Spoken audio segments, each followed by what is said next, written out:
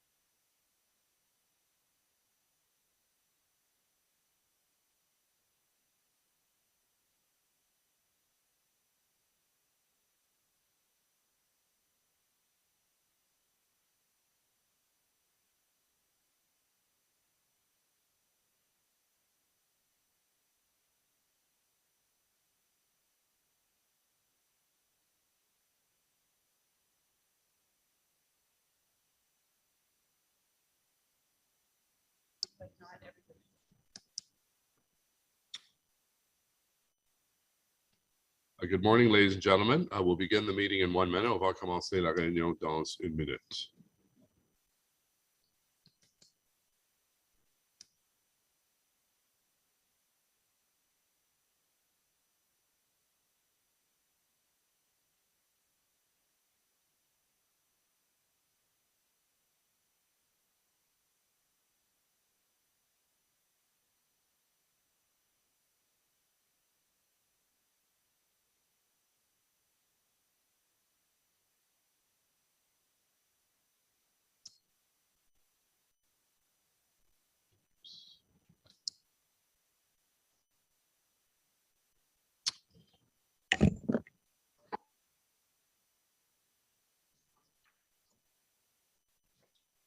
Well, good morning, colleagues and members of the public and ladies and gentlemen of the press. Welcome to a special FEDCO meeting for the 6th of May, 2022. Bienvenue à la réunion spéciale. Welcome to the special FEDCO meeting, 6th of May, 2022. The meeting is being held through electronic participation in accordance with Section 238 of the Municipal Act as amended by the COVID-19 Economic Recovery Act 2020. Persons wishing to view the meetings or provide comments on any agenda items should refer to the process detailed in and attached to the agenda. So, Madam Coordinator, do we have a quorum? Yes, we do, Mr. Mayor. Okay, so before we proceed, I'll do a quick roll call. Conseiller Cloutier, Présent. Councillor Curry, Councillor Derues, Here, Mr. Mayor. Councillor El Shantiri, Present. Councillor Gower, Councillor Hubley, Here. Councillor Luloff, Present. Councillor Moffat, Councillor Tierney, Here. Vice Chair Dudas is notified if she won't be here. Declaration of interest, déclaration de conflit d'intérêt. None.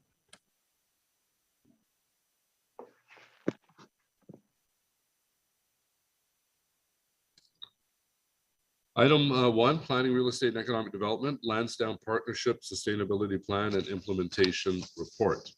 So the process will be as follows. I'll offer opening remarks followed by the city manager and the GM responsible for this file. We'll then table any motions that you have. Then we'll go to public delegations, and then we'll go on to debate on the main topic. As many of you know, I'm often at Lansdowne, both on weekends and weekdays. I'm happy to report that Lansdowne Park is not only recovering from the pandemic, it's thriving and helping to support those important businesses along Bank Street, both in Old Ottawa South and the Glebe. Il y a plusieurs bonnes raisons de visiter le parc There are Lansdowne. several good reasons for visiting Lansdowne Park. Farmers Market or Flea 613, the flea market. I like to catch a movie at the Cineplex, a show at City Folk, or a soccer game at TD Place on a beautiful Saturday afternoon. It's also convenient that there's a variety of restaurants suitable for any type of meal, from breakfast to late night snacks. But in order to make this site even more sustainable, we need more residents on site, and we need Lansdowne to become a destination 365 days of the year, not just when there are some of these amazing events that we all look back with great fondness: the FIFA Women's World Cup, the Outdoor Classic, the Grey Cup, and so on. In July 2021, just to put it in perspective, we gave staff a mandate to work on a path to sustainability for Lansdowne. C'est le Conseil qui a demandé au personnel de The council asked our staff to come back with a plan to make Lansdowne more sustainable. decided by a very strong vote late last July to extend the partnership. Every debate we've had on this issue has been focused on finding the right strategies and solutions for making Lansdowne even more successful than it is. I, for one, am extremely proud of Council's decision to convert Lansdowne Park into a desirable and attractive destination. Now, let me bring you back to the first debate around Lansdowne, when people predicted the sky would fall. At the outside, many people came to say that McKean's Metro, I always call it the IGA, was going to fail after the redevelopment. That didn't happen. They found a niche market. I was in the store the other day. It was packed.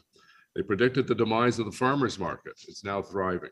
They predicted the Mayfair movie theater would close. That didn't happen. In fact, Lansdowne Park has been a source of great municipal pride since it reopened in 2012. And the vast majority of people I run into across the city tell me how pleased they are with the improvements we've made. The fact is that it's gone from a sea of asphalt and abandoned and condemned buildings to an attractive and fun gathering place for people.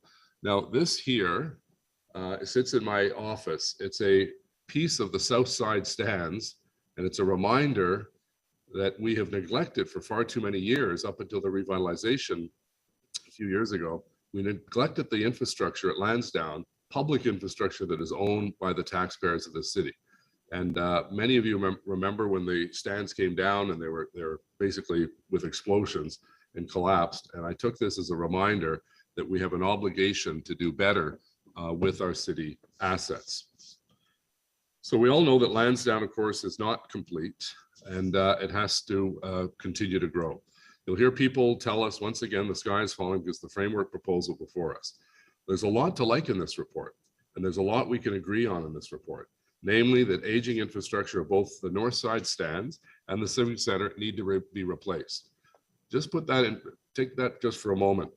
Regardless of OSAG or housing or any new agreement, Those two assets, the arena and the north side stands, have to be replaced. They're coming to the end of their life cycle. And we need to bring more people to Lansdowne to make it even more successful. And more people to Lansdowne means more shopping and walking on Bank Street and both the Glebe and Old Ottawa South. There'll be debate about allowing more people to live at Lansdowne. Some people in the midst of a housing crisis that includes both lack of supply and affordability issues will say that the sky is falling because of the proposal to add too many units to Lansdowne. And some will oppose the proposal because there are not enough affordable units in this proposal.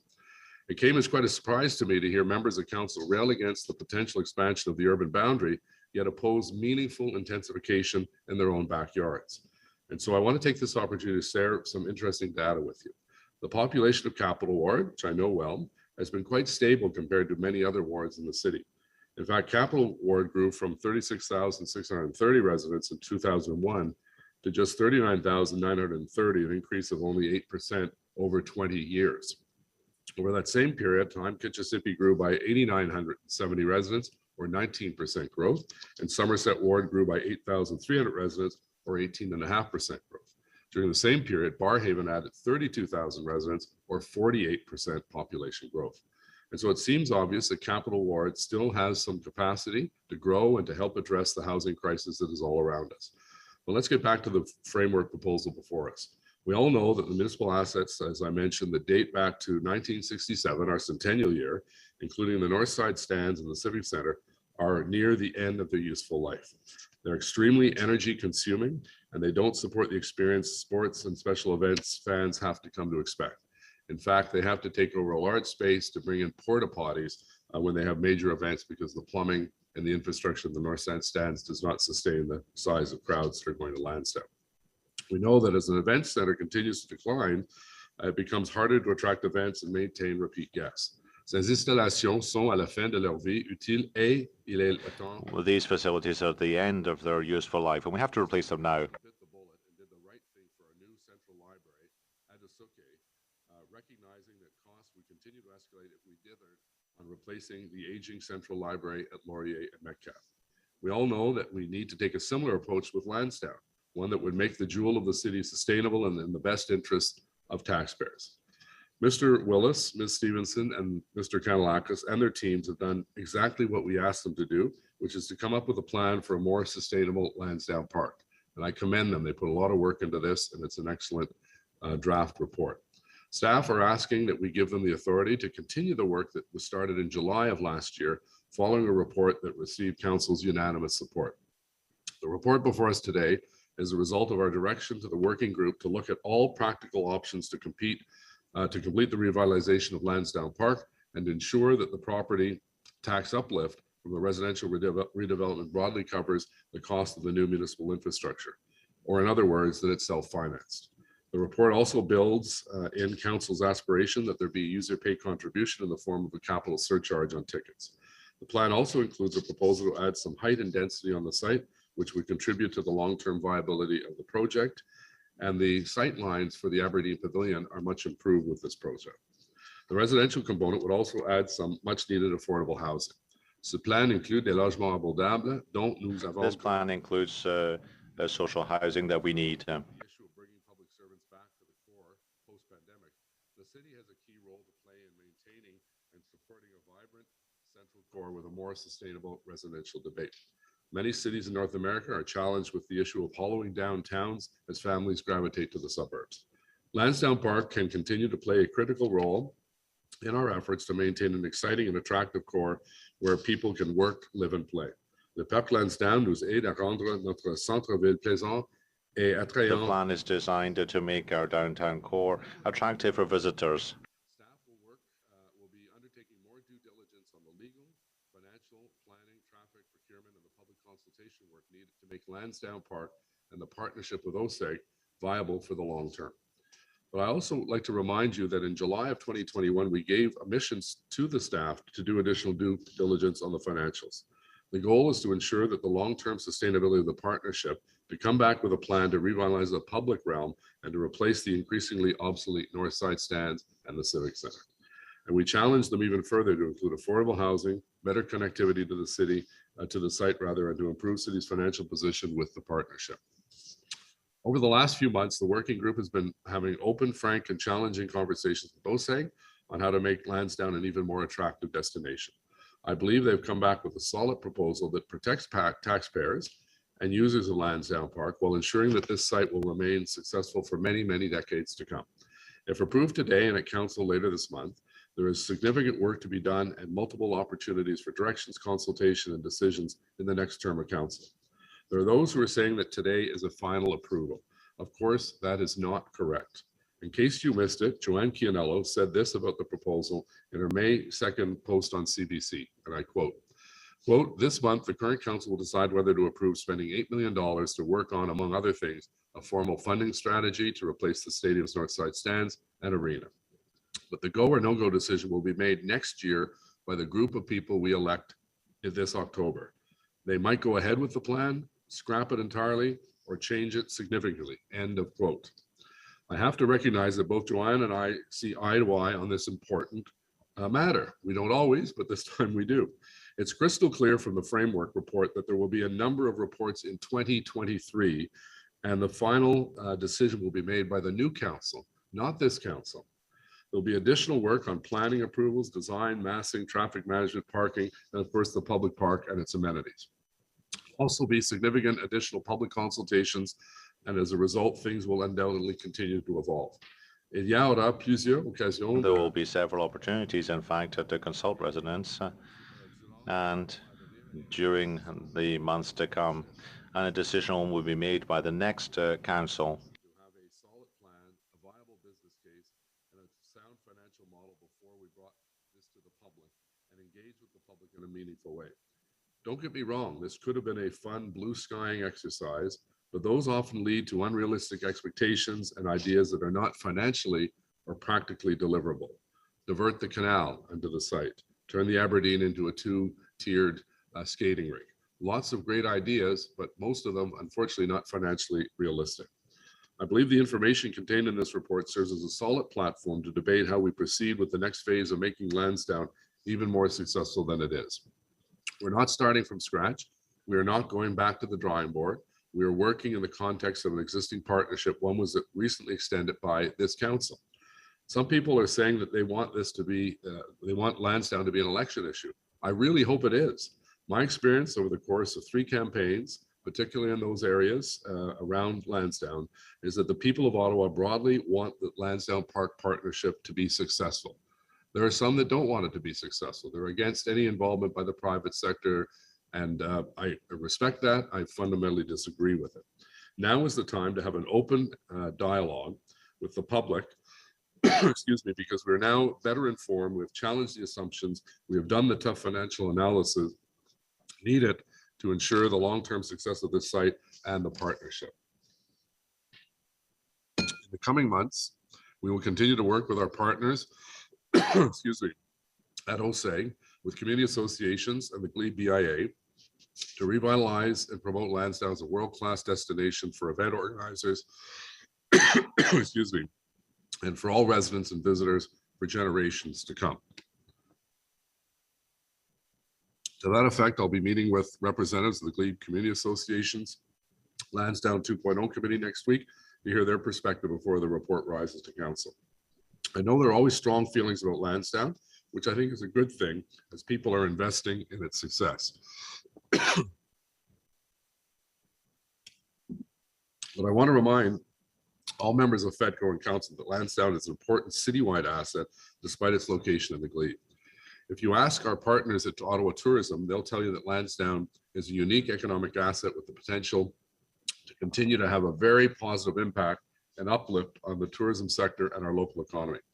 The Parc Lansdowne est un atout économique. Lansdowne Park is an important economic asset for our tourism sector and our local economy as well. Launch the debate on an even better Lansdowne Park that is animated with culture, sports, and festivals. An arena that's not only beautiful, but also pedestrian and cycling friendly. An area rather. The site that a site that considers the community in which it sits and the appeal to visitors from afar. None of these goals are achievable without a sound business case and a strong partnership.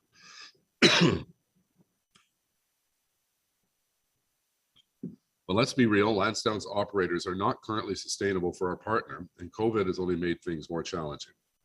Even before COVID, we knew that the partnership had to be made available and sustainable, and that's the plan that staff have put before us today that achieves that. And even if there is no agreement reached between the city and OSEG, we still own the municipal assets, namely the arena and the north side stands. We will have to find tax dollars to replace the two aging pieces of infrastructure, and this plan identifies a source without having to go to the broader taxpayer base. In other words, the uplift taxes that we receive from the residential component will be a large part of the way that we can fund the reconstruction of the north side stands and a new arena. In closing, let me quote Randall Denley in the Ottawa Citizen on May 3rd, and he hit the nail on the head on several fronts. Quote, "Today's Lansdowne is vastly superior to the asphalt wasteland that it replaced, but it still has a long way to go. People will rightly ask what the options are. In fact, there are three. The city can do nothing and let important public buildings crumble. It can pay for the whole thing itself, or it can work with OSEG on the plan as presented." End of quote. Today is an important first step in putting Lansdowne on a path of sustainability. The report is not a surprise. It's exactly what council asked staff to do. And I welcome your input and feedback today, and I look forward to kickstarting what will be many months of healthy and vigorous debate and dialogue across the city. Thank you. Merci beaucoup. And over to our city manager, Steve Kanellakis. Thank you, Mr. Mayor. Good morning, members of council and other people members of the public who have tuned in. Before I start my remarks, the brief remarks just to set the stage for the presentation, staff presentation, I'd like to begin by thanking all of the councillors who were on the two sponsor groups. They were extremely helpful in guiding us in this report. I'd also like to thank the council directed sounding board, which was a group of community organizations, a broad group of community organizations who gave us valuable advice as public stakeholders. And I'd like to thank the staff who've been involved in this project over the last year, working very hard on this, led by Steve Willis, Tara Blasioli, Charmaine Forgy, Isabel Jasmine, Dan Chenier, Wendy Stephenson, Steve Box, David White, Tim Mark. They are all here present today to answer your questions and have worked very hard on this. And I also want to thank Roger Greenberg and John Ruddy, Mark Gowdy and his entire team, Dave Porter, their CFO. They've been incredible partners and helping us work through some really challenging, difficult issues. And I'm really grateful for their collaboration to get us to this point.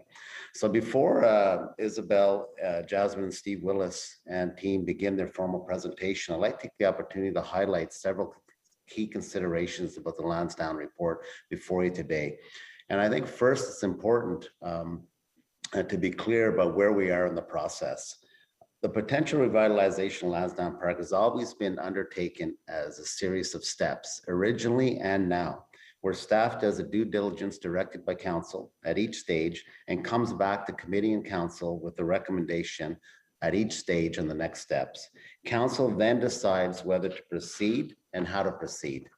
We're here before you today because council directed us to report back on a recommended path forward once staff had completed the analysis on the Lansdowne revitalization proposal submitted by OSEG, including the financials, affordability, and the potential for the revitalization of the urban park in the public realm.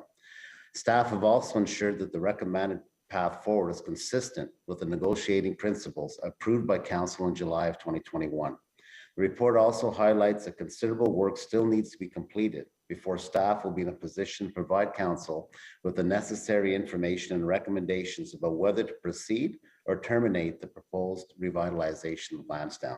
In addition, the report addresses the fact that the public consultation strategy endorsed in July 2021 has not yet taken place, and I emphasize the word yet here. Staff felt that proceeding with public consultation when there was no proposal to consult on and where the necessary financial due diligence on the viability of a proposal had not been completed would have meant that the results of such a consultation were potentially not practical or productive. We recognize the importance of fulsome public consultation and stakeholder engagement for the revitalization of this citywide destination public place and believe this engagement needs to be meaningful and based on a concrete proposal and financials. Staff need to finalize the proposal first And implicit in all of the next steps is public consultation. Explicit in the next steps is the approval of council of every next step, detailed, and all of its components. Should council approve this report, public consultation on this realistic and affordable proposal will begin.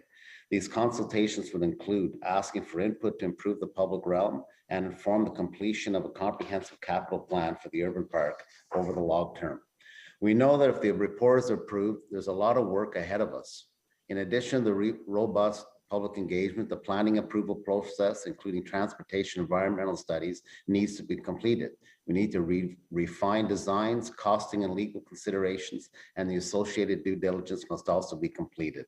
We have a lot of work ahead of us and a lot of reports to bring back to council in the next term.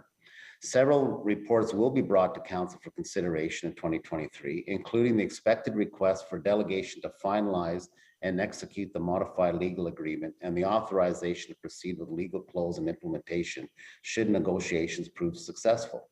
Council will have final approval before any changes to the partnership are made or construction begins. And I want to be clear on that. Council will have the final approval before any changes to the partnership are made or construction begins.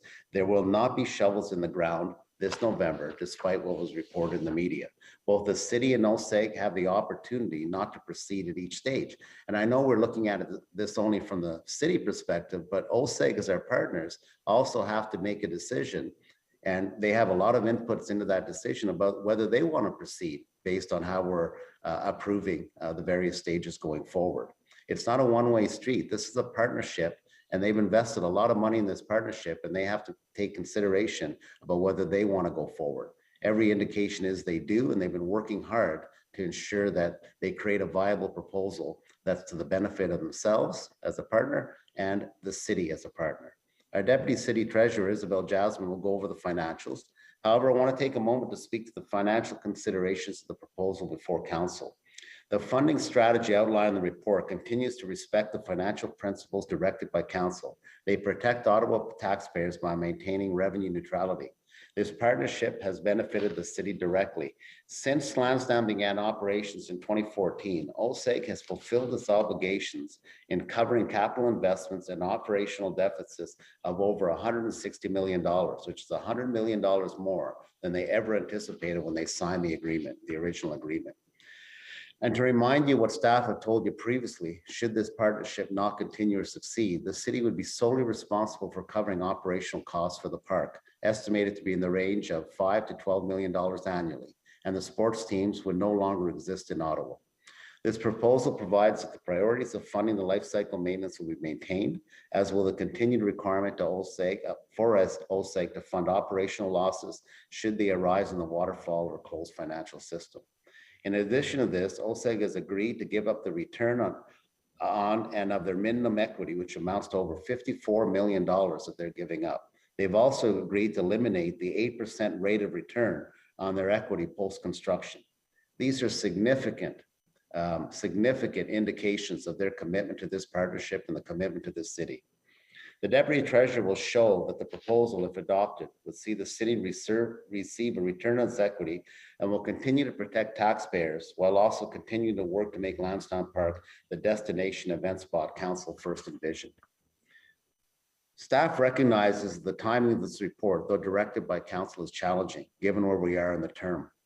However, council should also know that there are material consequences of delaying this work, including escalating costs, both construction and financing, given the current inflationary environment, meaning a delay can make any revitalization significantly more expensive and can put the sustainability of the partnership at risk. I don't want to focus on the potential failure of the partnership, but this has to be one of the challenges council has to consider. Instead, I hope that this report shows that the revitalization of Lansdowne is a significant economic opportunity for the city's largest urban park, and the potential economic uplift benefits, if approved, are significant. The revitalization proposal responds to what the public at large wants to see in terms of Lansdowne as a destination, including more frequent music, cultural, and entertainment events. It will enhance the experience on the ground for those who live on site and visit.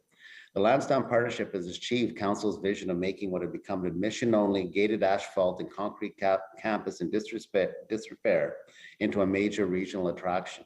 Since it started operations in 2014, the site has once again become a major citywide destination. It has filled a void in the continuity of Bank Street. There have been over 20 million visitors and more than 1,000 large-scale and small events for people of all ages. The site currently houses over 50 businesses and has created over 4,000 full-time jobs and part-time jobs. Lansdowne has achieved Council's vision of a destination where people can go to walk, cycle, shop, enjoy a good meal, be entertained, work, live, and play in an environment respectful of our architectural heritage.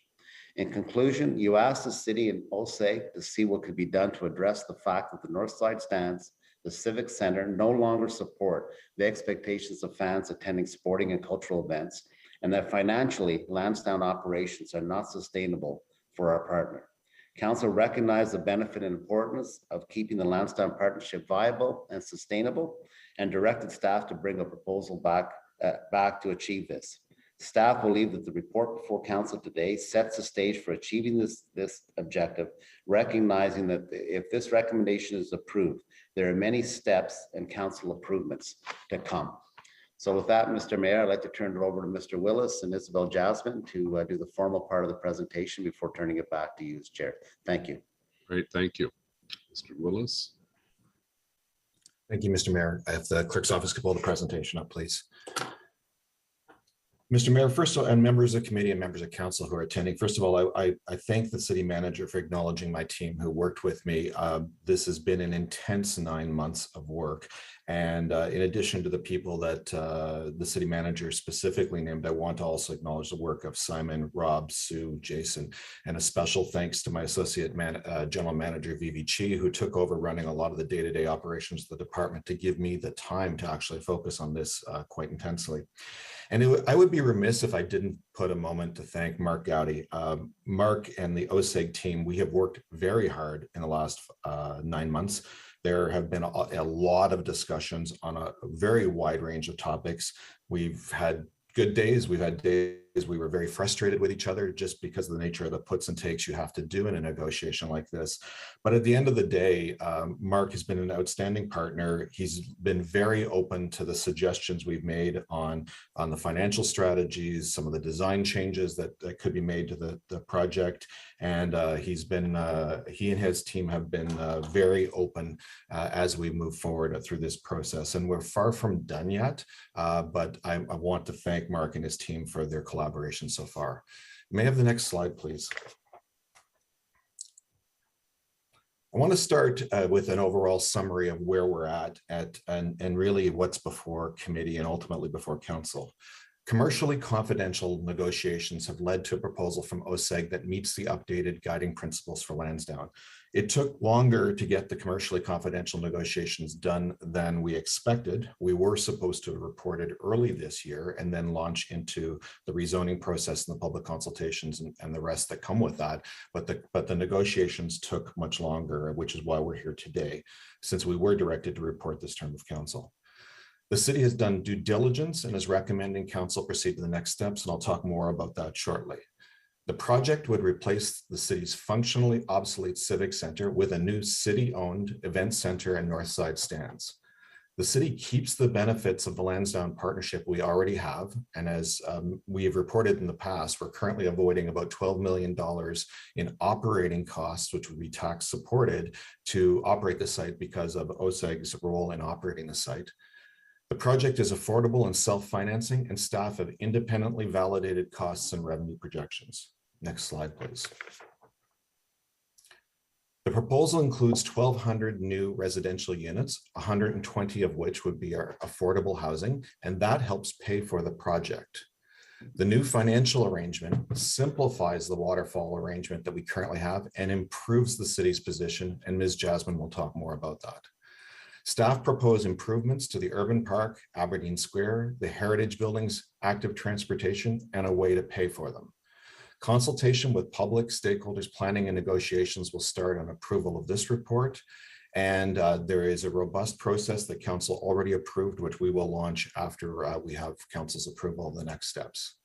Staff will come back to council for final approval in 2023, and later on I'll talk about the 4 different streams of approvals the next council will have to give. Next slide, please.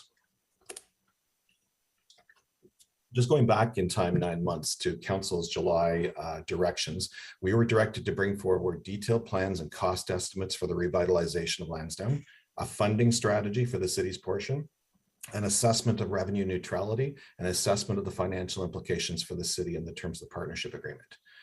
With this council at that time approved targeted objectives and updating the guiding principles that involved bringing new mixed-use development using air rights over the footprint of the existing civic center and north side stands, planning and other work for the urban park and public realm, particularly in the following areas, such as significant capital improvements in support of site animation, creating a better and more welcoming outdoor public realm, developing policies and programs that support increased public use of the park. Next slide, please. Council agreed to move forward with the recommended framework, and staff and OSAG have been working on these initiatives since July. The results were to have been brought forward in Q1, and that was, again, we were directed to bring forward a proposal to make Lansdowne a 365-day-a-year attraction and ensure the sustainability of the partnership by ramping up the visitors to the site to try to hit a target of 5 million visitors a year. Should council approve the upcoming proposal, a recommended project agreement will be brought forward for consideration early in the next term of the next council. Next slide, please. So as I said, over the last 9 months, we've been working in commercially confidential negotiations as directed by council, and there has been a very cooperative exchange of information, and both sides are working well together. The negotiations have been complex due to several factors. Particularly in this environment, getting more certainty to project costs, assessing the risks with construction inflation, trying to simplify the scheme to account for that, working through what changes to the partnership are needed to execute the project, and getting more comfort on the sources of funds. The planning side of the project is not as advanced as quickly as intended, so consequently, we've not been able to do the consultation that we expected to do by this point. Staff felt it was necessary to check in with council before commencing consultation to make sure that we are meeting what council directed us to do before we engage the public. Next slide, please. So there's been a whole number of streams of input on Lansdowne Park since Lansdowne 1.0 happened. There has been continuous work that OSAG has done in consultation with stakeholders as they deal with the site and even their tenants and operators. My colleague Dan Chenier's department has done a considerable amount of work over the years and has many interactions with the public, and they've collected a whole stream of input on what still could happen on Lansdowne over the years. The ward councillor, Councillor Menard, did an excellent report on opportunities to improve Lansdowne based on work he did in consulting his community, and that also did. And we had input through this process, albeit we did not do a formal consultation on the proposal that's before committee today. We did get input from the stakeholder sounding board on key things they wanted to see happen, as well as other community groups, and even many of these themes came up in the discussion when we attended Councillor Menard's public meeting last week. Very, very common themes of what everybody's saying is that in all of these different channels of input is that we want to broaden arts and culture on the site and offer a spectrum of events. We want to see green space beautification, including additional trees and canopy coverage. People want to see improvements to the Aberdeen Pavilion and the horticulture building that will support more programming. We want to see improvements to cycling and pedestrian safety and transportation infrastructure and making it more intuitive how those work through the site. They want an improved pedestrian experience, a clearer delineation between pedestrian and vehicular corridors. People would like to see a better relationship between the site and the Rideau Canal and general improved connectivity out towards the driveway. They want to see an animation of Aberdeen Square and the urban park, and people want to see inclusion of affordable housing. Next slide, please. So at a high level, the recommendations before you are to receive an update on the work since July, receive OSAG's formal proposal and approve the concept plan in principle to allow us to take that out to the public and start the consultation process. Approve the affordable housing targets, approve the financial funding strategy, and establish budget authority for the cost of construction with an offset limit of $332.6 million, only $8 million of which is actually authorized to be spent yet. direct our department to commence the city-initiated rezoning process, commence citywide public engagement in accordance with the plan council approved last year, delegate to the city manager to continue negotiations with OSEG, including the non-binding process for the lease or sale of air rights, because we have to actually have changes to the existing project agreement in order to make the space available for the sale or lease of air rights. We ask council to receive the city's strategic investment plan for the urban park and public realm and approve the continuation of the project management office and include the funds we need to do the required studies to address many of the questions we're getting now, including heritage, transportation access, architectural work to answer questions on the build form and support the air rights process, ultimately starting the air rights process with a fairness commissioner, et cetera, and including authorizing the city manager to enter into cost sharing agreements with OSEG for the next phase of work. Next slide, please. So just to go over the concept, this has been shown widely in the media, but I'll go back over this again or just to orient you on the left side versus the right side. So in the left side artist's rendering, the canal is at the bottom of the slide. On the right side, the canal is actually at the top of the slide because they're intended to show different things. So just on the left side, just to start with that, you'll see the new north side stands, which are similar in architectural approach to the south side stands, albeit simpler in terms of design. And I'll talk about the benefits of the new north side stands later. If you look towards the right of the diagram, you'll see the new multi-purpose event center. So it's more than just an arena. It actually is a concert venue and other uses. And it has a green roof that is not in this plan publicly accessible. That was a cost-saving measure that we had to do through the process.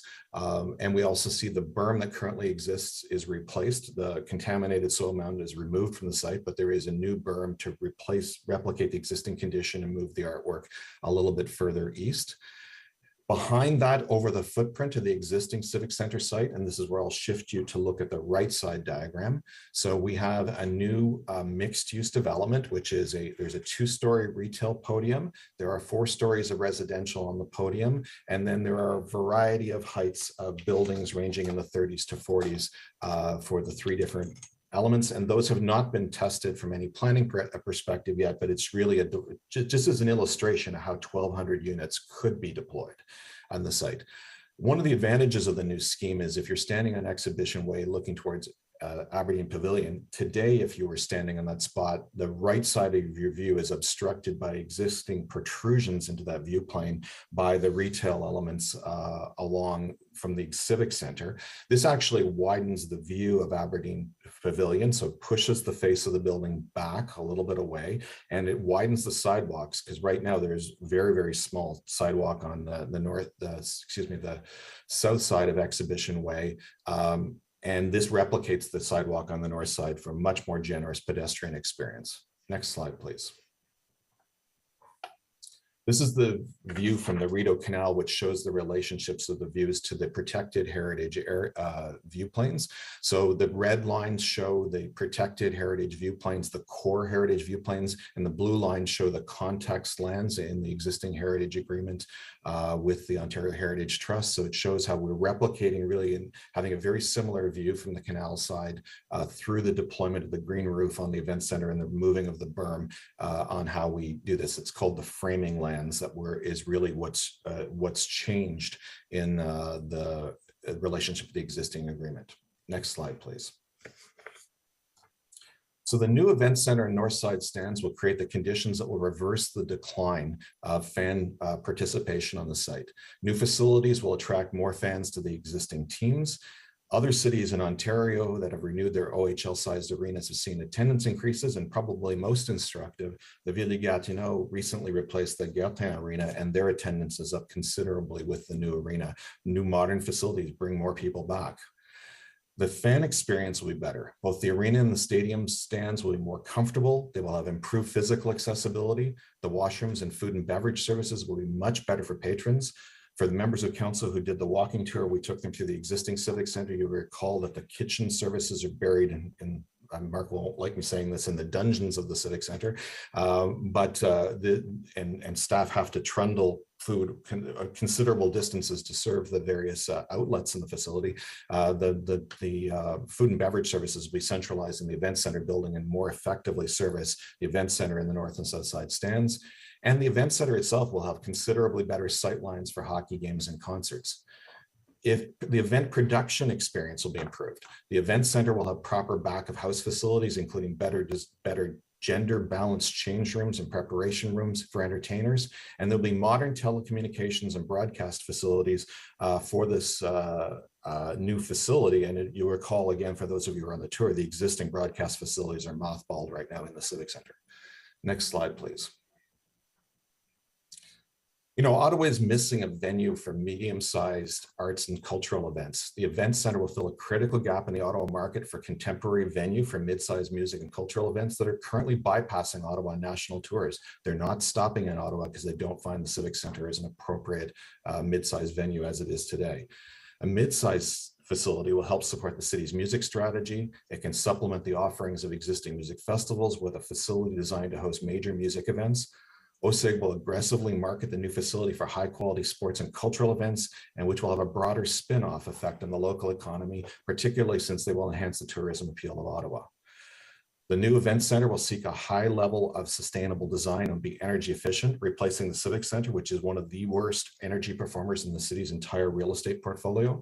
And they will call for salvage and local materials in the tender. The design will aim for LEED Silver certification and will follow the city's green building policy. Next slide, please. Excuse me. The 1,200 units on the site will give more life to the site on non-event days. It will create an on-site population to help support the on-site retail activities and provide more customers for Bank Street businesses. It will be easy for people to live in this location car-free, since all of the attributes of a 15-minute neighborhood, which we talked about in our new official plan, will be there on day one. There are retail services, there are professional services, there are all the things that people would need. And it's a very easy site. I mean, if you are actually working in an office, you can walk, bike, take transit to work, and in the winter, you can skate to work. And I've even seen people kayak there as well. So this is a real opportunity. More retail space will allow OSEG to diversify the retail offerings on the site and to introduce more experiential and destination-based retail options in a variety of sizes. This brings a synergy between the large retailers, smaller retailers, restaurants, and experiential retail offering, so the visitor has many options and experiences, and it'll make it more appealing for people to spend half a day or more on the site. Next slide, please. For affordable housing, as directed by council, we looked at how much affordable housing we can, and we arrived at the 10%, 120 units, and that is a function of the affordability in the business model. The addition of more affordable units on the site is a considerable benefit for the Glebe and surrounding area, which, like much of the rest of the city, has seen considerable upward pressure on rents. It will also ensure that Lansdowne Park is a much more mixed income community. Next slide, please. In terms of the air rights required to create the revenue stream available to the city, we're going to follow the same process that we followed in Lansdowne 1.0, and the staff following the same procedure of a two-step process with oversight by a fairness commissioner. The report is asking for authorization to proceed with a non-binding request for expressions of interest, follow a request for offers, which will follow the outcome of the planning process, because the planning process will dictate what the request for offers will actually be asking for the sale and lease of air rights over the proposed retail podium. The sale or lease of this parcel of land is expected to generate revenue to offset project costs, and affordable housing requirements will be baked into the request for offers, and it will be, anyone bidding will be required to do it as a mandatory requirement. Next slide, please. We have proposed a strategic investment plan for further investment in the public urban park and public realm around Lansdowne. And as I said, all of the suggestions were based on all those different channels of input we've had over the years. And we want to do further consultation with the community on which of these proposals should happen in which order, which are the highest priority, which would be, and some of them we'd like more input on how they should actually be designed and deployed. And what we're proposing is for this and the active transportation elements is we set up a dedicated program of funding in the city's annual capital budget, where the city would put $1 to $2 million a year in the capital budget for the next 10 years to be deployed on this site. It's not a substantial diversion from the city's regular capital budgeting for projects throughout the city, but it would give Lansdowne a dedicated stream of funding to deploy and create all these projects. And my colleagues in infrastructure and water services will work on delivery of those over the next 10 years. Next slide, please.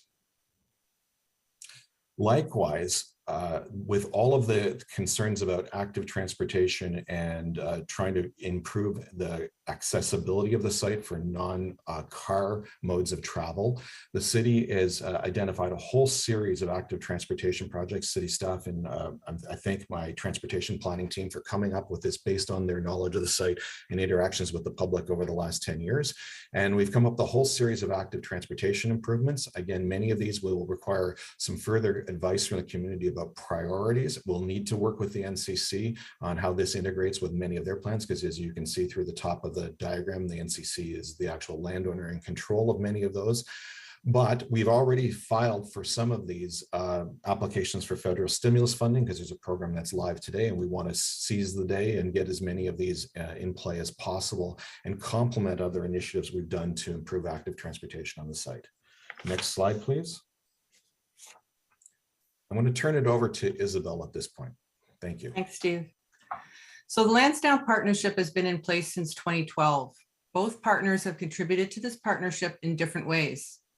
OSEG is managing the site on behalf of the city and has not only contributed to capital, but has also been responsible for funding year-over-year deficits. The city has invested $166 million at Lansdowne, excluding an additional $45 million for the public realm. OSEG has contributed $118 million primarily for the arena, retail, and for ongoing capital costs since 2012, which makes up almost 42% of the total investment in assets, which are city-owned. OSEG has also contributed an additional $42 million to make up for the year-over-year deficits. Since 2012, the city has not incurred any operating costs, and the cost of construction has been revenue neutral. We have spent $55 million in debt servicing, but have gained $66 million in cost avoidance and additional property taxes. That additional $11 million in all future increases to these property taxes are 100% dedicated to pay for citywide services. Since 2012, OSEG has contributed over $160 million in additional equity and has received $24 million of those contributions back, as was approved by council in 2015 to settle claims for the expenditures related to the arena. Based on current projections and the current agreement, OSEG does not expect to have all of its contributed equity returned. Next slide. Council is being asked to approve the financial funding strategy in principle.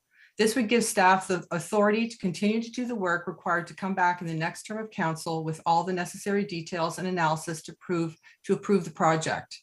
Approval of the funding strategy provides the funding source for the additional $8 million that will be required to continue this work. As explained in the report, if the project is not approved in the next term of council, then the funding source is eliminated and the $8 million will need to be funded by citywide capital. Therefore, the only funds at risk by approving the proposed funding strategy is the $8 million, but an approval of the funding strategy is required for the proper budget authority. City has worked with OSEG over the past several months to develop a funding strategy that ensures that both partners are investing in proposed renewal of city sports facilities at Lansdowne. As requested by council in July 2021, the proposed funding strategy is revenue neutral, meaning there is sufficient additional sources of revenue created by this redevelopment to fund the cost of the redevelopment. Without the redevelopment of Lansdowne, the additional sources of revenue cannot materialize. For example, a new podium is required in order to build the additional 1,200 residential units and 59,000 square feet of retail space, and vice versa. The new podium, new relocated arena, and new northside stands are not affordable without the additional revenue from the residential and commercial property tax. Also, as will be explained later, redevelopment improves the projected net revenues from the partnership, which will help to pay for all of the new debt required to fund this project. We explored several financing options and developed a strategy that relies on a combination of financing sources, such that the city would not be relying on any one source of funding, which reduces the overall financial risk to the city. What staff propose is an integrated package that is also dependent on changes to the terms of the partnership agreement for Waterfall distributions to each partner. OSEG have agreed to make some significant concessions in order to ensure distributions are more achievable and equitable for both parties. Next slide. The total estimated cost of this project is $332.6 million. The initial construction estimate was prepared by OSEG, reviewed by city staff, and was vetted by a third-party cost consultant who confirmed this number to be in line with industry standards. A benchmarking exercise was also undertaken and confirmed that the estimate lies comfortably within the range of recent projects of similar size and scope. The $332.6 million includes the cost of construction for the Northside stands, the event center, and 25% of the retail component. OSEG is financing the remaining 75% of the retail. The cost includes preliminary works, construction costs, soft costs related to design and delivery, internal city costs for oversight, project management, and other city-specific costs, and an additional $25.3 million for escalation and contingency of $51.2 million. Contingency is set at 20% in line with city policy for a design that meets the standard of a Class C estimate. Escalation values have been applied that are reflective of the pressures and workloads seen today in the construction industry and are based on best case scenario that would see a public tender occur early and mid to 2023. Any delay in this process would increase the escalation cost estimates. Next slide. To ensure revenue neutrality, it was necessary to estimate all possible uses of funds, which includes not only the initial cost of construction, but also the cost of financing, which is the interest on the new debt. There had to be sufficient new sources of funds to match the total use of funds, including financing. The $332.6 million will be funded by the sale of air rights, estimated at $43.5 million, a $36.5 million bond premium that has accumulated from the reissuance of the original Lansdowne debenture, capital and envelope funding of $13.6 million for the internal city costs, and the remaining $239 million will be funded by new debt. The debt servicing costs for this new debt, which includes both interest and principal payments, will be funded on an annual basis from the property tax uplift, a new ticket surcharge, and revenue from the city's share of the net positive cash flows from the waterfall. Next slide. The total debt for this project would be $275.5 million. It includes the $239 million of new debt, estimated at 4% interest for 40 years, with total new debt servicing costs of $12 million. The premium from the reissuance of the original debt is not new debt, but it does need to be repaid over the next 30 years when the first bond matures. By contributing this amount to the project, we would need an additional $1.8 million in debt servicing costs to be funded annually for a total annual debt service cost of $13.8 million, which includes interest and principal repayments. $6.5 million of the debt servicing will be funded by property tax uplift, which is 47% of the total funding required. The remaining 53% will be funded by revenue from Lansdowne operations.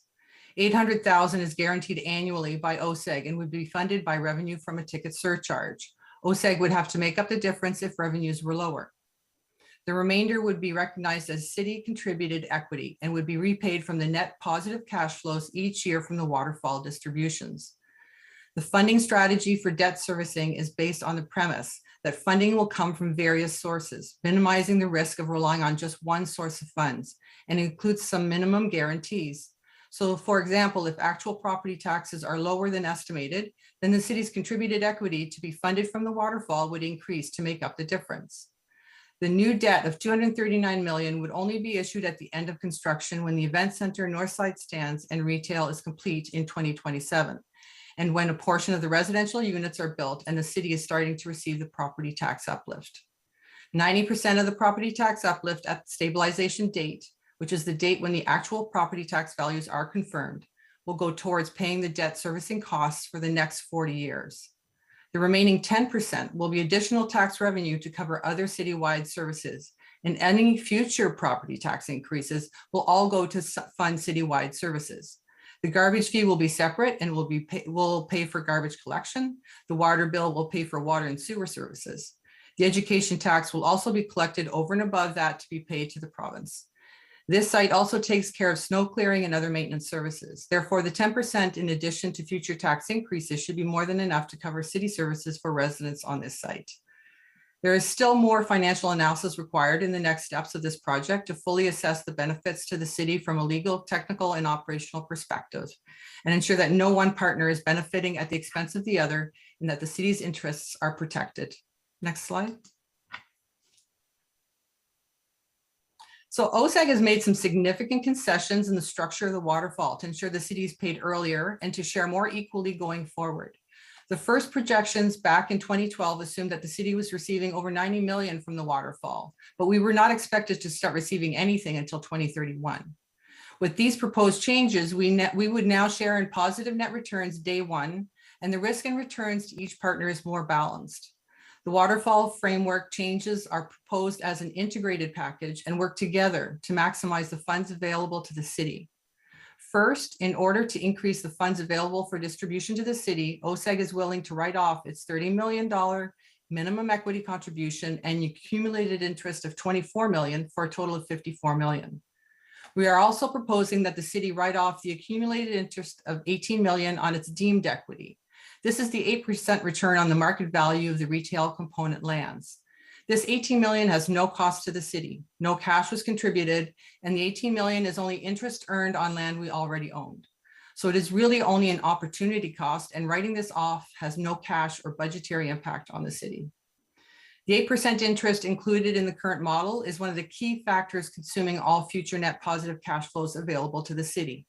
The reason the city is getting $0 from the current model is not because there are not sufficient projected returns for both parties to share. It is because all those funds are now used mostly to pay back accumulated interest. By eliminating the 8% interest, which was a significant concession by OSEG, there is now room to distribute returns to both partners. Both OSEG and the city can be reimbursed for their contributed equity and share equally in residual profits much sooner. The city currently benefits from level 1 guaranteed funds for life cycle renewal of city assets, and that will continue with these changes. What is new is a level 2 distribution to the city of a guaranteed amount of 800,000 annually to be funded from a ticket surcharge fee. At level 3, the annual distributions will be shared between OSEG and the city based on a pro rata share of contributed equity. Any portion of the 332.6 million that is not covered by actual air rights revenue or actual property tax assessments will be categorized as contributed equity from the city in the waterfall. The city would be showing 130 million of contributed equity and OSEG 155 million, and therefore the pro rata share is estimated at 54% for OSEG and 46% for the city. Every year there are positive returns until equity is repaid. Once both partners are repaid their share of contributed equity, net profits are shared on a 50-50 basis. This last level exists in the current waterfall, but we never get to that level based on the current structure. Staff are recommending that these amendments be approved in principle and that they form the basis for further negotiations to develop the detailed terms and conditions associated with these changes to the agreement while ensuring the city's interests are protected. Next slide. Redevelopment of Lansdowne is required to ensure the long-term financial sustainability of this partnership. The business case is based on the premise that the redevelopment needs to pay for itself. The improved financial projections resulting from a more modern and expanded facility are projected to be sufficient to repay the additional equity that will be required to rebuild the event center, stadium, and new retail facilities. The projections were provided by OSEG based on their knowledge, expertise, and experience running Lansdowne for over 7 years, and then reviewed by staff and external experts to ensure that the assumptions were reasonable. As opposed to the original projections developed back in 2012, these projections are based on actual results from the last 7 years and then projected very conservatively based on what the proposal includes as net new capacity and capability. For example, we already know the retail vacancy rates and lease rates. What is new is the additional 59,000 square feet of retail space extrapolated using known rates. The event center will include additional premium seating compared to what exists today. Also, with the separation of the north side stands from the event center, we can assume more concurrent events. And with the new facility, an assumption is included to add a third external sports team for the event center. Stadium attendance averaged 19.5 thousand for Red Blacks in the 2 years before the pandemic, and we are conservatively estimating that to increase to 20.5 thousand. With more events and games, there are also a few more concession sales. And of course, with the new north side stands and event center, the current estimate for life cycle costs for the current facilities will be reduced. We are also proposing to increase the term of the partnership by 12 years to fully recoup our investments and account for the fact that the facility will be under construction for 7 years. Next slide. The revised revenue and cost projections resulting from the redevelopment of Lansdowne, including the additional 12 years to the term, will increase overall Waterfall distributions from $544.7 million to $850.5 million. The 2021-22 projections submitted by OSEG at the last unit holders meeting is estimated that OSEG would receive $478.4 million in total distributions over the 40-year term, and the city would receive nothing. But the $66 million in life cycle funding was still assumed. In this 2021-22 version, $240 million of OSEG equity would remain unpaid. The revised projections that are based on the proposed redevelopment of Lansdowne, combined with the proposed changes to the Waterfall distribution agreement, clearly show a more equitable distribution of returns. OSEG has made several concessions and will see $48.8 million less in returns from the Waterfall with these changes, but are compromising in order to ensure the longer-term financial viability of the partnership. The redevelopment and proposed changes to the agreement also ensures that the city receives a greater share of the Waterfall distributions because we start sharing in the profits right away. As mentioned earlier in the presentation, 53% of the debt servicing costs will need to be funded by the Waterfall. 53% of the debt servicing equates to $273.9 million. And per these revised projections, the city is expected to receive $377.1 million in distributions for the term of the agreement, which expires at the same time as the debt is expected to mature in 2067. This gives the city $103.2 million of extra room to cover any deviations and projections related to Lansdowne profitability, actual property tax revenue, interest on debt, increases in construction costs, and more. External experts developed an affordability, sensitivity analysis, and cash flow model to ensure that there was a sufficient cash flows to address most financial risks.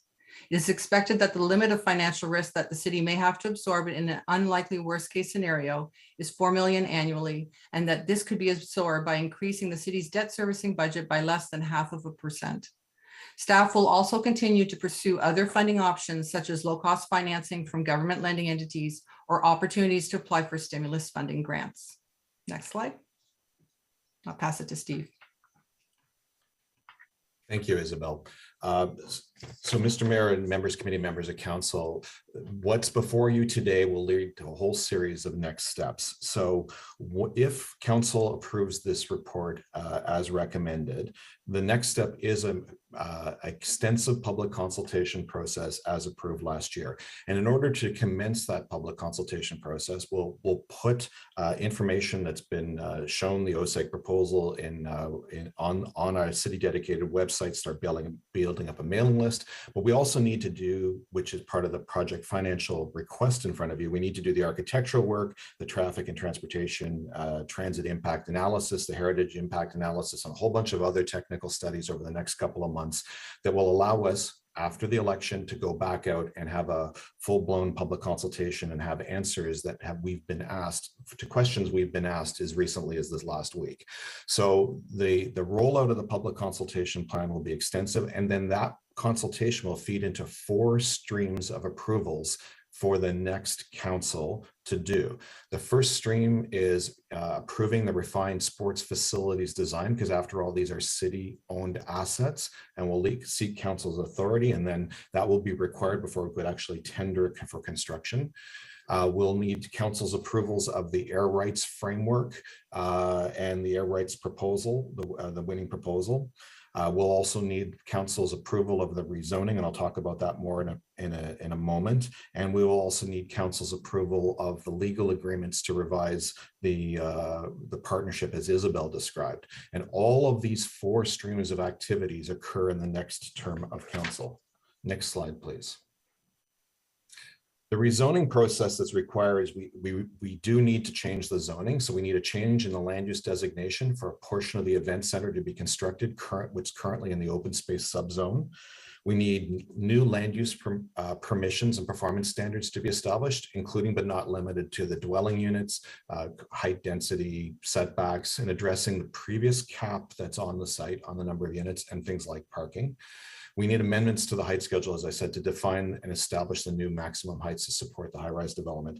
And I'm glad Mr. Cadillac has said this, because I want to be crystal clear, because it's been reported in the media that construction could start this fall, and that is not possible. It'd be nice if that was possible, but with all of the various components that are required, that is not possible. We're going to be well into 2023 with all of the processes I've described. Next slide, please. Public engagement was to begin concurrent with the land use planning and design process, and this will begin should council approve the current report. Staff will engage key stakeholder and businesses and the public on a whole range of issues, including the planning applications and site plan of both the mixed-use development and the sporting facilities. The issues that have been come up in the public meeting last week were issues about transportation impact, parking, those sorts of things, shadow effects, all those sorts of things will have to be looked at. We'll also be consulting, as I said, on the strategic investment plan outside of the OSEG development for those city-owned components that is part of that 10-year strategy I referred to earlier. And public consultation is going to follow the process previously approved by council. Next slide, please.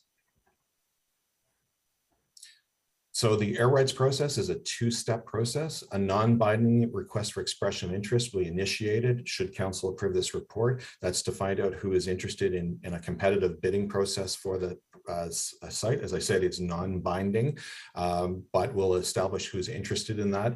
And then we dovetail the results of the planning process to do the second phase, which is a request for offers. And that's where people will make a financial proposal for the city in light of the requirements set in planning and the affordable housing requirements. And then the results of that process will go to council for approval. And as we did last time, we will be immediately procuring a fairness monitor as one of the very first steps that we do following council's approval of this report to oversee that entire process. Next step, please. Next slide, please. Excuse me. So staff will continue to negotiate a further project management and cost sharing agreement for council to approve. Staff will commission detailed designs and pre-tender cost estimates for the event center and north side stands, and we'll prepare the extensive legal agreements required to modify the Lansdowne Master Limited Partnership Agreement to give effect to the recommendations of this report, and that has to come back to council for approval as well. Next slide, please. So in conclusion, redevelopment is key to making Lansdowne Park a 365-day-a-year destination with the capacity to attract 5 million visitors annually and be sustainable for the next 50 years. The proposal for new residential, including affordable housing, helps pay for the project and increases the foot traffic on site. The city gains and retains ownership of new assets, the event center and the north side stands. The project, as Isabel described, is affordable, maintains revenue neutrality, and is at no additional cost to the taxpayers. The restructuring of the financial arrangements improves the city's position within the Waterfall, which is part of the existing partnership. Next slide, please. Staff have proposed a strategic investment plan for improvements to the urban park, public realm, heritage buildings, Aberdeen Square, and active transportation elements, and a way to pay for it over the next 10 years. Consultation with the public and stakeholder groups will be far-reaching across the city. The proposed plans meet the guiding principles council set last year for Lansdowne Park, and staff will come back to council for the final approvals of those 4 streams of council decisions in the next term of council.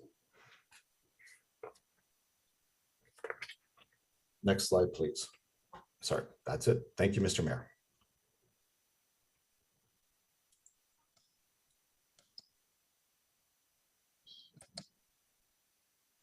Well, thank you very, very much, Steve and Isabel. And certainly I'm very impressed with the thoroughness of your presentation and the clarity of your presentation. We're very blessed to have you and your colleagues who worked on this file play key leadership roles here in the city of Ottawa. So next we have our partners, both Mark Gowdy and Roger Greenberg. And Roger and Mark, do you have comments that you'd like to make at this time? And then we'll go to motions and then to the public. Yes, I do, Mr. Mayor. Thank you. Good morning, Mayor Watson and committee members. I see that there are several other members of City Council present, so I welcome all of you. I'm here today with Mark Gowdy, the CEO of OSEG. I want to start by thanking committee members for agreeing to having this special session of FEDCO. And I would especially like to thank City Manager Steve Kanalakis and his team led by Steve Willis. As you can see from the presentations, city staff have put in enormous hours into this report in response to the City Council's direction from last year. I think as many of you know, I have a long history with Ottawa and coming to Lansdowne. I built on a business in Ottawa started by my father and his brothers, raised a family here, and I'm incredibly proud to call Ottawa home. I'm deeply committed through my work, philanthropic, and civic contributions to enriching the city and its residents. I decided to get involved with Lansdowne way back in 2007. My partners and I saw Lansdowne as an opportunity to continue contributing to the city in a meaningful way. When discussions began about bringing the CFL back to Ottawa, it quickly became about so much more than just that. It was about reviving a site that is steeped in rich history and served for a century as a central gathering place for residents across the city. It was about transforming a vacant parking lot with a few aging municipal facilities where memories could be made. It was a place that, if renovated and brought back to life, would reclaim Lansdowne as its rightful place as a premier gathering spot and destination for residents and tourists alike. I'm very proud of what we've built with our partner, the City of Ottawa. Through that partnership, we have collectively achieved what we set out to do. Pre-COVID, Lansdowne served as host to 4 million guests annually, as compared to less than 200,000 before the redevelopment. Lansdowne has hosted over 1,000 events that have contributed to the cultural, social, and economic fabric of Ottawa.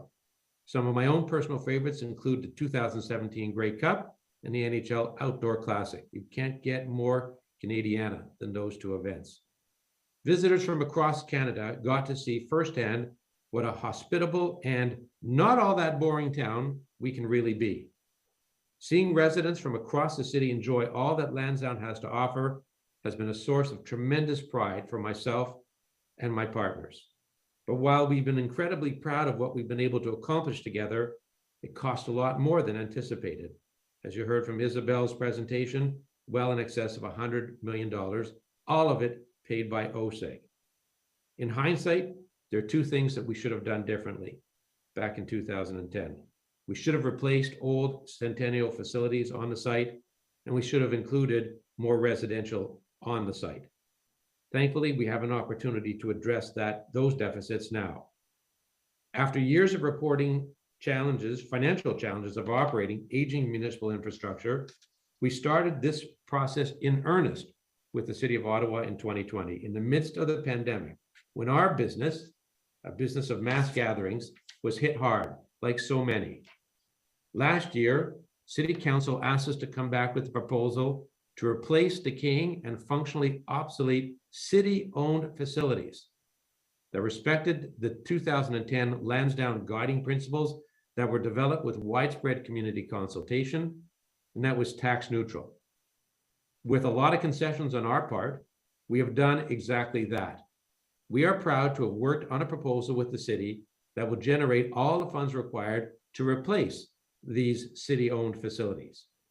We support what city staff is proposing. And to be clear, as you heard repeatedly from both the city manager and Steve Willis, this is step 2 of a 3-step process that was started 2 years ago. Approving the plan that the city has put before you allows us to continue to work with the city on studies and planning required for zoning and site plan applications, and allows the city to conduct their public consultations. Step 3 will take place this time next year after community consultation, when the city will be back with final designs, a report, and recommendations for Lansdowne 2.0, as we've taken to calling it. We look forward to continue working with the city and the public on a continued evolution of Lansdowne, a place where memories will continue to be made for many generations to come. What we are asking from City Council is a sign of good faith, a show of good faith from this committee, that you are committed to working with OSEG as we continue to progress Lansdowne and help it reach its full potential. Again, what the city staff report recommends is a process for approving a plan. And while it is a critically important next step, it's only step 2 of this process. The final plan will be brought forward for decision to the new council next year. In essence, this is an agreement to agree to continue this process.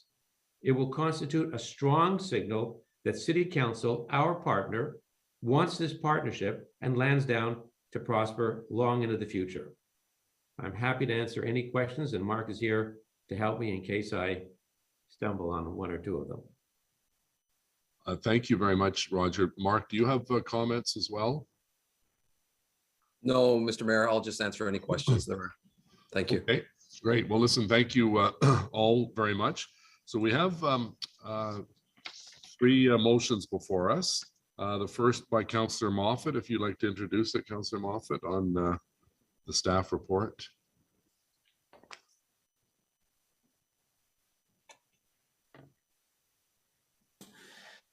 Thank you. So this was actually going to be moved by Councillor Gower, but he is not able to make it just yet to our meeting today. So whereas Council approved Lansdowne Park Partnership Path to Sustainability Next Steps in July 2021 on the state of the current sporting facilities and laid out a plan for new redevelopment. And whereas in this report, Council approved 7 negotiating principles for revitalization, including that affordable housing will be a key consideration in whatever is negotiated. And whereas city staff and OSEG have worked diligently since July 2021 to achieve the recommendations contained in the Lansdowne Partnership Sustainability Plan and Implementation Report and abide by the guiding and negotiating principles. And whereas report ACS 2022 PIE-GN 0003 includes a recommendation to approve a process to advance the air rights process, which includes an affordable housing target of 10%, estimated 120 units, consistent with council direction and the recommended funding strategy. And whereas the financial pro forma of the development concept is based on a commitment to affordable housing, and the disposal of the air rights will be written to ensure that the affordable housing units remain affordable in perpetuity under the ownership and administration of a nonprofit housing provider. And whereas the report recognizes that any additional funding provided by the housing provider will assist with exceeding these minimum affordability requirements. And whereas the housing provider, once determined, has the option to engage the Canada Mortgage and Housing Corporation to access National Housing Strategy Program funding and financing to assist with making these units more affordable and ensuring that the affordable housing component is financially viable. And whereas the addition of 120 units of affordable housing is aligned with the Housing Long-Range Financial Plan that assumes 500 units built each year and assumes 2/3 funding from senior levels of government, whereas the definition of affordability should be further refined to follow council-approved definition as outlined in the city's new official plan. Therefore, be it resolved that staff explore all funding opportunities or programs that could enhance or increase the level of affordability of these units, and be it further resolved that staff work through the air rights disposal process and with the future air rights developer and nonprofit housing provider to advance any and all options to increase the level of affordability or to increase the number of affordable units at Lansdowne, and be it further resolved that staff explore opportunities through the affordable housing LRFP, the long range financial plan, funding strategy to waive any development charge or building permit fee exceptions and or equity contributions to any nonprofit developer could lead to greater affordability or additional units at Lansdowne. Be it further resolved that staff report back on these efforts prior to final approval and execution of the Lansdowne Partnership Sustainability Plan and corresponding agreements. Okay, and Councillor Moffat, you have a second motion as well. Yes, I do. It's a technical amendment regarding the councillor comment section. So whereas the report has a citywide implications as referenced in the ward councillor comment section in the staff report, and whereas the councillor for the ward in which Lansdowne Park is located has requested an amendment to the ward councillor comment section of the staff report to remove reference to his being aware of the report recommendations, as he did not see the final recommendations of the report before it was released. Therefore, be it resolved that the staff report be revised to replace the text under the ward councillor comment section with the following: this is a citywide report. Okay, thank you. Councillor Menard, you have a motion but not a mover. Do you have a mover for your motion? Well, Mayor, I've asked members of FEDCO to move the motion. I can read it out for you. I did send it around last night to members of FEDCO. Okay, As so you we'll ask, know, does anyone on committee wish to move the motion? Mayor, as you know, nobody from the Urban Caucus sits on Sorry, FEDCO. Counselor, you just asked me to ask members of council if anyone wants to move it. So that's what I'm doing. Does anyone on FEDCO want to move this? Otherwise it will go, the council can bring it to council. Can I read out the motion, Mayor? No, because you need a mover. Well, Okay, listen, so our Mayor, first hey, delegation. Mayor, listen to me. You have barred members from FEDCO, and that no one would bring this motion forward is an affront to democracy on this committee. Councillor, There are several delegations here to speak on exactly what this motion speaks to, and for you not to put it on the floor is an affront to democracy. I'm asking you whether you agree with the motion or not to put it on the floor today, Mayor. So no member of committee wishes to do that. So we're going to go into public delegations now. That is unbelievable. To remind members of the public. You have 5 minutes. Shameful behavior by all of you. Councillor, I'm sorry. We're not going to start the meeting with this way. We have about 37 delegations, and I'm going to the first person who registered. To remind members, you have 5 minutes, and I'll give a 1-minute wrap up at the 4-minute mark. So Neil Saravanamuto. Neil, good morning. Mr. Mayor, Councillor Fleury, I think has his hand up. Councillor, do you have a point of order? Because we're dealing with delegations right now. And I'm sorry, Mr. Mayor. I had my hand up prior to Councillor Manel's intervention. I'm just wondering, Mr. Greenberg had offered to answer questions. Will that be at the end of delegations? Yeah, are you and Mark able to stay, Mr. Greenberg? Do I have a choice? No, I'm sorry. Just a bit of humor for the Mr. Mayor. Yes. I'm in your hands, but I would like to ask some questions to. Well, either one of them or both of them will be here for the duration. So yes, Mr. Mayor. So we want to hear from the public first. Yes, Mr. Mayor. Thank We'll be here the duration. Great, thank you. Okay, Neil. Good morning. I'm not sure if you're on the screen. Can you hear us? Yes, I can. Thank you very much.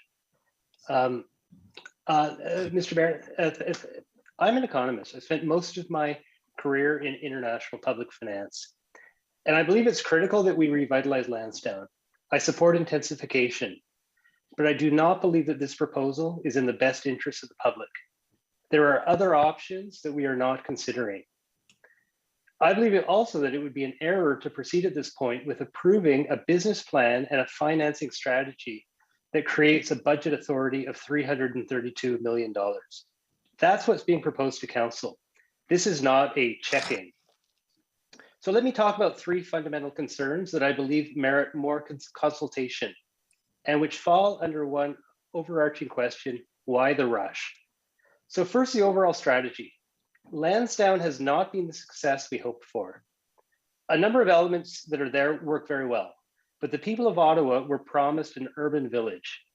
And with a few exceptions, what OSEG gave us was essentially an urban big box mall. Now, OSEG has been losing money on Lansdowne because it is a fundamentally flawed design. And Lansdowne 2.0 is proposing to give us more of the same experience, just bigger, more retail, more residential, more sports facilities. So in other words, we are doubling down here on a failing strategy. Now the proposal, and I've read the proposal in detail. I've also read the city report, and the proposal talks about placemaking, which is something I completely support when we talk about improving the public realm. But there was an announcement earlier this week by the NCC that reveals just how little OSEG understands what is required to make Lansdowne a destination. I disagree with the comments by Mr. Greenberg that all we needed to do in 2010 was more residential and replace the aging infrastructure. And this announcement by the NCC, I think, articulates exactly that. So this summer, the NCC will be continuing its widely popular bike days on Queen Elizabeth Driveway. And this includes, for the first time this year, closures during the Tulip Festival. So we're going to be closing from Somerset to 5th, and then as well, we're going to be closing from Bronson to Preston. So the question is, why don't we just close the entire parkway and enjoy it? And the answer is that Lansdowne is preventing this.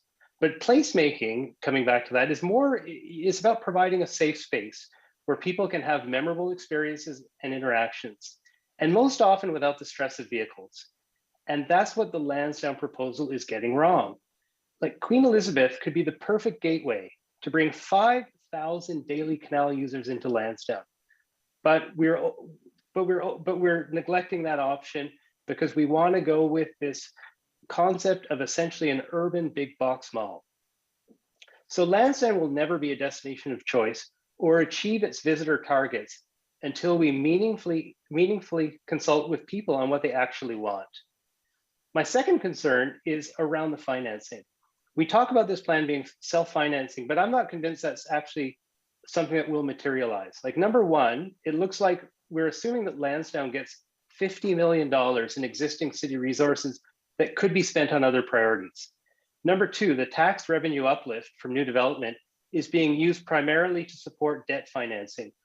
But those tax revenues are supposed to be used to fund city services for those units. Number three, the distribution of profits through the Waterfall will not materialize if Lansdowne is a site people do not want to visit.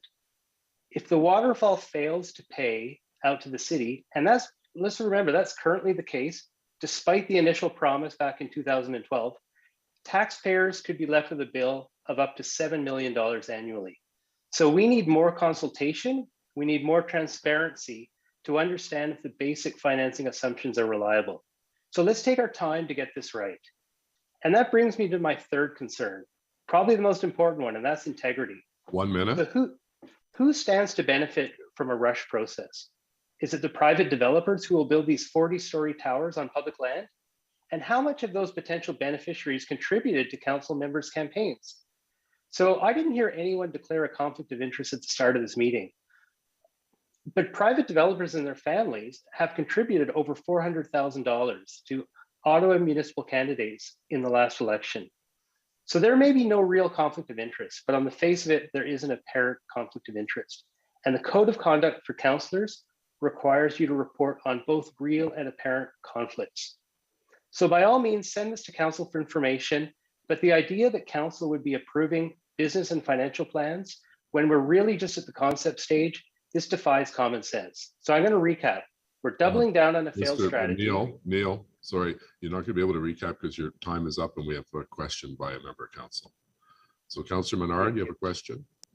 Yeah, thank you, Mayor. Mr. Sarabanamutu, I'll let you recap for sure when you answer my question. But I just wonder how you feel about the fact that Lansdowne's entirely in Capital Ward, and that the mayor and the number of people that support him on this committee would not do justice or service to people who are asking exactly what you're asking, to put a motion on the table that would allow for us to hold off on approvals until a full consultation can come back based on what's in front of us.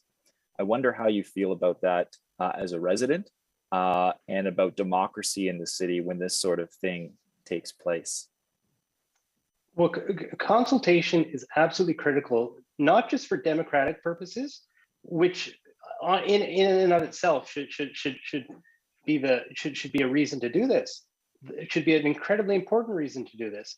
But we need consultation to make sure that we're actually producing a product that people want to consume. Otherwise, we're going to we're continuing with a failed strategy. That's what's happening here. I mean, I use Lansdowne a couple of times a week. I go through there with my dogs. I see how empty that is. Okay, and the question is, why are people not coming into Lansdowne? We can talk about the events, and sure, a lot of people come on game day, and a lot of people come to the farmers market. But on a day-to-day basis, it is not being used. And so we need to ask people, what do you want? What will get you to Lansdowne? Now, it is a citywide consultation we need to do. At the same time, it's the local communities that are going to be the ones that are there, making sure that there's a fundamental base of regular activity. So consultation is really key, and I do not understand for the life of me what the rush is here.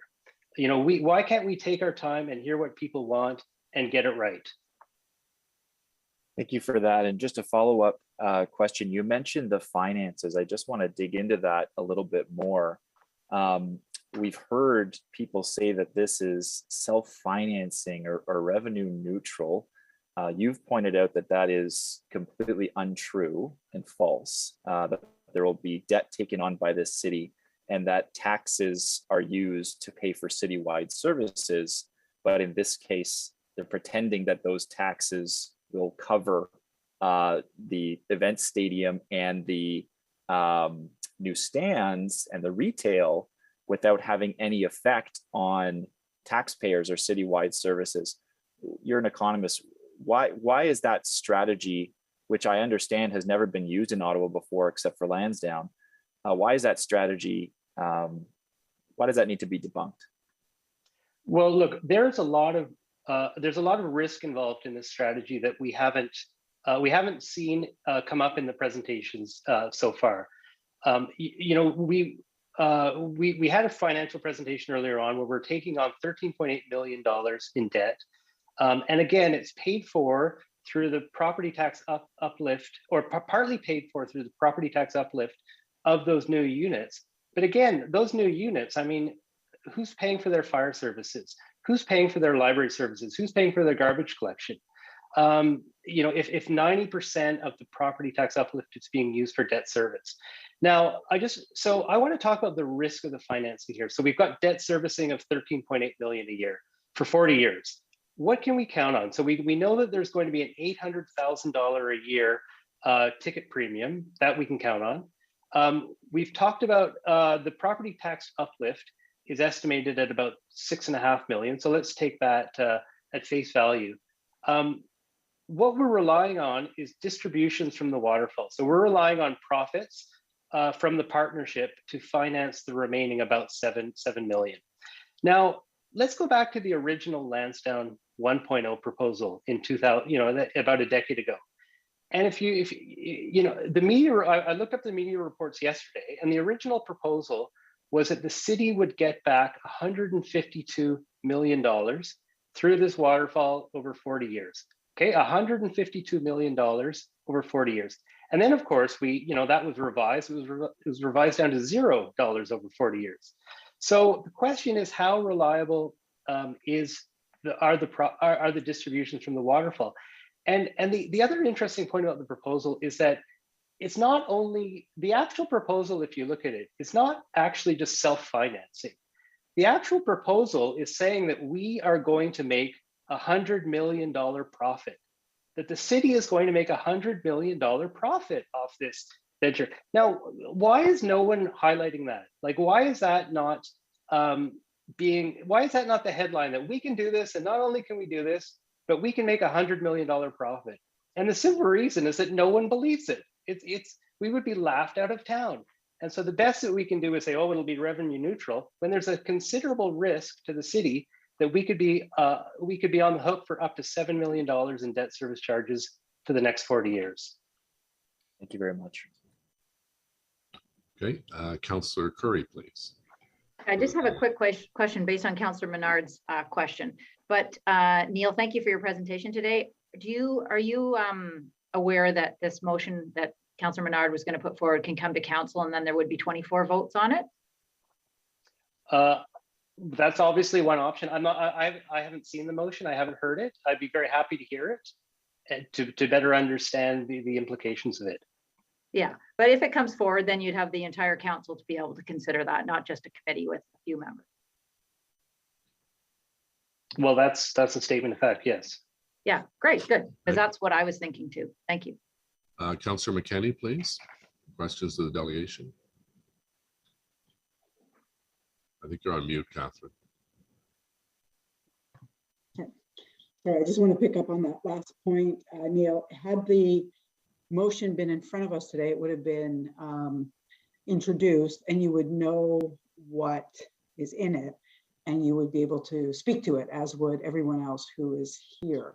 Would that be something that you might have been interested in terms of knowing what the ward councillor is proposing going forward and being able to speak to that to FEDCO members today, anybody who is in front of us today, and then have it voted on today and then at council, of course. Yeah. Look, absolutely. I mean, we're at the let's be clear on where we're at. We're at the concept stage of this this proposal, we need to get all ideas on the table. Okay, we're looking at one option, and we're being asked to comment on this single option, which I certainly believe has a number of flaws, and is certainly not as articulated in the best interest of the public. So I would love to hear what the ward councillor is proposing, who arguably has more stake in this than anyone, right?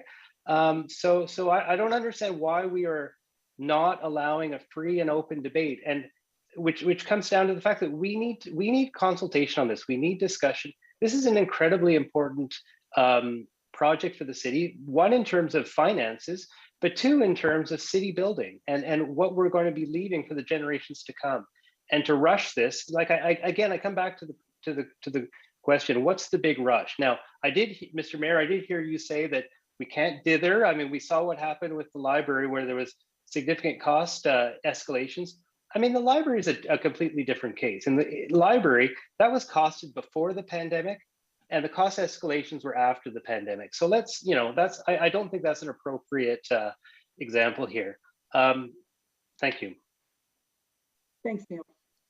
Okay, thank you. Our next speaker is Carolyn Mckenzie from the Glebe Community Association. Good morning, Carolyn. The floor is yours. Good morning. Thank you, Mr. Mayor. I did have a slide deck, if that could be put up, just a few brief slides. Yep. Here it is. Thank you. We'll just go right into the first slide. Next slide, please. Yeah. Okay. Yeah, my name is Carolyn Mckenzie. I'm the planning chair for the Glebe Community Association. I also am a member of the city's planning advisory committee and engaged with an organization called Walkable Ottawa. So I'm quite invested in a lot of these issues. This is not simply a check-in with council, as has already been said. I'll just remind members that just in the last week alone, the public have been told that this is only approval in principle.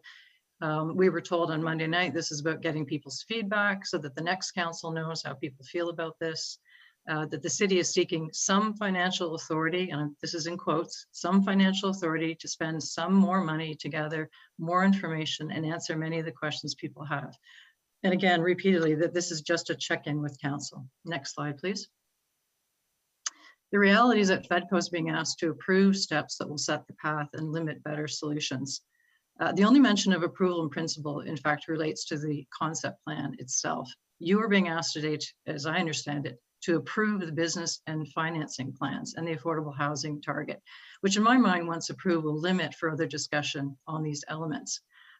Jasmine Isabel did a great job, very thorough, obviously, explanation, but for the life of me, and I spent my career in project finance for large infrastructure projects, also worked for Canada's largest project management company on infrastructure and capital projects.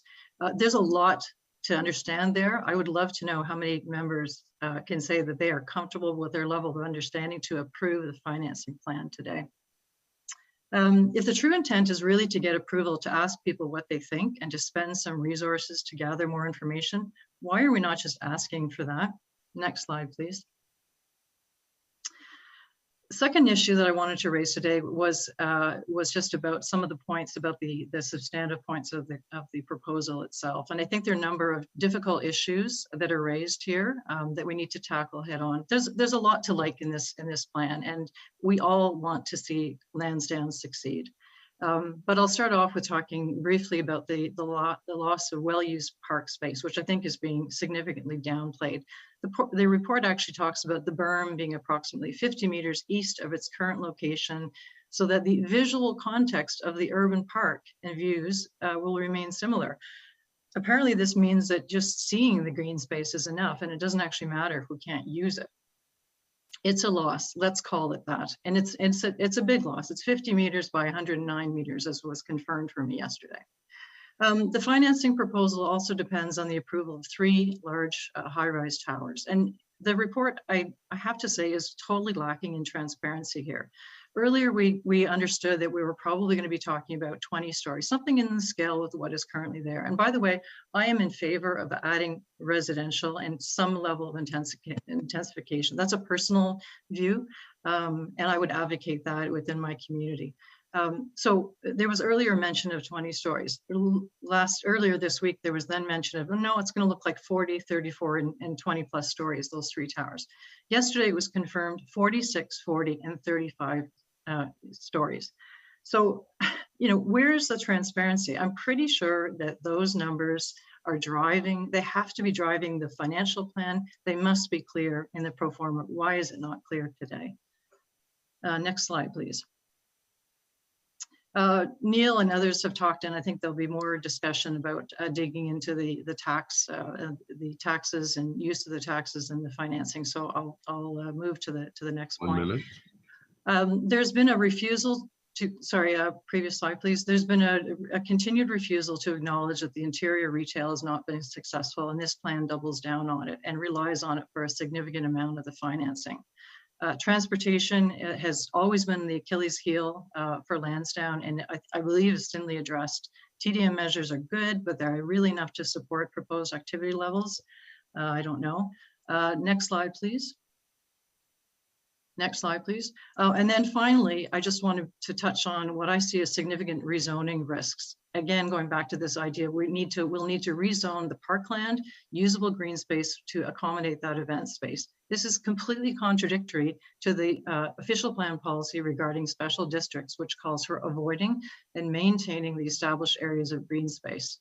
Also, again, regarding rezoning of the very tall towers in Massing, if this is not approved, and there's no certainty that this will be approved, does this blow up the entire financing plan? How can it not? Caroline, if you could wrap up, you're over your time now. Yes, okay, thank you very much, Mayor.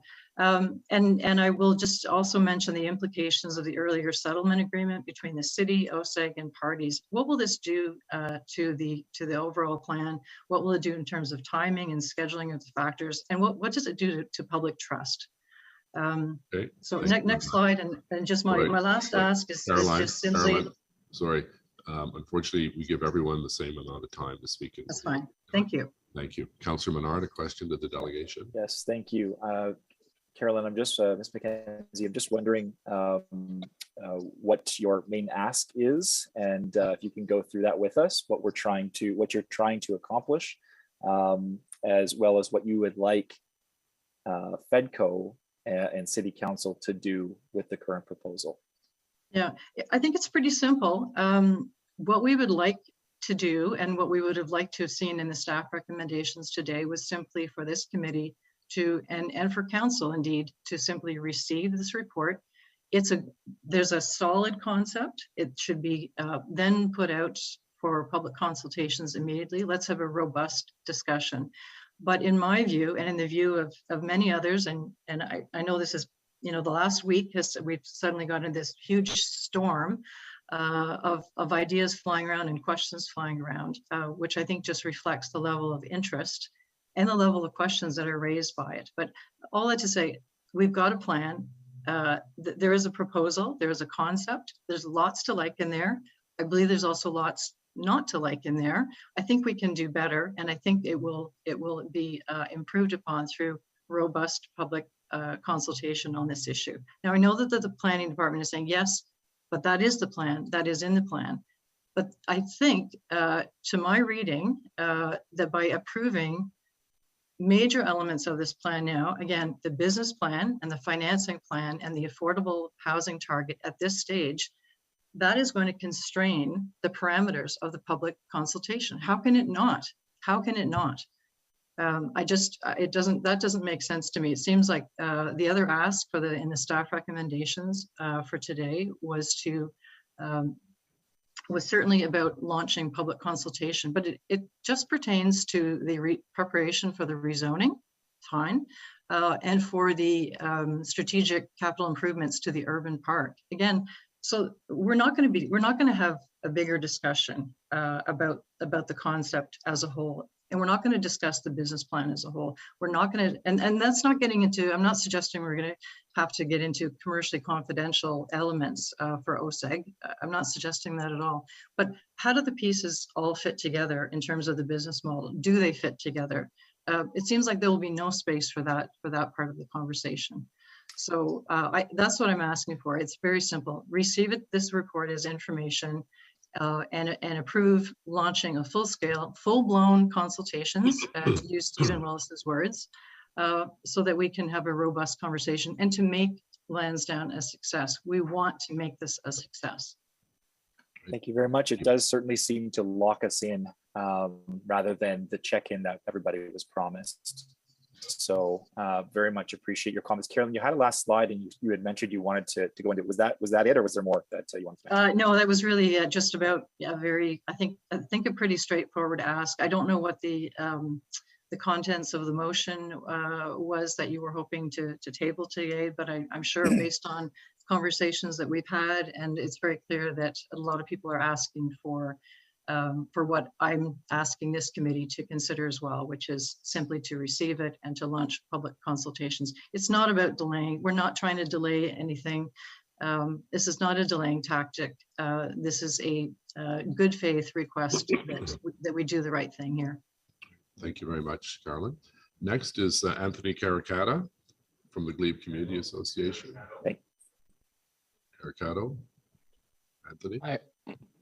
Hi, Mr. Mayor. How are you? You got 5 minutes. The floor is yours. Thank you very much. Hi, Mr. Mayor, members of council. Thank you so much for allowing me to speak before you today on an issue I'm very passionate about, as I'm sure many of you know, as we've been in touch over the last week and a half since this report was made public.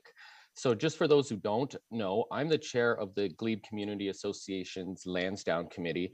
It's a committee I formed about 4 years ago following the last municipal election, with the single goal of improving Lansdowne and making it succeed. And so over the last 4 years, me and some community members have worked with Mark Gowdy and his colleagues, as well as with city staff, Dan Chenier and Steve Willis. And we really all do, like Carolyn said, want to see Lansdowne succeed. And so this report before us is really important, and revitalization is important, and we certainly support that. But I will echo some of the comments from the previous two public delegations that we need more time to consider what's in this and make sure that we get it right. Following the redevelopment of Lansdowne 1.0, there was a lot of lack of faith in the process and how that came to be. And I think Lansdowne 2.0 provides us with a great opportunity to restore that faith and to reduce the animosity towards Lansdowne, because that benefits no one.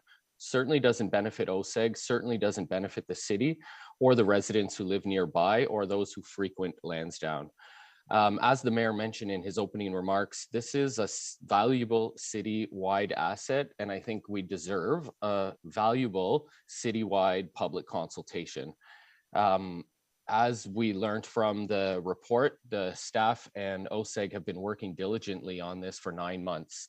We've had less than 9 days. So what I'm asking today is that we give ourselves a reasonable amount of time to discuss these plans and give yourselves the opportunity to discuss them with your constituents and hold public consultations like our councillor did last Monday. There were a lot of questions that came up in that meeting, and I think it's important that we get answers to those before we decide anything that will bind this council or future council with regards to Lansdowne. There are two really big holes. I mean, there's a lot to like in this report, don't get me wrong. I certainly support a lot of it, and some of my colleagues will be touching on them, but I'm going to focus on the lack of transportation and a transit plan in this report. As Mark Gowdy will, I'm sure, echo, getting people to and from Lansdowne is a real challenge today.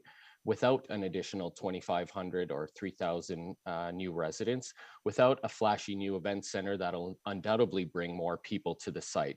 So I would really like to see council look at embedding a transportation plan within this report so that it is not left out and it is not just considered after the fact. It's vital that we find a way to get people to and from Lansdowne.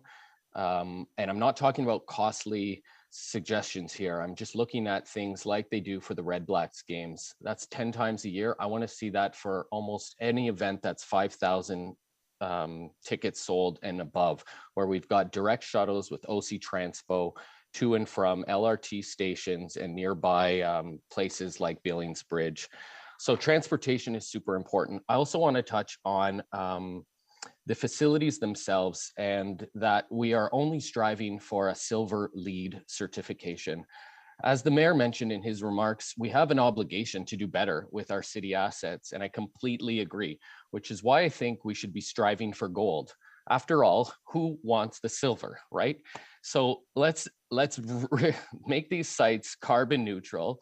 I saw that Valérie Plante in Montreal just announced this week that any new municipal asset in their city will be carbon neutral. And we have a once in a generation opportunity here to rebuild the arena and the north side stands. And for the life of me, I do not understand why we're not striving for a carbon neutral facility. As you pointed out, this is a high intensive GHG emission site, and we have an opportunity here to reduce that. Yeah, so I'll just wrap up, and hopefully there will be some questions by saying this is a special district defined in our official plan, our new official plan. We should treat it as such and involve the public in such an important, valuable land. And I look forward to having the opportunity to work with all of you and continue that, because Lansdowne is too vital of a site to fail, and we all want to see it succeed. Thank you so much. Great, thank you, Anthony. Question from Councillor McKenzie, please.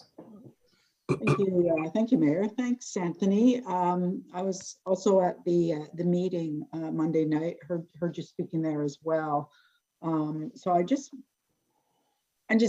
given your remarks now, I just want to kind of go through what some of the amendments were to Councillor Menard's motion that could have been in front of you today, probably should have been in front of you today, so that you and others would have an opportunity to address. So I just wonder your thoughts on replacing the recommendation 2, which is approve the Lansdowne Partnership Sustainability Plan and Implementation Report, with authorize the next steps for the Lansdowne Partnership Sustainability Plan and Implementation Report as described in this report. Is that something that you would have wanted to speak to today? Is that something that you feel that your community is asking for? Definitely. And you know, despite our differences, Councillor Menard and I have been working hand in hand on this file, because we both recognize how important it is, not just to our community, but to the entire city. So we've put our differences aside and are united on this, that, you know, before we proceed, we need answers to these questions, and we need to have thorough public consultation. And I think based on the number of public delegations we have today, and I'm sure the letters and the emails and the feedback you've heard over the last week and a half, constituents across the city and residents are really interested in this, right? There's a lot of good things in the plan.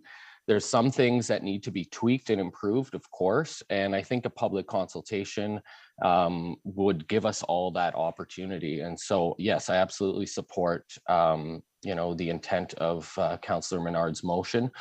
I know the process. I know it will be moved at council, and I hope many of you are going to support it then, if you know, if you didn't support it today. But I'm happy to, you know, reach out and talk to you guys individually about it in the next couple of weeks before you consider it at council, just to further reinforce how important it is that we work together and collaboratively on this valuable city asset. Thanks, Anthony. Just a further question. I think I still have a couple more minutes. I'm going to go through each one of the recommendations and what Councillor Menard was asking them to be replaced with. So I just want you to hear, sorry, it's a question and I'll follow it up with a question. That 2A be replaced with authorized staff to commence public consultations as prescribed in the July 2021 council approved motion on the Lansdowne partnership on the recommended concept plan. So commence public consultation. The third was replace 2C with authorized staff to commence public consultation across the city on the redevelopment of the urban park, public realm components of Lansdowne Park. Replace 2D with approve the affordable housing target of 10% as a starting point to be embedded in the process, etc. and that staff bring options to council for making the units truly affordable. 5, to replace 2E with direct staff to continue to refine the recommended business model and financial funding strategy, et cetera, as outlined in this report, and approve the establishment of budget authority. And 2G be replaced with approve a limit of 8 million of the established budget authority of 332.6 million to be spent on the next steps. Again, I'll ask you, are these points that you would have been prepared and feel that we should be listening to yourself and others who are coming in front of us today have an opportunity to speak to those amendments? Yeah, so I'm glad you pointed out the report from July 2021, because staff have gone off and fulfilled most of what was in that motion, but what they did not do was the big piece of public consultation. And I appreciate that, Steve Willis and city staff believe that, it was a bit premature to do public consultation without a concept on the table. And I completely agree. And now we have a concept on the table. And so I think we should look at improving that concept and maybe some alternatives. I'm not talking about blue sky sort of brainstorming where we put sticky notes on a wall and say what we love about Lansdowne. I want to consider what's now before us in detail with the community and work with each one of you, and then come back and say, okay, now we've consulted on this concept, which is a good one, but can be improved, and how do we move forward to make sure that it actually happens? Because it benefits nobody, and I'll say it again, to create further lack of faith in the process towards Lansdowne. The animosity that exists towards this site is already too much, and it doesn't help that we're being given 9 days to consider such a consequential change to this citywide valuable asset. So I really do think we should take this as a check-in, just like the the motion in July 2021 asked council to do. But I really do feel that we have an opportunity and an obligation, given the historic site that this is, the vital importance that it plays to our local economy, et cetera, that we look at this concept and that we improve this one. And I think, a broad, robust public consultation, as Steve Kanellakis said, would be the way to proceed. But that we do that now before we approve anything in principle, certainly before we do any rezoning, and we don't want to move forward with any expressions of interest in the sale of the air rights until we are sure that that's the way we want to go as a community. Again, I'm not opposed to any additional housing. I think all of you know that I support the city's intensification goals, and I want to see Lansdowne play a positive part of achieving those goals, and we do have that opportunity. We just have to, just take a check-in and see what needs to be done. I hate to interrupt you. Mr. Mayor, I'm just not seeing if we have quorum. I just want to make sure that that quorum is established as we're listening to the delegate.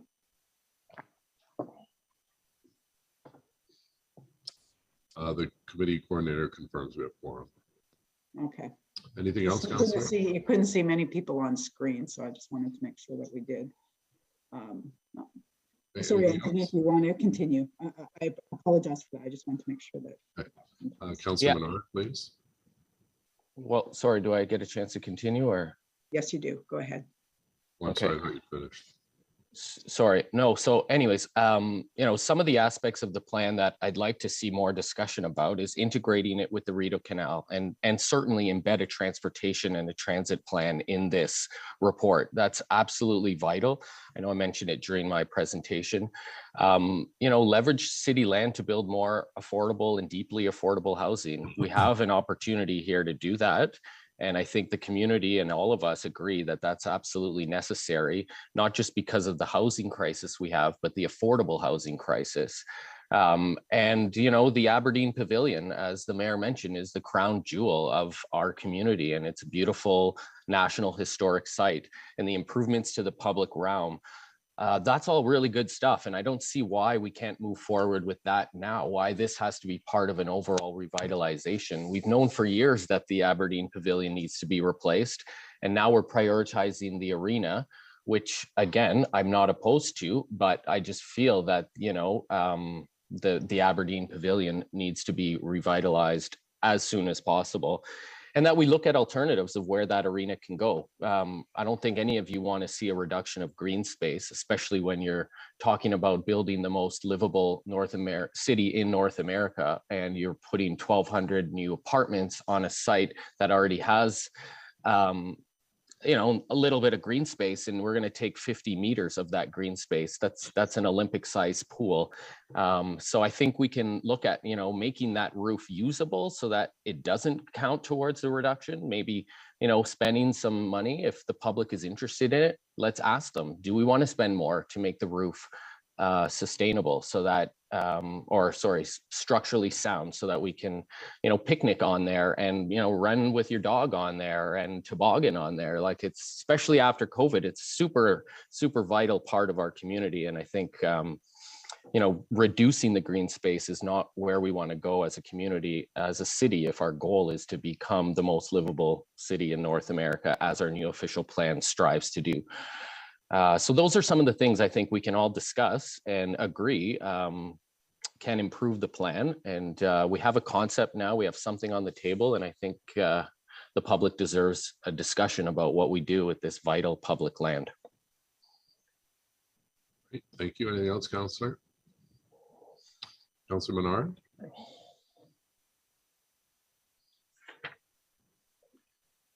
Sorry, my internet was a bit unstable there. I think I'm up right now. Thank you very much, Anthony and Mr. Caracata, for being here and all your work on Lansdowne over the years. And we've worked closely on several aspects there, and there's been a lot of improvement, I think, through the community consultation group, separately to this proposal, as well as you know, the work in conjunction with Dan Chenier's group, with OSEG. There's a lot of positives there. With this proposal, though, I am concerned about the transportation, as you mentioned. And I want to know your thoughts, because you mentioned game days for Red Blacks. Those can be very good because we get good modal share on those days. We have the shuttle service. What is your view? Like, there's 100 events a year here, roughly, in normal times. So on those other 100 events, what is your view of what needs to occur? And I say that with the preface of the Queen Elizabeth, you know, QED that's right there, and the kind of landlocked site that we've got. What should happen in terms of potentially other shuttle service or ticketing that would help modal share be accomplished at this site that's not in the plan right now? Yeah, so you touched on it with the Red Black games. That's 10 times a year. Works really well. People can park at Billings Bridge or take the LRT to any of the nearby stations, Lees or Ottawa U, for example, Parliament Station, and have direct shuttle to and from Lansdowne. A lane of parking on Bank Street is closed for that to facilitate getting people to and from. And I won't speak for Mark, but I know in our last consultation meeting, he mentioned that they do fan surveys after the games to sort of check in with the fans, what they liked, what they enjoyed. And the number one criticism that continues to come back is, you know, Bank Street is gridlock. And it's unfortunate where the site is, because there's no way of getting from east to west to it, other than the Queen Elizabeth Parkway, which is obviously NCC controlled. And I understand that they're going to be closing it for part of the summer or on the weekends, like they've been doing the last few years. So it's important we work with them. And so, you know, the only way in is north-south along Bank Street. And that makes it even more important that we look at some of those shuttle options. And they're not expensive ones, but I think they should be part of this plan, because without a plan to get people to and from Lansdowne, you're not going to have people coming from Navan, for example, to come to the games, because it's just going to be gridlock. And nobody wants that, right? We all want to see Lansdowne achieve their visitor target of 5 million per year. But if we don't improve the transportation to get people there, I think we risk, you know, that goal that we all support. That's a good comment. And there is, right now, there is no transportation plan associated with this. And so that's a real concern. Anthony, were you aware that the NCC has expressed concern about ensuring that there is proper consultation with this before locking in the approvals that are seen here because of that transportation issue? I'm not sure if you're aware of it, but they've expressed concerns about this given the fast timeline here to approve the potential changes when they want to, that's their land on that other side, right? They own that land and they want to, you know, they're purveyors of that land, want to be able to change it in the future. Potentially, they want to make sure they have a voice in all of this. I'm not sure if you're aware that they've also expressed concerns with how fast this is moved out of there. I think I got most of what you're saying. You know, should we be including the NCC in these consultations? And the short answer is absolutely. They're our neighbor on that site. So, and they control the Queen Elizabeth Parkway, which is really one of the only ways in and out. So absolutely, we need to loop in with the NCC. I know our community association has reached out to them already, like we have with many of you around the table, but also with the team at OSEG. Again, I think like given the importance of this site and the historic nature of it, it's really important that we get it right. And I think, you know, the only way we get there is through more consultation before an approval in principle.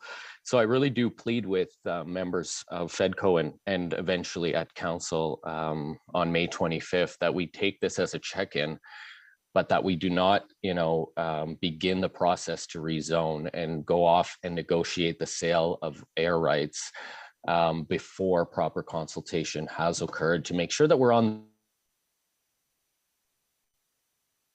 I think you froze there, Anthony. The right track, community to support it if we want it to be successful. And that's what we all really do care about, is success at Lansdowne Park. Thank you. Thank you. Our next speaker is June Prielman. I have a question, Mr. Mayor, for this delegation. Oh, sorry, I didn't see your hand. Your hand comes out as pink, not orange on my sheet here, Matt. So go ahead. Thank you very much. And thank you very much, Mr. Caracata, for coming down. I hear you loud and clear on the transportation issues from moving in and out of the site. Do you have any suggestions, you know, in your discussions with your community association and your community on how we might be able to improve connectivity on the site? Yeah, so as I was touching on, like the shuttle service for the Red Blacks games, if that can be rolled out or sort of automatic when there are large events like City Folk or any of the programming that's planned for this summer, for example, that the city is doing, that's awesome. We're looking forward to it. Yeah, like just as an example, you know, if the new event center is going to be 5,500 seats, then you know, perhaps once we hit a certain threshold of ticket sales, it automatically triggers this shuttle service. And I believe for the Red Blacks, this is paid for by OSEG. And so perhaps the city will need to look at putting money into improving transportation on non-game days. Yeah, closing a lane of traffic on Bank Street to allow shuttle service, I think would be a significant improvement. And yeah, looking at a threshold that makes sense for the number of, you know, tickets sold or something that automatically triggers it. And maybe some of it could be recouped through ticket sales like they do for the Ottawa Senators games out in Canada. When you talk about the shuttle service, are you talking about the arrangement that we have with the OSEC has with Carleton University to park at Carleton and then shuttle into the site? Is that what you mean specifically? Yeah, like parking at, I think there's one, well, there's several, Billings Bridge, Carleton. There are several points where the shuttles bring people down to and from Lansdowne after and before a game. But, you know, including that to our LRT. So we want to encourage residents, obviously, to take the LRT to the games, so, or to the events that are planned. So I think improving it by having shuttles directly from, you know, the 3 nearby stations would be another option to look at. Again, all of this can be done through a robust public consultation, and I really look forward to working together with all of you on that plan. And again, let's not lose focus about the carbon neutral goal that we have as a city, and that these are city buildings and they're city assets, and we have a once in a generation opportunity to build them as energy efficiently as possible.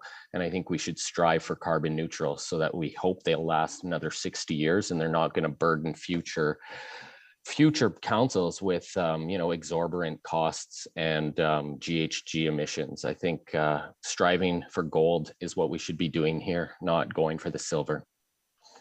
Very difficult when it comes to transportation, with one of the lanes often used for street parking all the way up and down Bank Street, and then active transportation corridors cut out on the bridge, which I understand. I mean, reducing GHGs and allowing people to be able to move freely in an active transportation corridor is something that's laudable, I believe, but there's just simply seems to be simply not enough lanes on Bank Street to close another one down. Yeah, exactly. No, I understand the challenges that the community is facing with this, and I really do appreciate your delegation and your question or your answers today. Thank you. Appreciate it. Next delegation is June Creelman, who was with Friends of Lansdowne. Yes, I'm just speaking as an individual today. Mayor and councillors, thank you for the opportunity to speak to you. I do have a long experience with Lansdowne, and I have to say that I'm reminded of the Taylor Swift song that says, I think I've seen that film before, and maybe I like the ending, but the ending was certainly not what was promised last time. It's only about 10 years ago since the city signed the Lansdowne Partnership Plan. And at that time, the city was told that we had signed a deal that would settle Lansdowne once and for all. The words once and for all are actually in there. It was a 30-year agreement. The understanding was that it was financially sustainable. The understanding was that there would be people 365 days a year, that the retail was going to be this unique urban village, that the transportation systems were successful. There was a lot of study at that time, and in the end, council chose to go ahead. And I agree that Lansdowne now is a lot better than it was before. In fact, I think that it's actually working not that badly. There's some really exciting programming planned. It is working to some extent, and we haven't really given it time to fully play out. But I think I just want to remind you that it's less than 10 years ago that the city spent $130 million on this site specifically to renovate the stadium and the Civic Center. And now we're going to be demolishing that building. We know from the study that there's many years of life left in that stadium. It may not be ideal, but there's no rush. So my thought is, let's take the time. If it didn't turn out the way we wanted the first time entirely, let's take the time to really get it right. There is an opportunity to make it better. So let's try to address the transportation now. Let's try to fix it so that it works. The retail now isn't creating the type of experience or drawing the types of audiences we like now. Why would we add 60,000 more? The financial system isn't sustainable. Well, let's see what we can do. I'm just reminded that there's a responsibility. These are public lands, public money that's going into this. You represent the public, and you're elected to look for the long-term public good, the long-term public benefit. Let's do it right. If it didn't turn out exactly as we wanted last time, well, how can we make it better? How can we address it? There's really no emergency here, and I have to say that I don't feel the city is doing its job right. I have a friend who just applied for a permit to hold a quilting event at a city arena.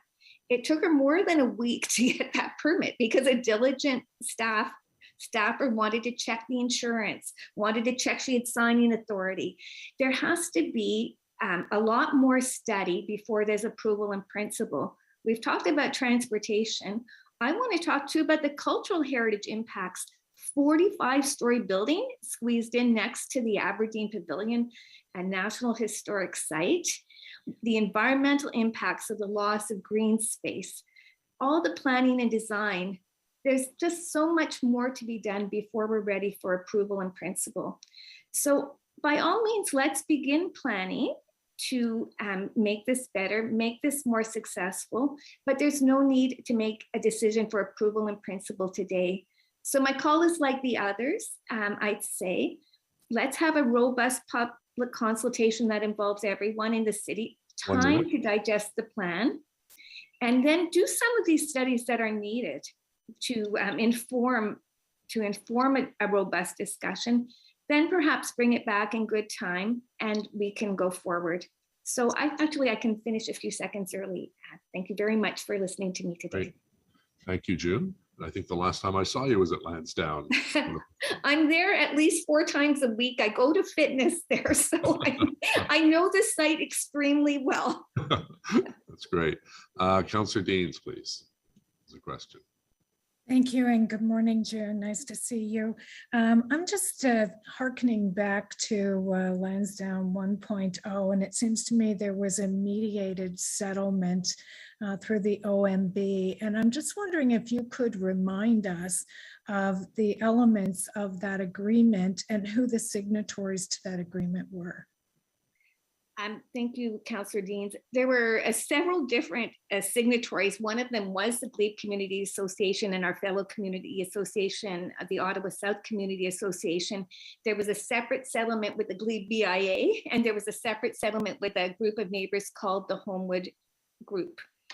So in terms of the Glebe Community Associations, and I'd say the residents, there was the terms of settlement agreed that there would be a maximum of 280 units, housing dwelling units on the site. So that was what was agreed to at the time. And there were also height limits for the buildings. So that was it, and the zoning, of course, was agreed to.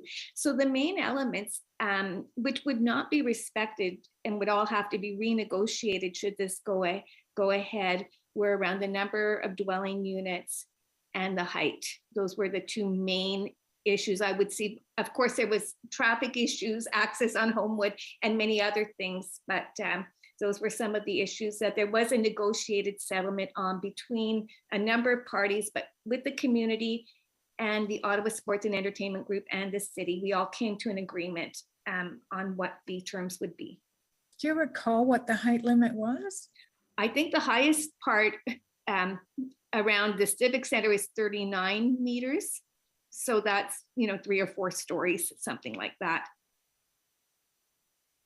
So this would be a huge, huge change. And then it was around the specific buildings, the 2 condo buildings that are currently there. I think one is about 10 and one is about 14-story buildings, and they agreed on the heights of those buildings. Okay, thank you very much. You're very welcome. Thank you. Councillor Menard. Thank you very much. And thank you, June. You do certainly know the history on this file. So that is what I'm hoping to ask you about. On the retail, there was a promise for smaller, unique urban village stores. What are you encountering now at Lansdowne? What has your experience been with the retail that's been put in there? So my observation is that the businesses that are along Bank Street, Sporting Life and Whole Foods, while they're not exactly small boutique stores, they are unique to Ottawa and they have been relatively successful. When I look at the retail on the inside, it hasn't been so successful. There's been a constant churn of businesses. We have a Winners, we have a car dealership, and there's not right now we have a number of dessert type places. There's very little for the community of people who might be easily accessed and come again and again and again to that site to consume. And as a Good Life member who's there, as I say, 4 times a week, I don't really have a nice place to go for a coffee afterwards with my colleagues. But it's been a revolving door and it's been characterized by empty storefronts, though I do see a number of new signs going up right now. So I understand they've rented them recently, but even before COVID, there were a lot of empty storefronts at Lansdowne. The proposal in front of us, one thing that staff didn't speak to much in the opening slides was to add more retail. There would be, instead of the current J block, which is 41,000 square feet, there would be 100,000 square feet in that location. So I'm wondering, anywhere in the proposal, did you see any details about what that retail is proposed to be, or how it would function? I think right now the site is rented out to OSEG for $1 a year on the retail side and $1 a year on the stadium. I assume, I'll ask staff, that they'd be renting this new retail for $1 a year, as well as the Civic Center for $1 a year. So I just, on the retail, is there more that you can, give us insight on in terms of what you've read about? It mentions that there would be a combination of large format stores and small stores and experiential. So there's no details given. I actually think that the former terms of settlement may have said no large format stores. I'd have to go back to it. But I will say that the wording of what is promised is very similar to what I read, and I actually put it in my notes. It was always supposed to be interesting, unique, experiential, and I don't see a lot of change in the way it's described, but of course I have no particulars. Okay, thanks for that. Just on the former settlements that are going to affect this. So if you could just walk us through. So there's an OMB decision. Is it just with the Homewood Group? And then there's another OMB decision. And then there's another legal discussion. So can you just walk through what exists there now and what legal impacts this will have? In terms of the OMB agreements, and I'm not the lawyer, so I believe there are 3 different agreements.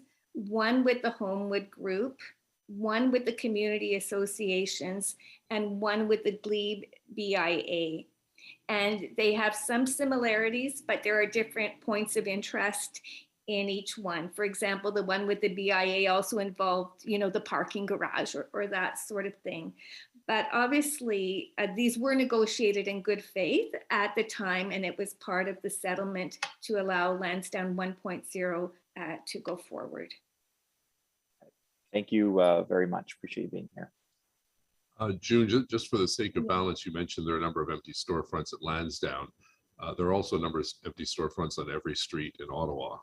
It's not unique to Lansdowne. Lots of empty storefronts in Old Ottawa South, the Gleeve, Elgin. Exactly. And I agree with you, Mr. Mayor. And in fact, I wonder, do we need all this new retail in the area if we can't fill the storefronts that are there right now? Yeah, ultimately, that's in our society, that's up to the customers and the store to attract them. Yes, absolutely. Government to tell them what to do. So thank you very much. Next is Robert Brocklebank, another familiar face. Welcome, Robert. Thank you. There's much to say about the Lansdowne report, which is before you, but I'd like to first comment on the motion. I believe the documentation should certainly be received. And if you look into Section 2C, where it says go ahead with next steps for the urban park, I'm not sure it requires council's permission to do that. But since it doesn't commit to expenditure, just development of a plan, I don't see why that couldn't go ahead. But as for the rest, you should not recommend approval in principle of the concept plan, nor should the general manager be directed to negotiate on that basis. Hold back on approval for the affordable housing target, as well as the business model and financial strategy.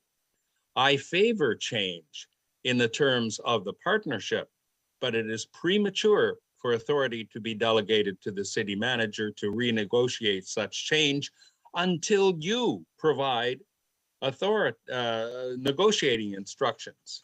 Finally, clarify the idea of spending $8 million for the next steps prior to proceeding.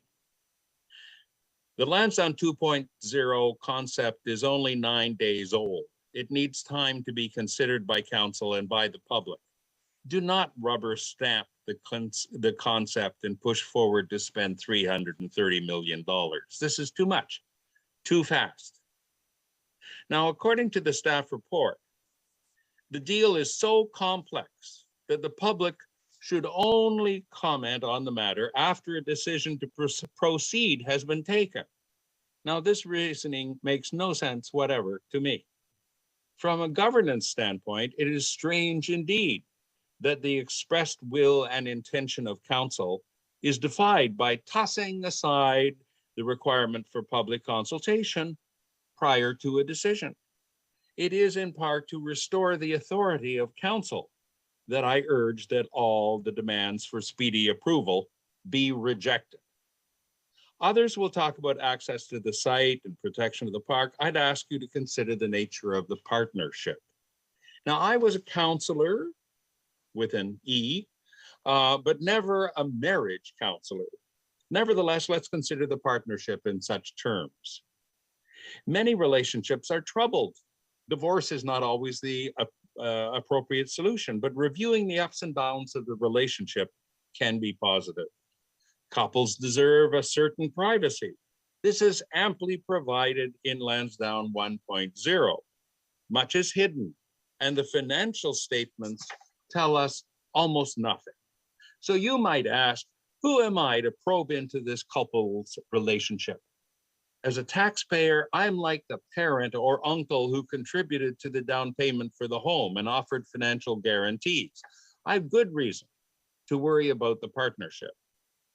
Over a decade ago, we put up well over $100 million for the partnership, but somehow that equity disappeared.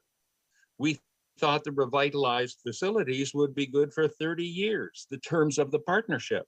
Now that term is stretched to 40 years and maybe 50 years. We've been told the city still owns the assets, that the city's the landlord and OSEG the tenant. What exactly is the rent being paid to the landlord? If the landlord is to sink another $330 million in the rental property, what happens to the rent? Well, we have an answer. Rent is fixed till death doth us part. On page 43 of the OSEG document, I found the clause, under current lease terms and conditions. There are very few kind landlords around who improve their property to the tune of $300 million and get no uplift in rent. But maybe rent's not such a big deal. No one else talks about it. But rent provides an answer to some other issues. It has been said it's inappropriate to put affordable housing at Lansdowne because the land is so expensive, but in fact, it's very cheap.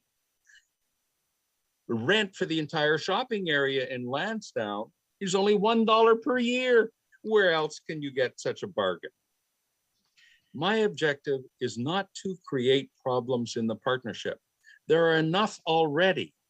As an interested outsider with a financial interest, I think that honesty and openness can provide some prospect for a sustained relationship. Secrecy and deceptive accounting tricks are not the way to a good result. Thank you. Thank you very much. Councillor Menard, please. Yeah, thank you very much. Thank you, Bob, for the presentation. I do want to go into some of those financial tricks, as you call them, because there's some really interesting things happening here. Sorry, Councillor Menard. One is, Councillor Menard, calling these things tricks is a slight to our staff, our professional staff. I'd ask that you not use that kind of language that denigrates and insults our professionals who put together the report. That's bare minimum courtesy, please. Sorry, I'm lagging a bit here again. So, oh, sorry, you were breaking up a little bit there. If you'd like me to call them accounting, I don't know how you call it, but there's some tricky accounting here that we do not use. Tricky accounting that we do not use on a regular basis here, Mayor. That's happening in this case, and it's only been used for Lansdowne. So it is a bit odd to say that the accounting is paying for itself or self-sustaining when clearly that's not how property taxes work. So I just wanted to ask the delegation, the current accounting for this is showing that we would use the property taxes from the new builds that would be put onto the site and that those property taxes, 90% of them would only go to this site. And so I just want to be succinct in why you feel that is a concern. Well, right at the moment, I mean, I'm a typical taxpayer, okay? I pay taxes to the city of Ottawa, and I put my trust in the council. The council allocates the tax revenue among various competing wants. So I know my taxes paid now on this house, they go to cut the grass in a park in Canada. They go to fix the traffic light in part of Barrhaven. They go and shovel the snow off the street in Orleans. It doesn't all stay here on 3rd Avenue fixing the potholes. And so if you want to have that system where I don't contribute to the rest of the city, but I just have all the things spent here, well, that's an innovative system. Now, I call it an accounting trick, and apparently that's unparliamentary language, but I would say it's extremely innovative accounting procedures.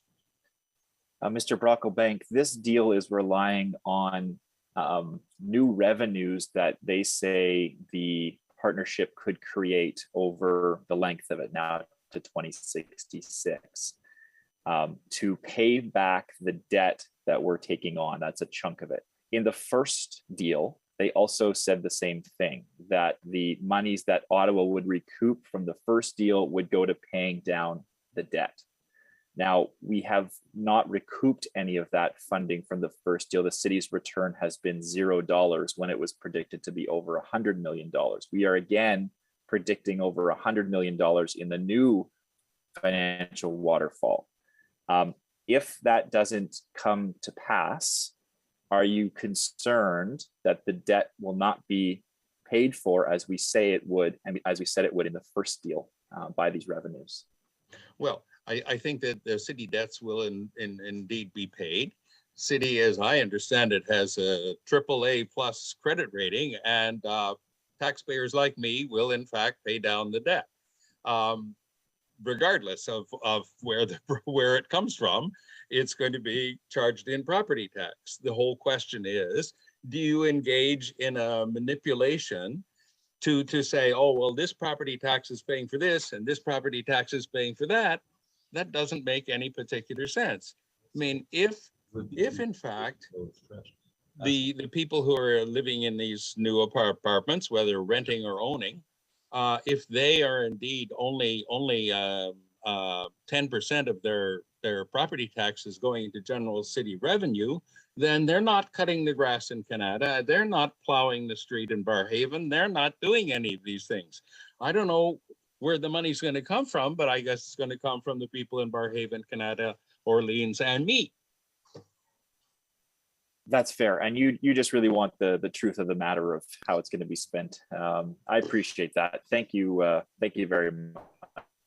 Thank you, Mr. Brocklebank. Just on a point of clarification to Mr. Willis, a member of council claimed the NCC has expressed concern about our timelines on this proposal. Have you received any concern by the NCC? I know we all received a letter where there's no reference to their concern about timelines at all. In fact, they say we support the overall guiding principles of the redevelopment of Lansdowne Park, particularly its emphasis on sustainability.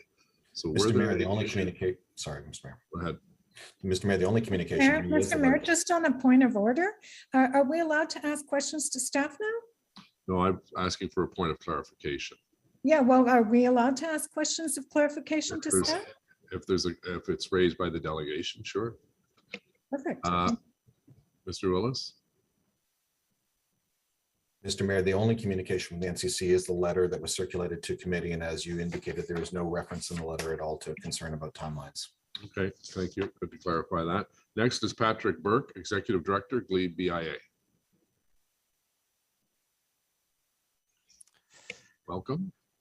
Hello, everybody. Good morning. I'm Patrick Burke, the Executive Director of the Glebe BIA. Thank you, Mayor Watson and councillors for the opportunity to speak. And thank you also to community members for being here and some of you for having chats with me this week. I'm here today to express support for the staff report before us and the revitalization of Lansdowne Park, which, among other things, would create a new modern North Stadium stands, a new event center, and bring an estimated $600 million of economic benefit to the region. Lansdowne 2.0 is something to get excited about as our businesses are climbing out of the long pandemic. And I should note that the Glebe and Lansdowne is a vibrant place. So if people are listening, like, come on down. We have many businesses that are open and they want to welcome people back to their stores. So please make that trip because they can use your support. I've been popping into Glebe stores to encourage them to apply for the Downtown Ottawa Business Relief Fund. And there are two questions that have come up repeatedly about Lansdowne. What's happening at Lansdowne this weekend? And can we get more stuff to happen at Lansdowne? That's because a vibrant Lansdowne Park creates an economic benefit all the way down Bank Street. And it's easy to spend a whole day in the neighborhood. So if you show up for a show or a game, you can also grab a meal, grab a coffee, take a walk along the canal, or stroll down Bank Street and pop into a couple shops. So a vibrant Lansdowne is essential to a vibrant Glebe. A new North Stadium stands and arena are the missing piece. They are part of the update that wasn't completed in 2014, and they are in need of an upgrade. Last July, Council was presented with three options for the old stands, which were built in 1967. A, do nothing. B, keep patching up the building until it can't be used anymore. Or C, replace the arena and old stands with modern ones that will attract more people and events. At that time, the Glebe BIA expressed support for staff recommended option, building anew. What's being considered today is the plan put together by the City of Ottawa and OSEG that will get us there. And there are reasons to recommend it. It will create a better fan experience. It will attract more shows and major sporting events. It will have a higher environmental and accessibility standards. It will result in improvements to Aberdeen Pavilion and the Horticultural Building. And it will be a bigger draw to the Glebe and to the City of Ottawa. Yeah, he told me. The project also proposes much needed new housing, which will mean more local customers for Bank Street businesses. Lansdowne 2.0 is the plan that has been put forward to allow the park to thrive as a marquee sports, culture, and entertainment destination. And a thriving Lansdowne Park is a good thing. I do want to note that I hear a lot from members about access to the Glebe. How can we make it easy for people to get to the Glebe and support our businesses? And those conversations usually follow a particular theme, but in the context of this project, public transit has been coming up more often. And I appreciate Anthony's comments earlier. As he said, what I've heard is that OSEG's shuttle bus service for Red Black Games is an excellent and effective program by all accounts.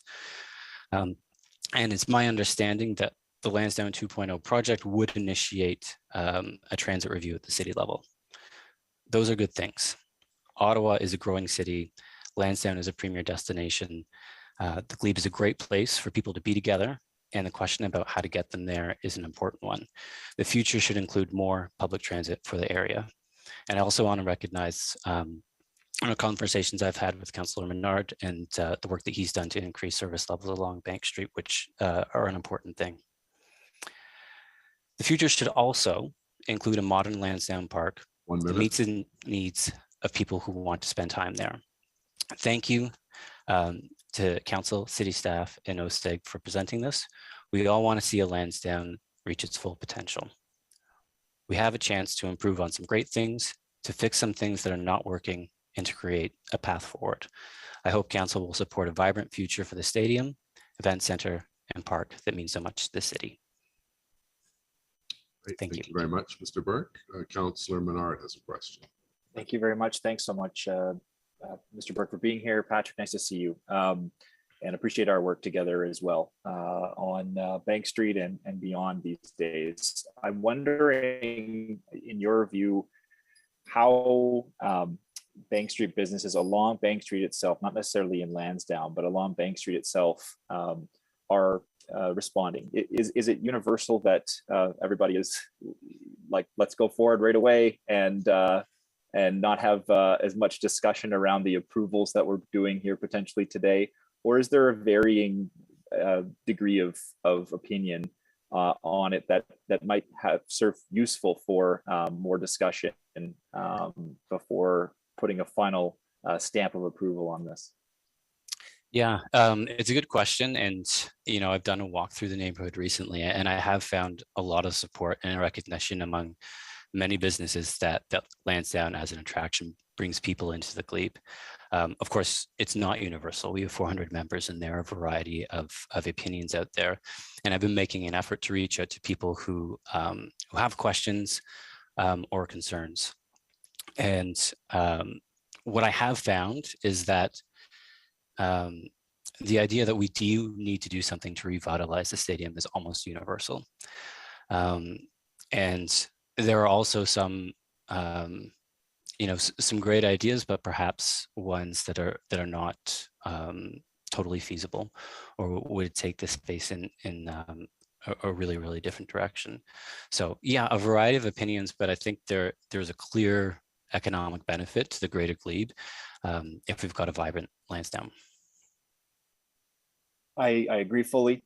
We all definitely want that vibrant Lansdowne, and appreciate you being here and just expressing that. Certainly, I think anyway, some discussion around this, given the variance of opinions, would help us clarify and improve where we can. So I appreciate your delegation today. Thank you so much, and looking forward to working with you.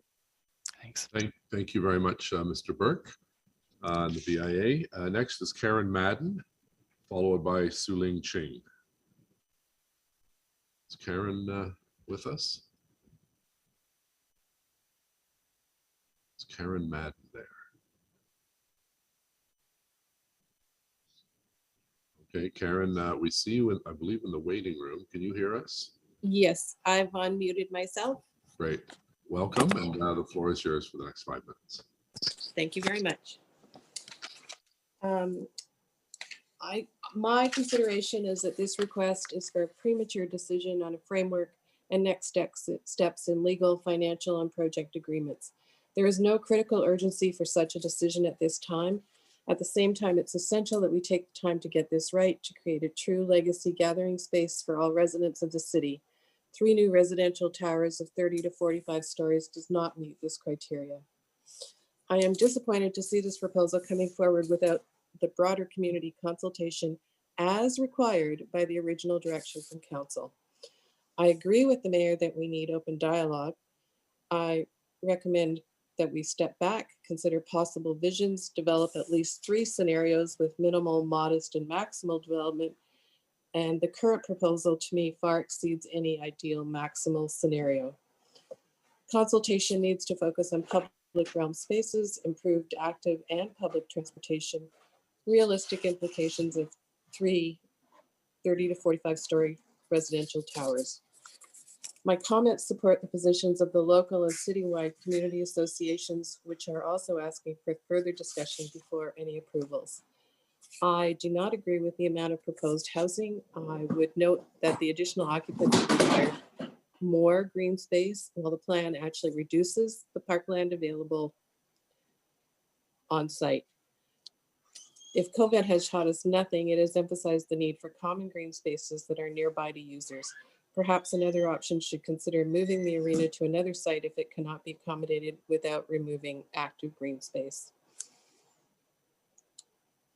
Yes, I do believe the proposal includes too many housing units and not enough truly affordable housing, especially deeply affordable housing. While some current aspects of Lansdowne are better than the asphalt parking lot, they are also far less than the potential vision of a true central park for Ottawa. As a taxpayer, I would prefer to spend more community funds to create this as a true community resource, not a heat sink and center for big box stores. I would also note that while active transportation improvements are welcome, it is also critical to have better mass transit, as has been previously addressed.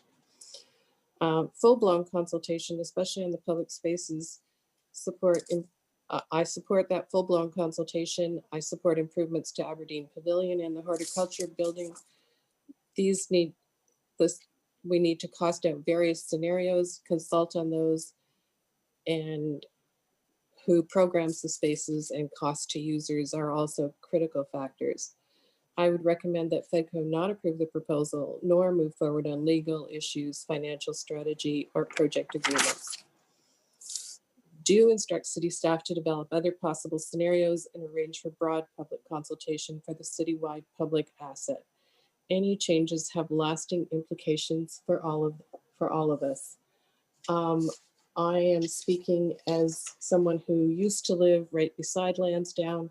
I remember the many years when every time we talked about making changes, it couldn't go forward because of the X. And I feel like we're about to get hamstrung again because of commercial interests. And I firmly support that we step back and reconsider this more broadly. Thank you. Great, thank you very much. Next is Su-Ling Ching, Ottawa Board of Trade, followed by Ken Rubin. Hello, Su-Ling, welcome. Good morning, Mr. Mayor. Thank you. Good morning, everyone. Su-Ling Ching, and I am the President and CEO of the Ottawa Board of Trade. We are the voice of business and a key economic partner in Ottawa with a mission to cultivate a thriving world-class business community, one that drives economic growth and community prosperity. It is to that end that I am here today to comment in support of the future of our whole city, Lansdowne 2.0, and the decision today to take the next right step. The Ottawa Board of Trade supports strategies that create and enhance community amenities and culture as a means of growing the visitor economy, attracting talent, elevating the lifestyle of our community, and driving our local economy. As the capital of Canada, we are in the unique position of consistently attracting national and global attention. This is a competitive advantage and demands that we use a world-class lens in our decision-making and priority setting if we are to reach our full potential. Lansdowne is a proven cultural and economic driver in our city, one with tremendous value that we can easily enhance and preserve to build to become world-class. Lansdowne 2.0 contemplates the kind of community asset that would increase our value proposition for visitors, students, entrepreneurs, investors, and residents alike, creating a diverse and talented labor pool, generating revenues for local businesses, and building a vibrant community overall. What is today a functionally obsolete facility facing compliance issues and rising maintenance costs without a viable growth plan will be transformed into an eco-conscious, inclusive, entertainment, and lifestyle hub with far-reaching impacts that will benefit our region for generations to come. The last 2 years has bestowed many challenges and lessons upon our global community. Cities and countries around the world are investing heavily and moving quickly on their post-pandemic recovery plans. We must move forward now or risk being left behind. Bold moves, innovative investments, and radical collaboration are what we need to support our local businesses and build a thriving and sustainable inclusive community. I want to thank the City, OSEG, and their partners for crafting this future-focused project. Thank you for the fiscally responsible approach, leveraging private enterprise, reducing the tax burden, and clearly articulating the significant return on investment. Thank you also for contemplating the opportunities and values that will renew infrastructure of our city in a way that becomes the nation's capital. Thank you. Great, thank you, Su-Ling. A question from Councillor Deans. Thanks for being here, Su-Ling, and for your presentation this morning. Just wondering what priority the Board of Trade places on meaningful and timely public consultation. Very high. I mean, obviously very high, because I mean, that's the whole of what we've been asking for all along as the representative of the voice of business, and particularly through this pandemic, we have seen the value of doing so at every level of government. Okay, so you said that we need to move forward now, but I presume what you're saying then is we need to move forward with public consultation before we cast the die in any direction. Thank you very much for clarifying that. What I mean is I do defer to the expertise and the integrity of our city staff putting forward a consultative process as they have indicated today. But after effectively a decision's been made because they're asking for authority for $322 million. They're asking for authority to go ahead with a rezoning. There's a note on page 16 of the report that says any changes could jeopardize the entire project. So it seems to me that the die would be cast if this vote is carried without the benefit of public consultation. So just wanted to understand the Board of Trade's position. Thank you. Thank you. Councillor El-Shantiri, please. Thank you, Mr. Mayor, and thank you, Solène, not just for today's presentation, but also for you on the Board of Trade for your continuous support to our business and to the Mayor's Task Force. Just want to take this opportunity to say thank you for your engagement and supporting all businesses, whether small businesses or large businesses. Just want to say your contribution during the pandemic is really appreciated, and thank you for being here today to speak on behalf of the board. Thank you. Thank you, Eli. Great. Thank you very much, Sulaim. Next is Ken Rubin, followed by Jake Cole. Mr. Rubin, you've got 5 minutes. The floor is yours. Sure, why not? Council cannot avoid the elephant in the rushed Lansdowne 2.0.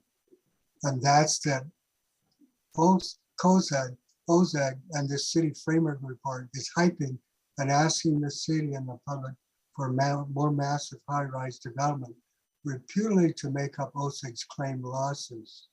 Specifically, OZAG wants another block series of high-rises consisting of 2 rentals and 1 condo high-rise towers, up to 45 stories each in height, and combined with room for 1,200 units or about 2,500 residents. And only a small percentage of the proposed rentals are for low-income renters, though many can't afford it. OSEG would do this by getting the development air rights to build those 3 massive towers on a long-term $1 a year lease basis beside the unbuilt multi-event center with fewer northern seat stands, all tailored, by the way, to OSEG's business and clientele and primarily a benefit to OSEG's bottom line. The proposed deal would mean taking away more green space at Lansdowne and would require the city to change their low density zoning to permit OSEG to build the demanded 3 towers, large ones. In addition, the city would have to pay for costly infrastructure, including widening exhibition way to accommodate increased vehicle traffic from the proposed towers and for removing toxic materials from the proposed new and moved multi-event center. It would in the end give OSEG a further stranglehold on a key chunk of real estate at Lansdowne. It's a pretty sweet deal, and OSEG knows it, and that's the city is, and that they know that the city is not about to ever tear down these 3 towers or offer in future the lease to anyone but OSEG. All of this hardly seems to matter to city officials, but it does to the public. Those proposed high-rises would dominate the park's footprint, be out of scale, and overshadow the historic Aberdeen Pavilion and other low-rise heritage buildings on site. They would defeat the very purpose of Lansdowne being a sustainable public urban park and add considerable vehicle traffic onto Exhibit Way, making the goal of more pedestrian cyclist traffic at Lansdowne more difficult. It's foolhardy with no peer design review done or no real competition held to proceed with these massive concrete unattractive high-rise towers is the main centerpiece of Lansdowne, put up with little debate, public debate, or taxpayer assessment. What OSEG most fears now is that the city politics will change significantly come the October election, and that they will no longer be able to pitch and capture in secret negotiations, and then get agreement from a pro-development council willing to have this further expansion deal to proceed with even more concessions. The alternative, yes, someone must have said that, is to break with this OSEG proposal, keep the development rights of the redone Civic Multi-Arena Center at the site it's on, and build a 3 to 4 story community low-rise facility there without having to change the height restrictions.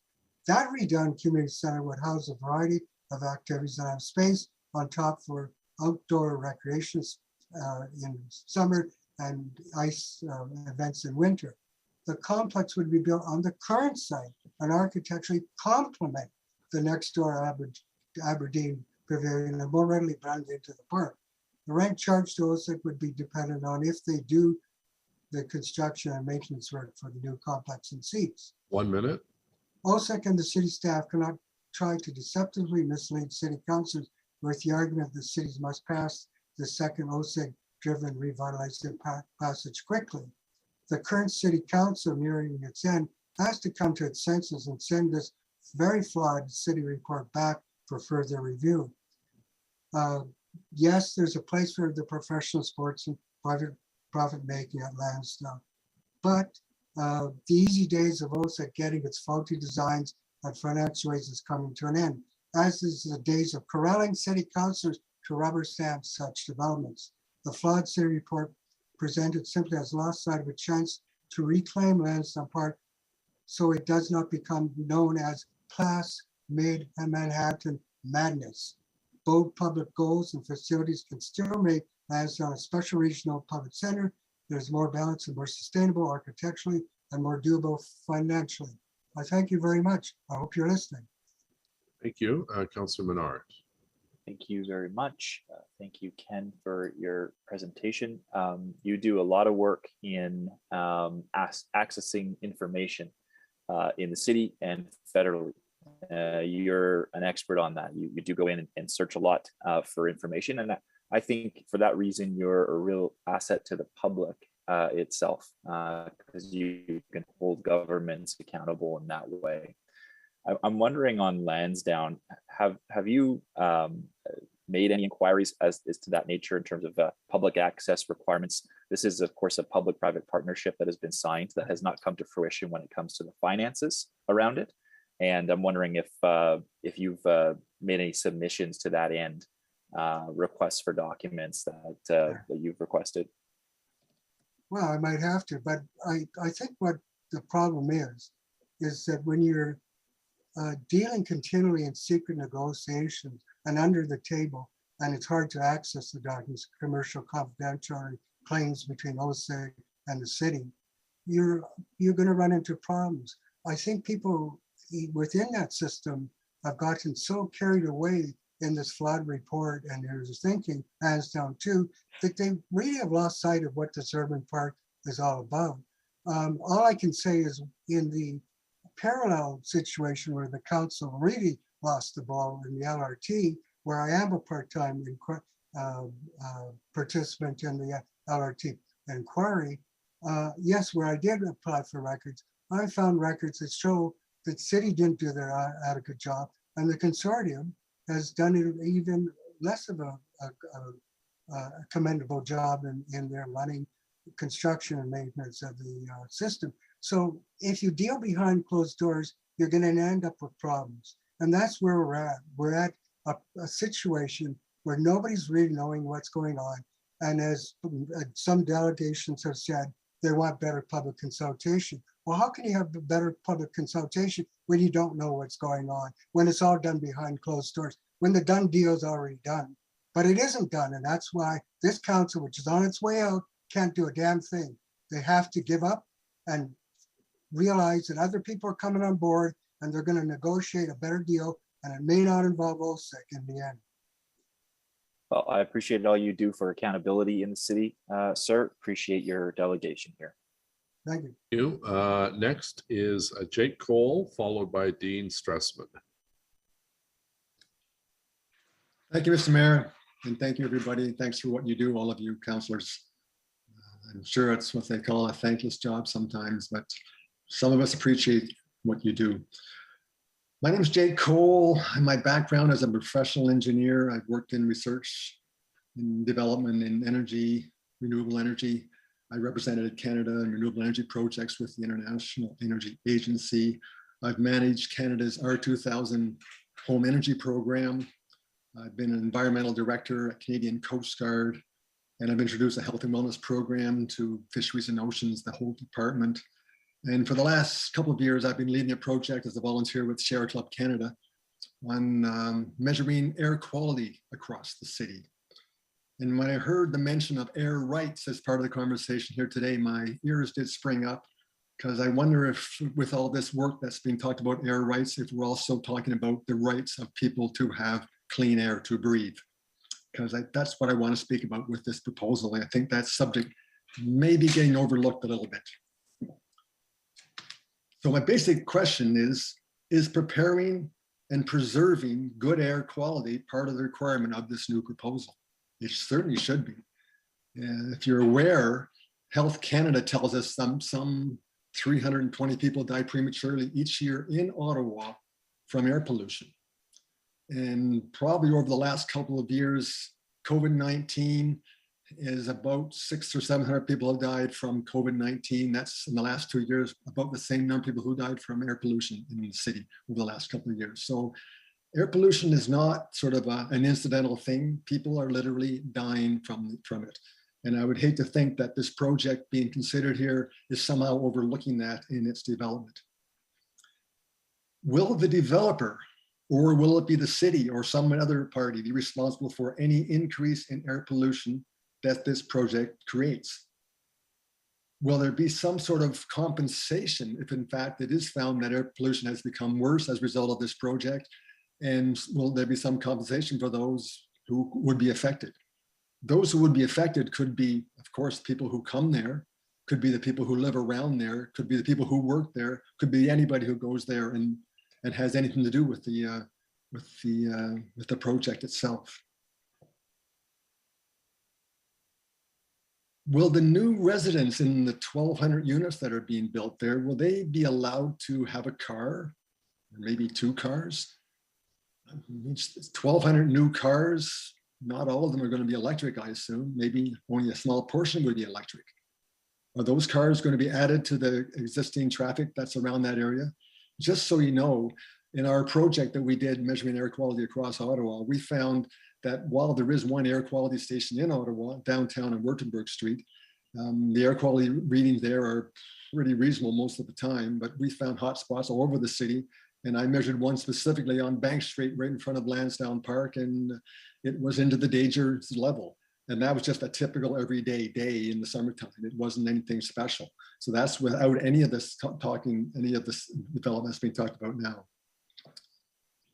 There are several school sites around this area. Will kids around there be allowed to go out and work and play in their school lots when this project is taking place? When all the emissions are happening, when all the construction is happening, when all the work is being done in this project, there will be a horrendous amount of air pollution being created. Will anybody be measuring that? As far as I can tell, no one in the city actually goes out and measures any air quality. It's just not done.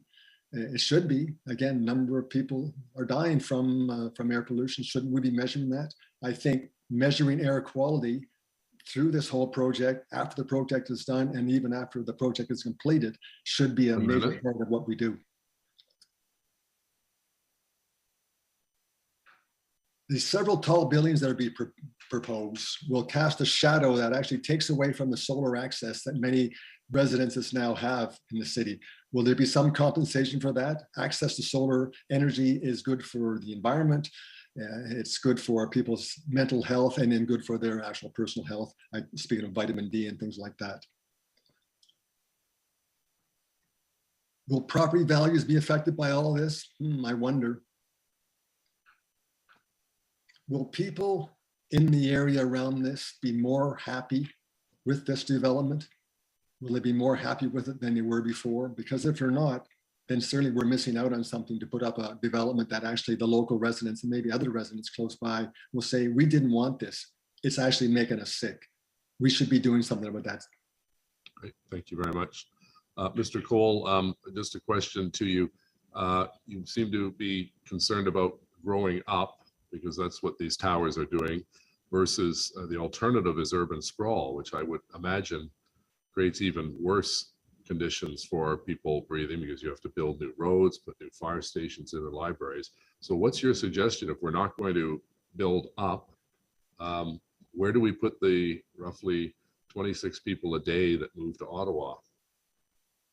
Where will they live?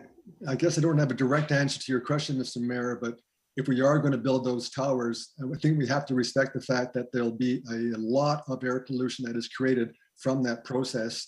And that's going to be concentrated in one small area, Lansdowne Park, and it'll be there for several years.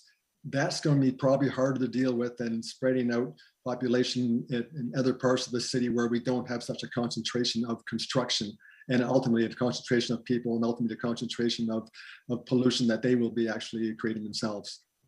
Okay, thank you, Mr. Menard. Councillor Menard. Yeah, thank you very much. And of course, Mr. Cole, you'll know that it was this mayor and this council that approved massive new sprawl in the city of Ottawa, despite our building of many different towers, missing middle. This council approved massive sprawl. So I don't think the point is well taken. In terms of what you're talking about with air quality, I did want to point out something in the report. It does say, because one of the biggest things this year, absolutely right about air quality, this area has been pointed out by studies that showed this was one of the worst areas at the Bank Street intersection here and Exhibition Way for air quality because of the amount of traffic that's there. So it spikes with that traffic. One of the things we've been talking about is making this, better for our modal share through the site. And I did ask staff to consider stopping the cut through. We get so many complaints from people at the restaurants and others about the cut through traffic here that you get people driving right through the site end to end where they're just dining outside or they're trying to walk through or bike through. This is like one of the only areas in the city you can have a truly pedestrianized area. But the staff report on page 43 says vehicular traffic through the square cannot be eliminated, they say, since businesses in the surrounding blocks depend on it for deliveries and drop-offs, as well as access by emergency vehicles. It's interesting because we do sometimes close it off and emergency vehicles can still get through. And of course, there's ways to do that. And of course, curbside pickup and drop-offs can happen in many different spots. So the report seems to be saying something that doesn't seem to be quite accurate.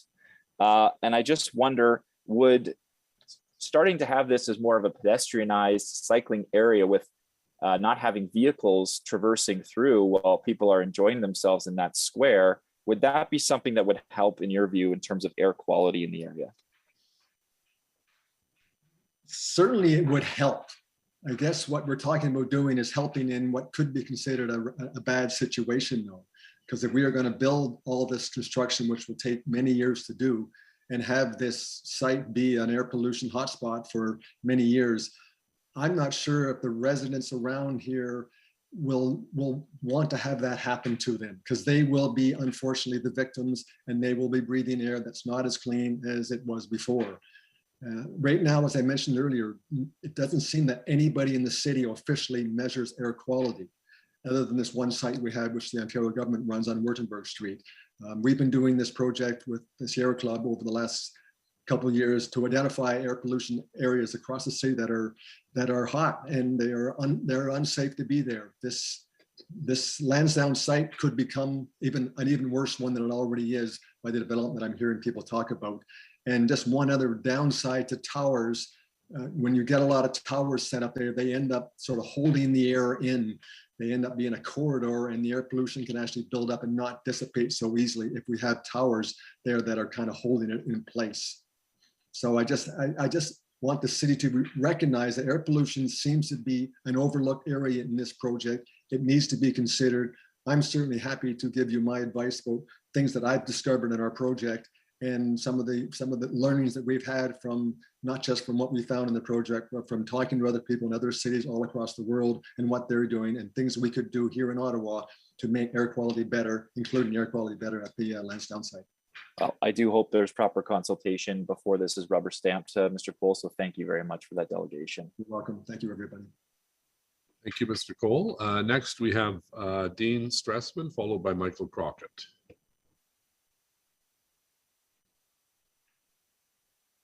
Dean with us? If you could hear us, Dean, just say hello.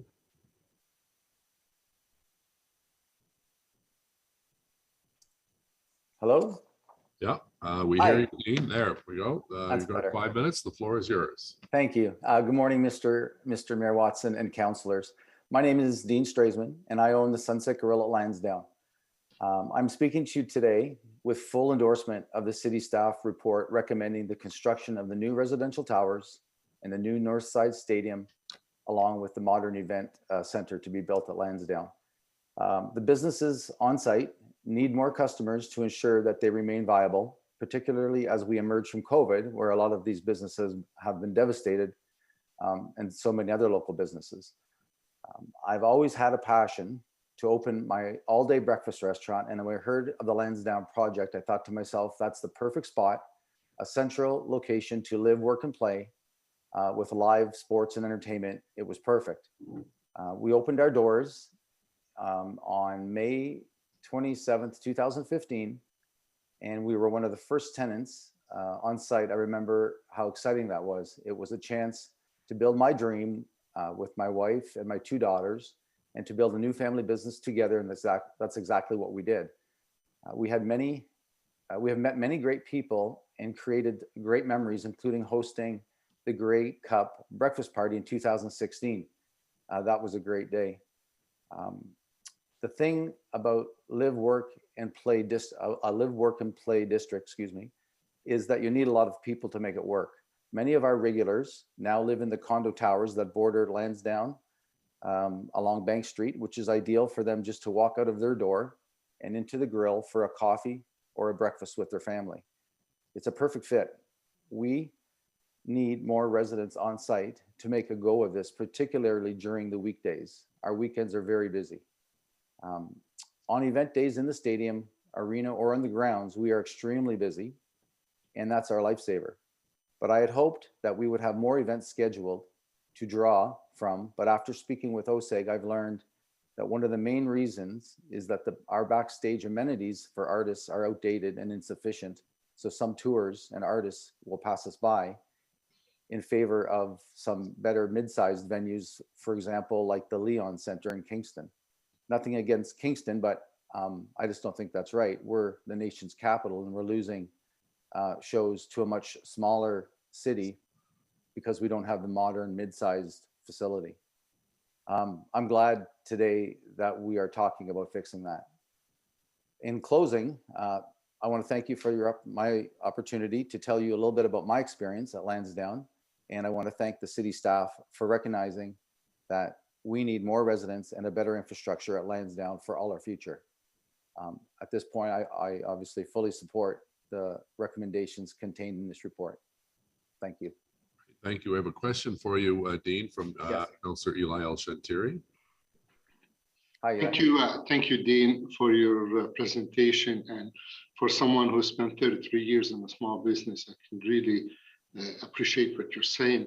But can you tell me the percentage of business during the day versus the evening? Or I know at the game day or any event you're busy, but between evening and regular weekdays or weekends, how is the business like in comparison? So during the week, weekends are obviously our busiest time. We're an all-day breakfast and lunch restaurant, Eli. So we're Good morning, Jen. Only open from 7 till 3 p.m. On event nights. We would stay open. Sorry, Dean. There's someone who has their mic on. If you could put your mic on mute, we're hearing feedback as Dean is trying to speak. So go ahead, Dean. Okay, thank you. Sorry.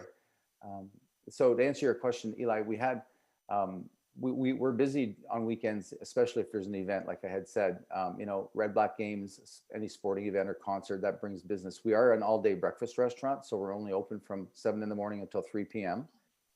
At some points, we are open later for game nights, for example, and it's busy beyond belief, which is great. It's our Monday through Thursday, Monday through Friday time is where we struggle, and we've been there for, it'll be 7 years in a couple of weeks. So we've been fortunate to endure the pain of COVID, and we were excited to start up. About 25% of our business comes Monday through Friday, and Saturday, Sunday is about 75% of our business. Great, thank you. Anything else, Councillor? Hold on, Dean. There's a Councillor Olsen-Tiri, present. Councillor Gammer, here. Yeah. Councillor Newton. Sorry, I think we have a delay on the roll call. So Councillor Olsen-Tiri, did you have anything else you'd like to add? Councillor Tierney? No, but Mr. Mayor, I don't think what's fair for Dean didn't get to answer the question because the Vice Chair has sent for regrets. Declaration of interest, declaration Sorry, I'm just going to ask the clerk.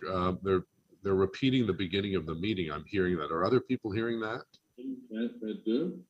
Yeah. So if Dean, if you could just hold for a moment. Yes, we are. And Eli, we're just going to find out. It seems to have stopped now. So sorry, Dean, did you want to carry on because you were interrupted there? I'm sorry.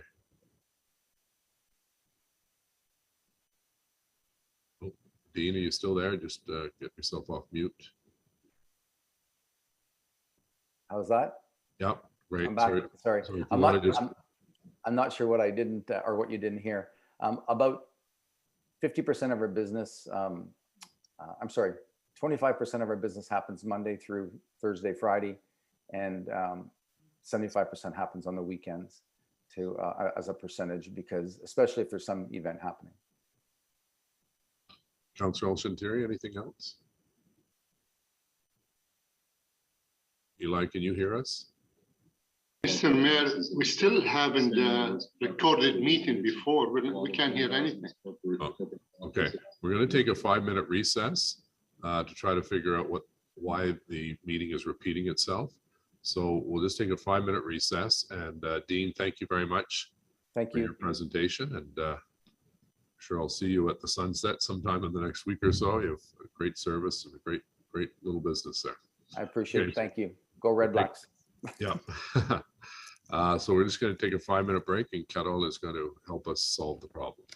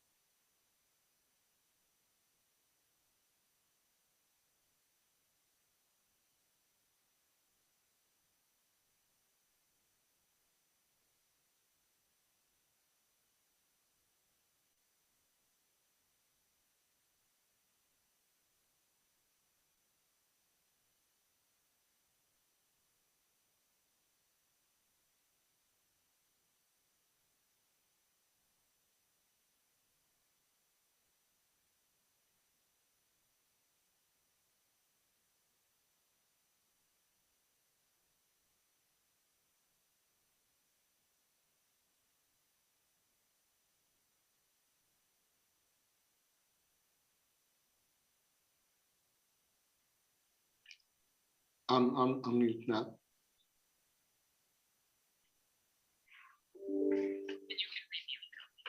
You're not on mute, Eli.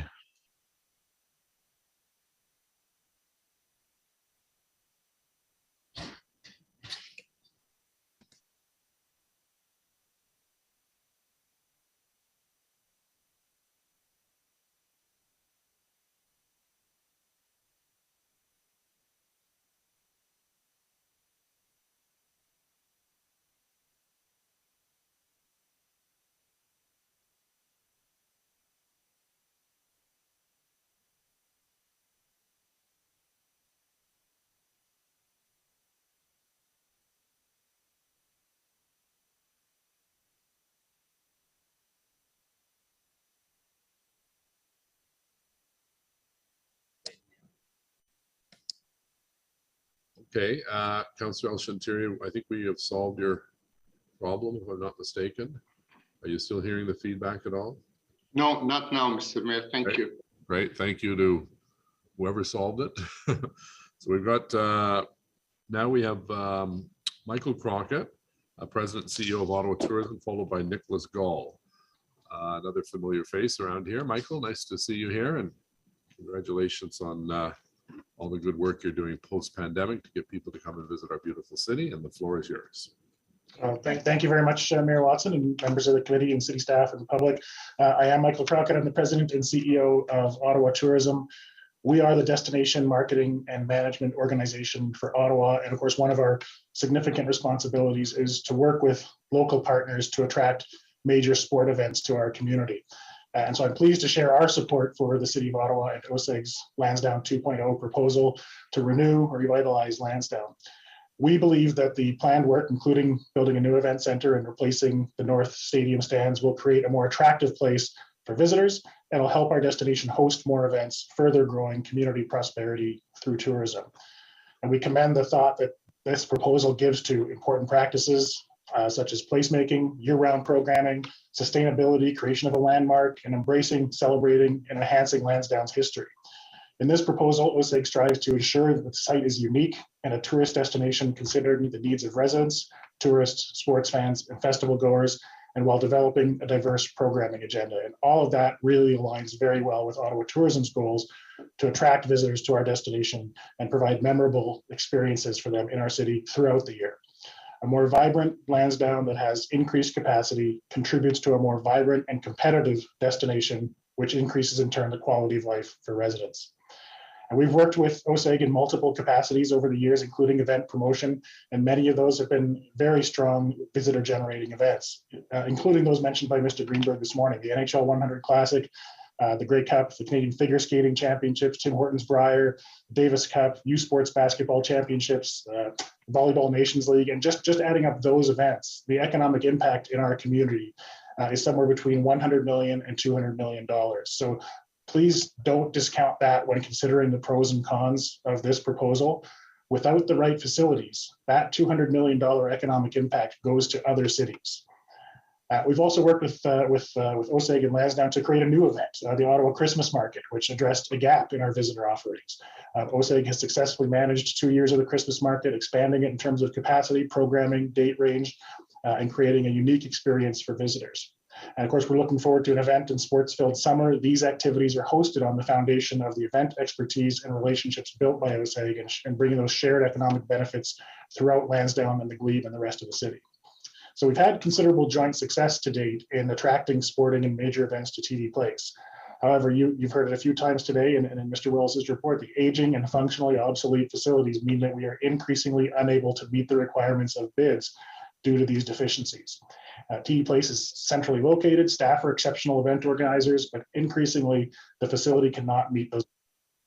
So before it's too late, we need to evolve Lansdowne, make these investments and ensure that we can continue to attract those local, national, international events to the site, especially when we know that other cities continue to invest in new facilities and infrastructure, making it even harder for us to compete for those events.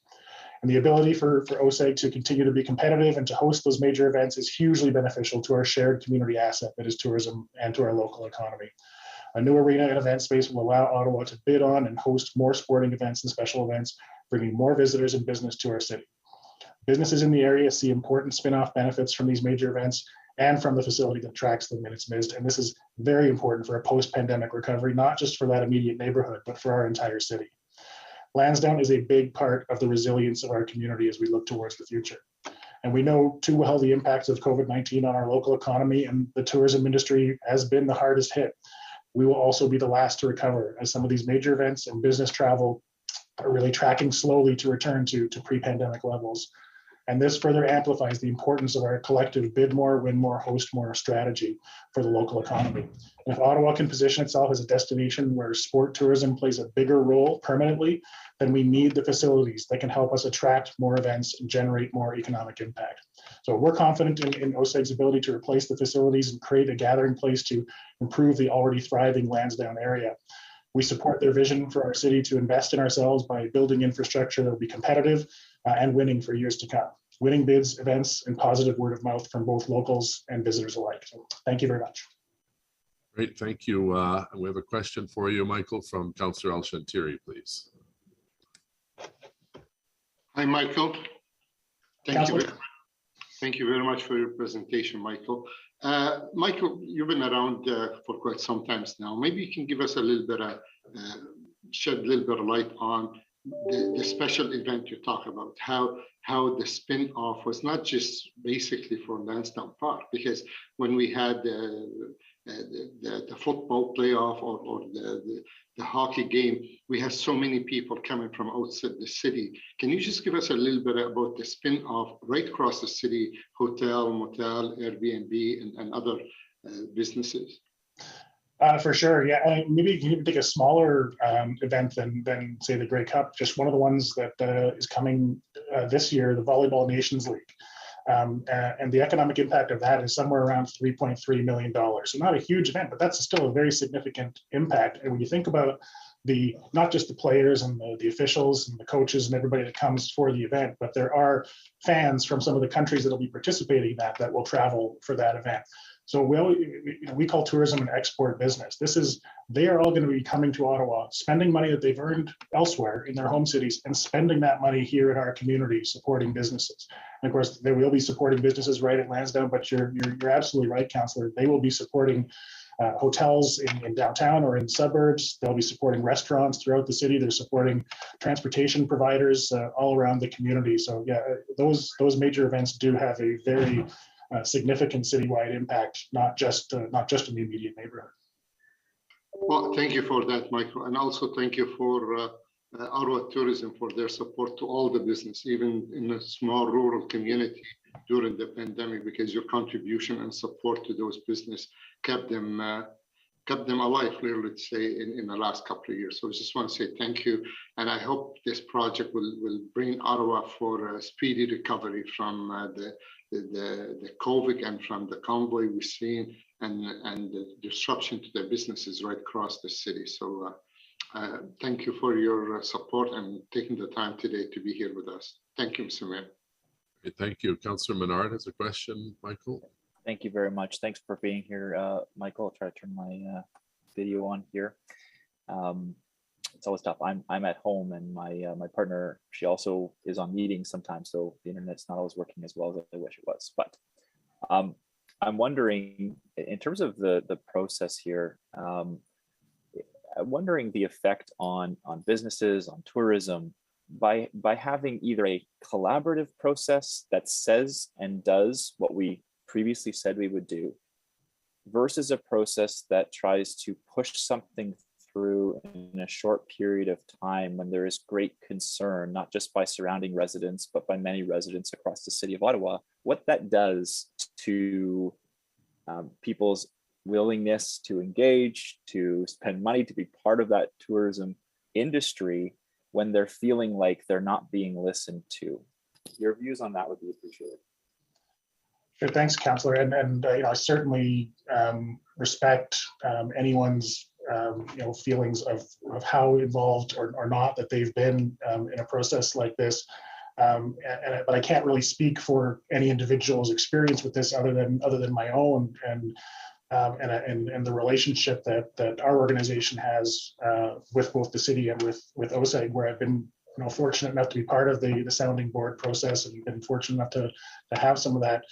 What I would call that consultation throughout this process, and a lot of confidence in both the OSEG team, but also the city staff and this is a lot of months of work that's gone into this. So I feel like the process has engaged the community quite a bit on this, but I would never presume to tell any individual that it's been enough for what their particular needs are. So I respect what you're saying, and also what some of your constituents are saying. But I guess I've been maybe in a different position where I've been fortunate enough to have seen some of these this plan developing along the way. And I just say that because I think there's a collaborative way forward here where a lot of people get what they are looking for, but because of the way the process has been set up, and even the sounding board process, there were, I don't know what, there was that a 8-month delay, right, between one of the last meeting that we had and the one before that. And so that wasn't really proper process either, but I feel like there's a better way forward here where if people just listened to what people are saying to try to get collaboration to renew this site, we could end up with such a positive experience. But because of the way the process has been working, we end up with this animosity that is not helpful for the site, not helpful for businesses, not helpful for anybody. in this outcome. And I just wish the city would try to avoid these sorts of things. We were on a really good path, but then we ignored what we said we were going to do. And so that's where I'm getting at with that comment. I hope you agree in that there's a better way forward here.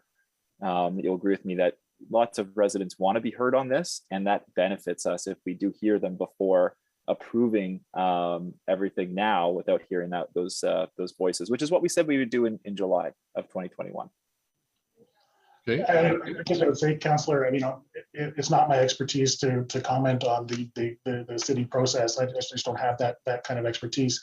But we do agree with you that I think we all have the same ultimate end goal in something that is truly beneficial for our community and benefits all of us as residents of the city. Thank you. Okay, thank you. Next, we did have Nicholas Gall, but we cannot seem to find him in the system. So we'll go to Charles Bordelot, followed by John Sinden. Hello there, Chuck. I think. Yes, good afternoon, Your Worship. Can you hear me? You look great. Retirement must be treating you well. Awesome. Thank you very much. Well, good afternoon, Your Worship, and members of FEDCO, councillors. Bonjour à tous. I'd like to point out that one of the volunteer activities that I decided to continue after my retirement was being a member of the OSEG Foundation's Community Cabinet. I'm proud to be affiliated with OSEG and the work they do in our great community. Je suis ici aujourd'hui pour exprimer mon soutien aux recommandations. I'm here today to express my support of the recommendation of city staff. As you know, I was born and raised in Ottawa, so I'm well aware of the concrete jungle that it was versus the lifestyle destination it aspires to be. We made great strides with the first Lansdowne revitalization process, but it didn't get to the goal line. It's incomplete, and the time has come to invest in these city assets and enable the site to reach its full potential. My wife, Linda, and I call Lansdowne our music box because we've attended so many concerts there. One of my first was Supertramp back in the mid-70s, and the tour was called Crime of the Century. So maybe that's why I got involved in policing. Other concerts that come to mind are Elton John, Our Lady of Peace, John Mellencamp, Journey, and of course the outdoor concert with the Stones. We're also season seat members for the Red Blacks. We're North Siders because, as many of you know, South Side sucks. Well, it once did before the new South Side was built. We got some new seats on the North Side, but not so much else other than a new roof that covers fewer people. It's a second-class experience on the North Side, particularly when you need to use a washroom or head to the concession stands for a hot dog. Everything's outdated. It's dark, it's cramped. There are far too many washrooms, plenty of porta potties, no elevators, even though it's a 10-story building. It's particularly difficult for those with accessibility challenges to navigate the North Side Stadium. It's difficult for me to take my 90-year-old father-in-law because of the long journey up the ramps to our seats. The arena is even worse. If you go in there for a concert or maybe a 67s games in the wintertime, one of the first things you'll notice is frost. I don't know if the windows are originals from 1967, but they certainly seem to be. I doubt that there's any insulation in there, and you certainly feel it on those arena concourses. It's not as bad in the arena, but that's because of the scores of radiant heaters blazing red in the ceiling. I shudder to think about the energy bill, and this at a time when we need to be focused on sustainability. It's sad, really. Here we are, Canada's capital city, and one of our most important city assets is unfinished and outdated. We should have a new event center at Lansdowne, and we should have a fully modern, accessible stadium. Linda and I live in Ottawa's South End, so we visit Lansdowne regularly for shopping, restaurants, and sports and entertainment. It's great, but it's not often that you have to line up for anything during the daytime.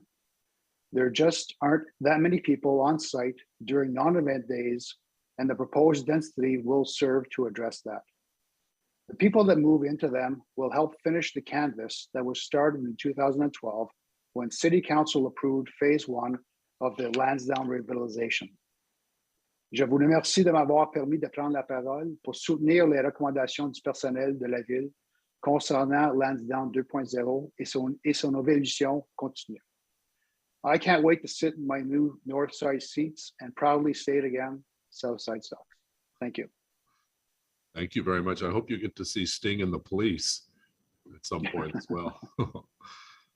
Thank you, Chuck, and thank you for your service to our city for, I think, over 3 decades as well. Councillor Menard has a question for you. Thank you very much. Just very quickly, Mayor. Mr. Boyle, do you know how much debt the city will be taking on for the next redevelopment phase? Councillor, I'm not familiar with all the details of the plan. I'm speaking from a fan experience and from somebody who lives in the community and understands the value of Lansdowne and the potential that's there. So the details I leave for council, for FEDCO, for city staff, and for OSED to work out. And I certainly, from what I've seen, broad base, I support where we need to go with Lansdowne. Okay, that's fine. I don't expect you to know the full number, but I'll just tell you that it's $480 million over 40 years for the debt servicing. So there's a bit of a risk there. In terms of the fan experience, maybe I'll go to that. On the fan experience, there's been some fans that have been, a lot came to the discussion that we had just this past week on Monday. Feels like weeks ago we had it, but a lot of fans were there and they were talking about the concerns. They were writing in questions about the concerns with the proposed new stands without the overhang. Are you somebody that was often under that overhang where there was, sheltered from the rain type of thing? Yeah, that's one of the reasons why we picked the north side, is to have an overhang. And I understand the project as it stands now does not include a roof. That's disappointing. And I'd like to see a roof be brought into place. And I'm glad that you are having those consultations ahead of time. I think consultations are important. And I know that there's consultations coming into the future as well. So that's good. That's the type of thing that you hope to do before the kind of pro forma is done. And obviously that has been taken out of the proposal. Same with the walking on the roof of the event center. That used to be in the proposal, as I understand it, but it's been taken out now because of that green roof. So those are the things that have kind of been decided to this point. But that's why we're hoping for, before we sign on the dotted line and start saying, oh, we're going to renegotiate the whole deal, it's all happening, we want to make sure that type of consultation can occur. So because the business case is the business case for the amount of money, and that's been set. Anyway, thank you very much for your presentation today. Charles, and our next speaker is Joe Sinden, followed by Bob Chapman. Is John Sinden with us? Yes, Mr. Mayor, I'm here. Can you hear me? Yeah. Perfect. Thank you, Mr. Mayor and city councilors, for all your hard work going through meetings like this and running our city day to day. Thank you so much. My name is John Sinden, and although there's lots of familiar faces here today, I might not be a familiar face to you. I own and operate a marketing agency here in Ottawa. For the past 24 years, I've worked and continue to work in the sports and entertainment business, helping create passionate fans and fill buildings. My agency, 9 Brains and 3 Hearts, you can Google it later, is based in Old Ottawa South. About an 8-minute walk from Lansdowne, but only 3 minutes on my trusty single gear bike. My family and I moved here 3 years ago from Toronto, and we're so very glad we did. We get reminded over and over again how lucky we are to be in such an amazing city, so close to the epicenter of entertainment that is Lansdowne. But today I'd like to share with you all the theme of people and experiences. Experiences that create memories that will last forever. Opportunity for my family to embed ourselves into this world-class area in our world-class city is something we appreciate and look to grow. And if you don't believe this is a world-class city and only getting better, then you may have come to the wrong Zoom meeting. I know we all share the same goal, a better Lansdowne. I don't have the luxury of a 10-year-old memory of the original plan or the original discussions for this area. I heard it was once a parking lot, which absolutely blows my mind. I've had 3 years of memories and they're all extremely positive. And the potential for this area is off the charts exciting. Back to experiences and people. Let me paint a picture of my family transplanted from Toronto. We're regular attendees of, well, you name it, we go to it. We're season seat members at Atletico Ottawa, Ottawa's professional soccer club who play out of TD Place, powered by the legendary Spanish giants Atletico de Madrid. We attend Red Blacks football games and Ottawa 67s games. Through sport, I've been able to spend an incredible amount of time with my partner and 2 children. My youngest swears he only comes for the cotton candy, but I know there's more to his fandom. Even if our team loses, it's still been a series of exceptional experiences. My daughter's very first rock concert was at TD Place. We started with some Shirley Temples at Kraft and then witnessed one of the most powerful front women in rock, Emily Haynes.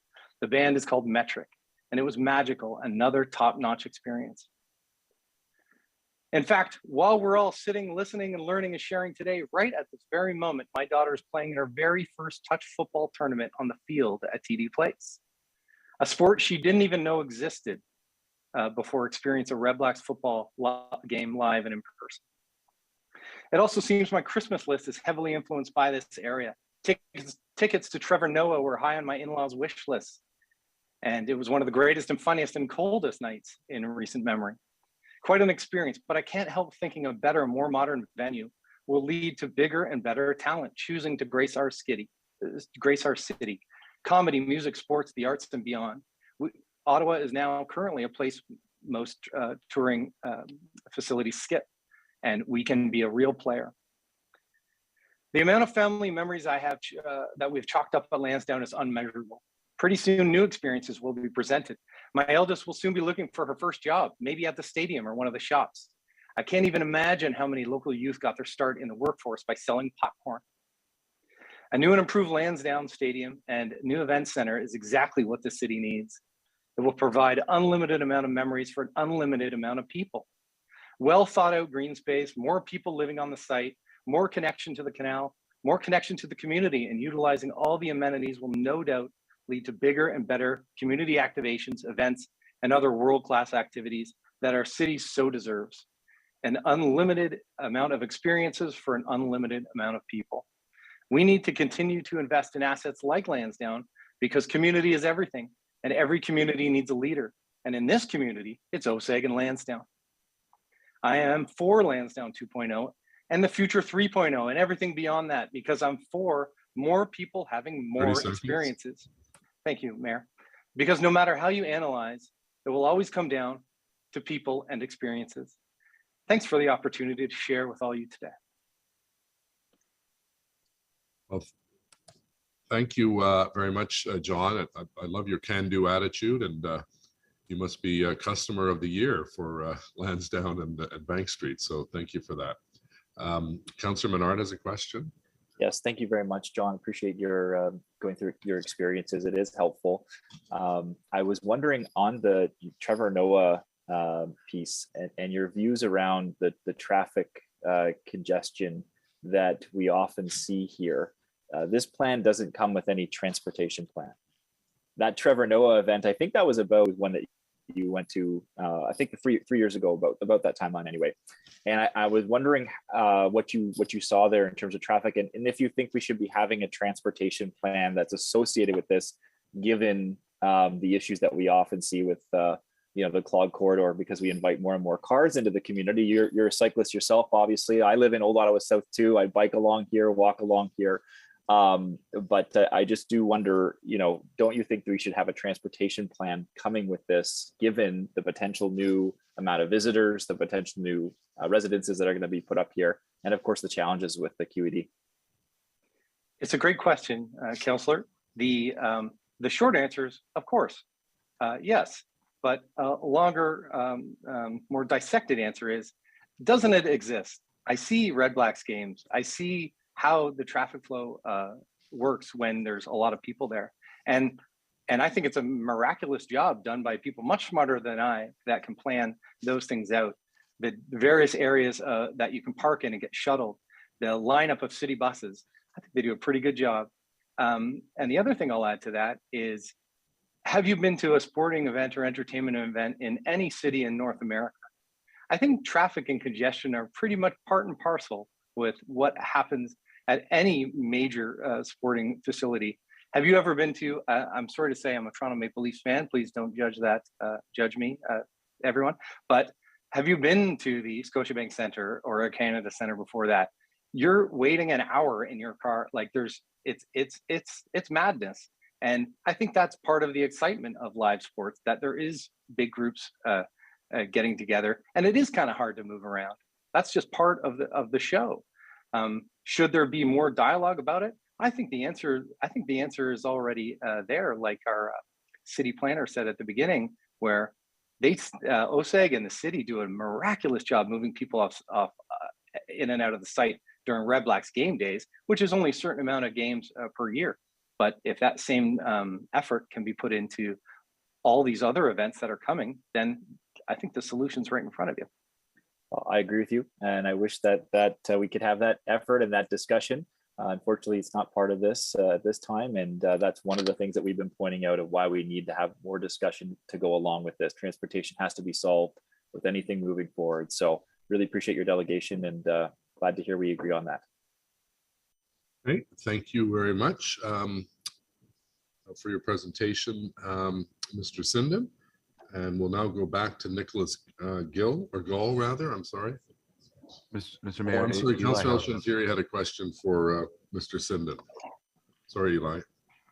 Mr. Mayor, and John, you had me, through all your presentation until you start talking about the Maple Leaf. So I just want to say this, but we had a similar experience as a councillor or as a resident of the city in those events. When we attend any event, we can park at the city hall, we take the shuttle bus and we go. So the experience you're talking about, that could be used in any other event. And the organization of also transport or the school buses or bringing the people to the site, I think that was part of the experience. We enjoyed that, and we met people on the bus and coming back just as much as you had fun at the game.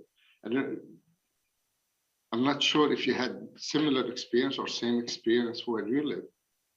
Well, I will say this, Councillor, that my 8-year-old has never complained about the traffic. That's more of an adult thing to complain about. And, we walk a lot, we ride our bikes a lot, we drive the odd time too. I'm not totally against driving. But I think in any world-class city, have you ever been to Yankee Stadium? It is madness to get in and out of there. Have you ever been to Philadelphia, the Spectre, like all the stadiums around the world? I know it's always tough. It's always going to be a challenge. But I think that challenge, I don't even know if it needs to be consulted. I think it's or discussed, because we've seen it solved. And Councillor Menard, he made mention of the Trevor Noah event. I mean, I want to live in a world-class city, and world-class cities have Trevor Noah coming for 2 sold-out nights. And sadly, he's the only international comedian that has come. Like, we can get better facilities will mean better everything. And no disrespect to Trevor Noah, I'm a huge fan. He's an awesome talent, worth every penny, and I'll pay next time he comes back too. But I think the answer is not too much discussion about it. I think it's more action, and the action. I've seen Ottawa OC Transpo. Sorry, I was about to say the TTC, and then everyone would just totally discontinue every word I've said here. But the Ottawa OC Transpo, I've seen them move 23,000 fans out of that site quickly. I mean, it's not. I don't think that's a huge issue. It's been done. They're experts. And continue to do that, and that's not even an issue to me. Thank you very much, Mr. Mayor. Thank you, John, for your presentation. Really appreciate it. Great, thank you. Now we'll go back to Nicholas Gall, please, followed by Bob Chapman. Thank you, Mr. Mayor. My name is Nicholas Gall. I'm a Glebe homeowner. I don't have a lengthy prepared statement, and I think in large part that's actually reflective of the fact that we haven't been allowed any time at all to comment on this. I think this entire consultation process is egregious. I think this is a rushed decision. I implore the council to not move forward with authorizing this extraordinary sum of taxpayer funding that's being allocated to private developers. And I'm going to leave my comments at that. Thank you. Thank you very much. Next is Bob Chapman, followed by Alex Cullen. Good afternoon, Mr. Mayor. Can you hear me? Hello? Yes, I can. Good, thank you. I'm just trying to see if I can see you. Are you on the screen or just audio? Is there some way I can help you with that? Hit one No, of these you can turn your buttons? camera on if you want, but we can hear you. That's great. So the floor is yours. Okie doke. I'm going to put start video in case that turns on the camera. Does it? There it is. Awesome. If anybody wants a bio break, I'm going to give you a warning that I'm going to say it. I'm going to respond in the tone of what I love about Lansdowne. I understand others on the call would prefer not to have that the topic, but here we go. My name is Bob Chapman. I was born in Ottawa and I've lived here since birth. My family lived on Isabella Street in Glebe from 1952 until 1960. Lansdowne Park was a significant place for us. It created memories. I remember stock car racing with drivers and cars from some mysterious place in the US called Oswego. I remember playing hockey and baseball and using the basketball courts and ping pong tables in what is now Sylvia Holden Park. Every year in late August, the Central Canada Exhibition was an important event for the Glebe and the whole of Ottawa. I remember checking out preserves and knitted and crocheted clothes made by my mother and my grandmother as card-carrying members of the Women's Institute to see if they had won ribbons. I remember sitting on our front porch on Isabella Street during X Week and watching and listening to the carnival workers in their sleeper cars and the exotic animals in their boxcars parked on the railway across the streets. I remember following the elephants down O'Connor Street to Lansdowne Park. A particular event that I will always remember is attending the Winter Fair in the Coliseum with my younger brother, using tickets he said he found in the garbage behind radio station CFRA, 5 doors down from our house in Isabella. After locating and taking our seats, it was brought to our attention that we were sitting in the royal box with the owners of CFRA, and we became persons of interest to the Ottawa Police. As a teenager, I remember attending Rough Rider games for several years with a bachelor uncle in the glorious era of Russ Jackson and Ronnie Stewart. I remember one summer when I worked during the X for $2 a day, guessing ages and weights, no training required. I worked a quiet afternoon shift on weekdays while my employer relaxed with Coca-Cola and barbiturates. Our family left the Glebe in 1959 to live in the suburbs, but later I attended the X with my own children. I shared Rough Rider season tickets and I continue to share Red Black season tickets with one of our original group. After returning to the Glebe on 4th Avenue in 1990, I watched the X end its lengthy existence and our football team collapse, while the whole of Lansdowne deteriorated to become a place of open spaces defined by broken asphalt. A sad picture. Strangely, I felt embarrassed when I thought of what visitors to Ottawa would see. One positive event that occurred in that time frame was the renovation of the Cattle Castle in 1994. After the reopening of Lansdowne 1.0, my elders attended the first home game of the Red Blacks on July 18, 2014. We had brand new seats in the north side, but discovered that we were exposed to rainfall, even though we had tried to pick the lowest row protected by the roof, based on our recollection from Rough Rider days. After inquiry, we learned that the north side roof had been given a haircut for structural reasons. We have moved a couple of times since and have now remedied that problem.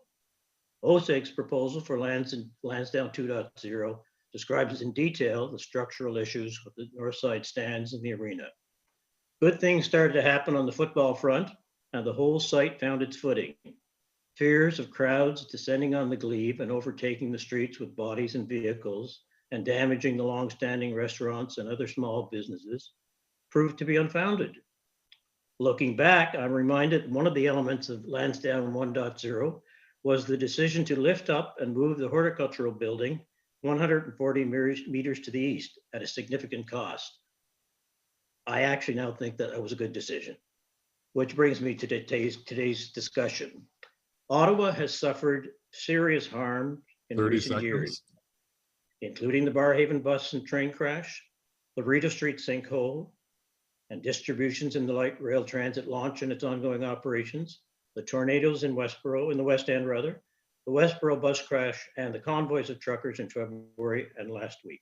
I believe it's the right thing to protect and build upon what we have by moving forward on an optimistic note of the first step of Lansdowne 2.0. Hopefully, there will be room in the budget for a roof on the new north side stands. Great. Well, thank you, Mr. Jum. You hit right the 5-minute mark.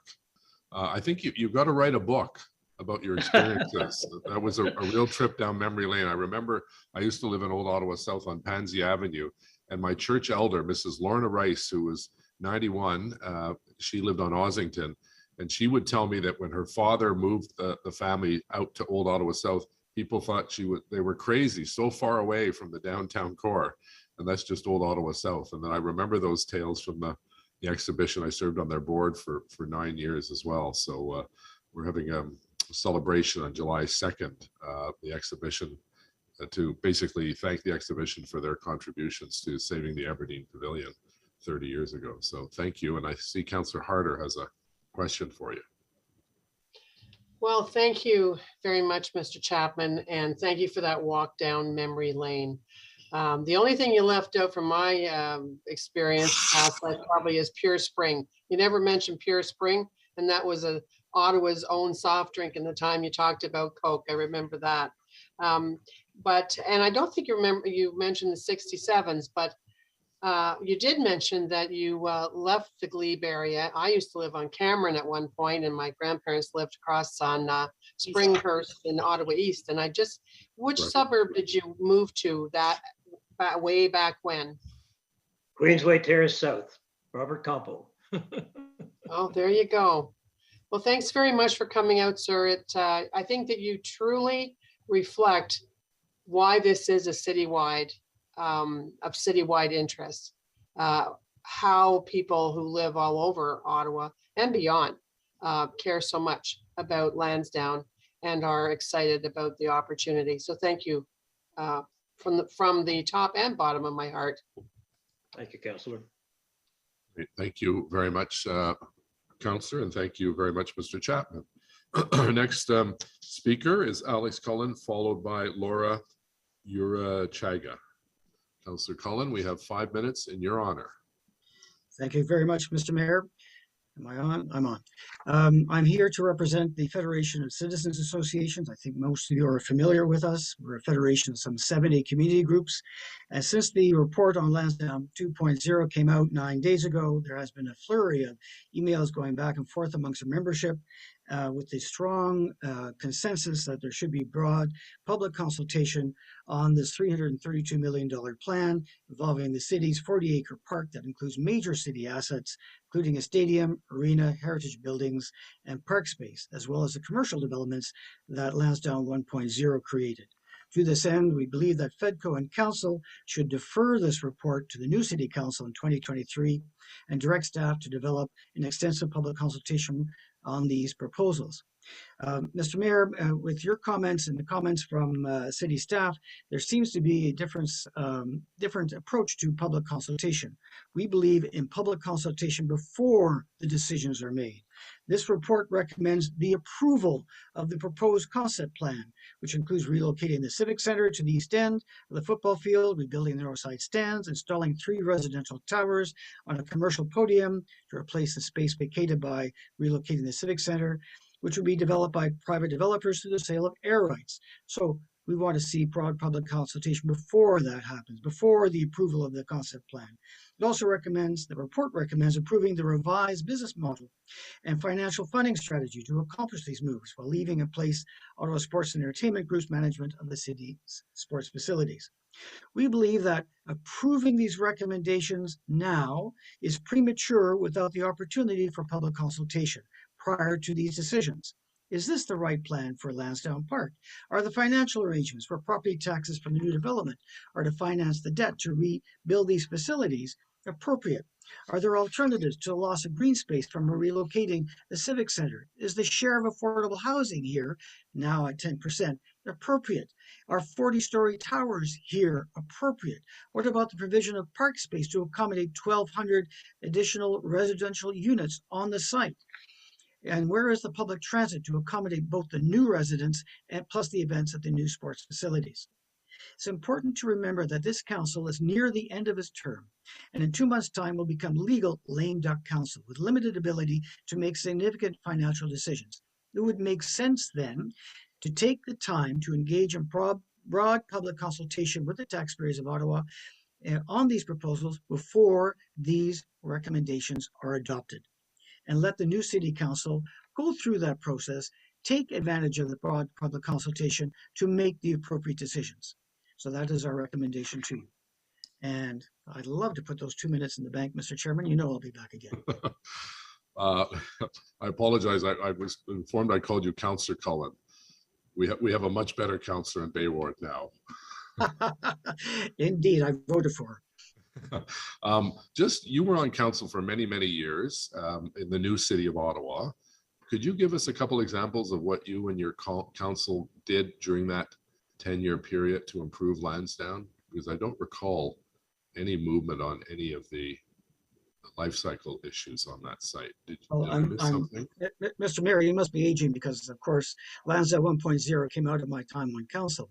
No, I'm not talking about that. I'm talking about before when you were. Mr. Mayor, you forget you and I worked together to save the cattle castle, and at the time the Ottawa X was on.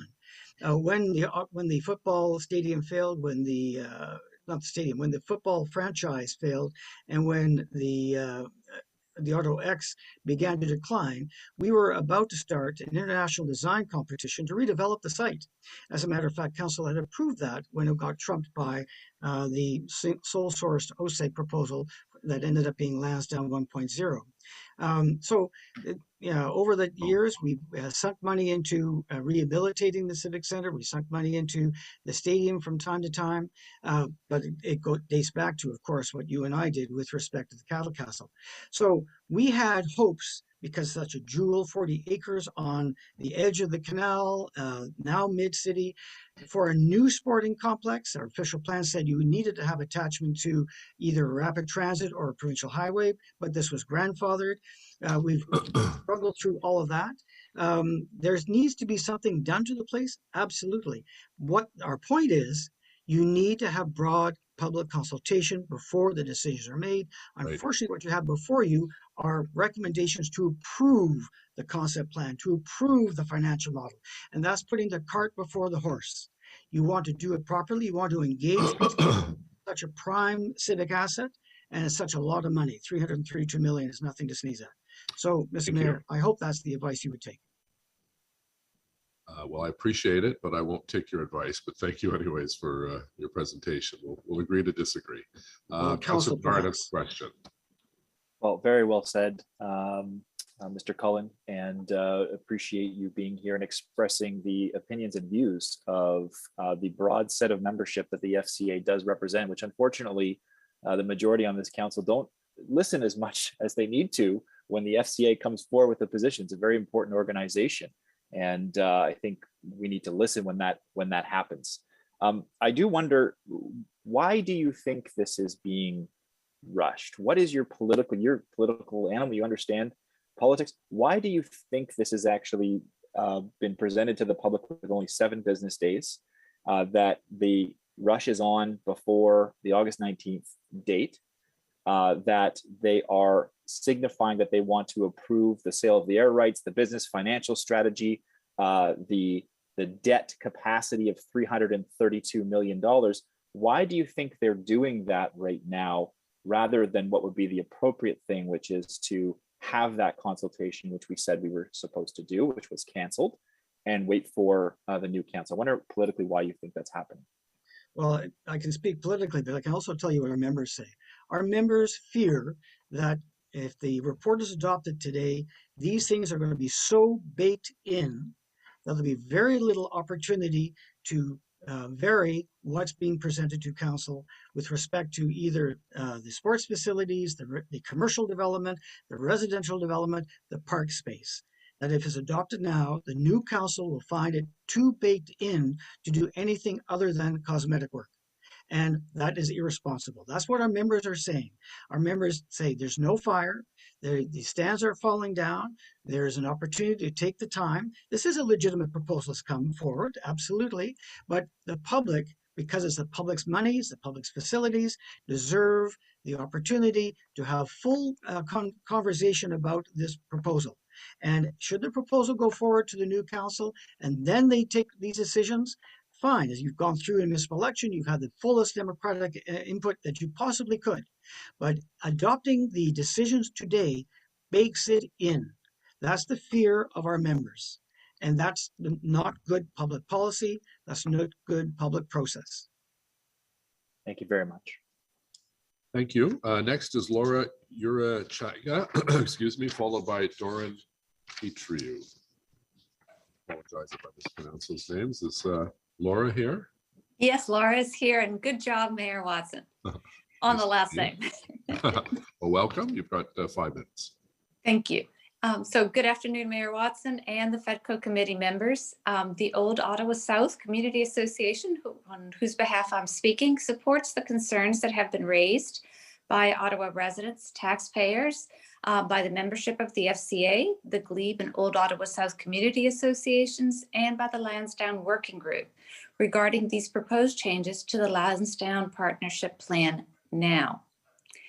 Today, you are being asked to approve a preferred approach business model and financial funding strategy for the development of portions of Lansdowne Park, and to establish budget authority for the cost of construction and preliminary works, being established with an upset limit of over $332 million. This approval is being requested without an opportunity for analysis by and consultation with the residents and taxpayers, the voters of Ottawa.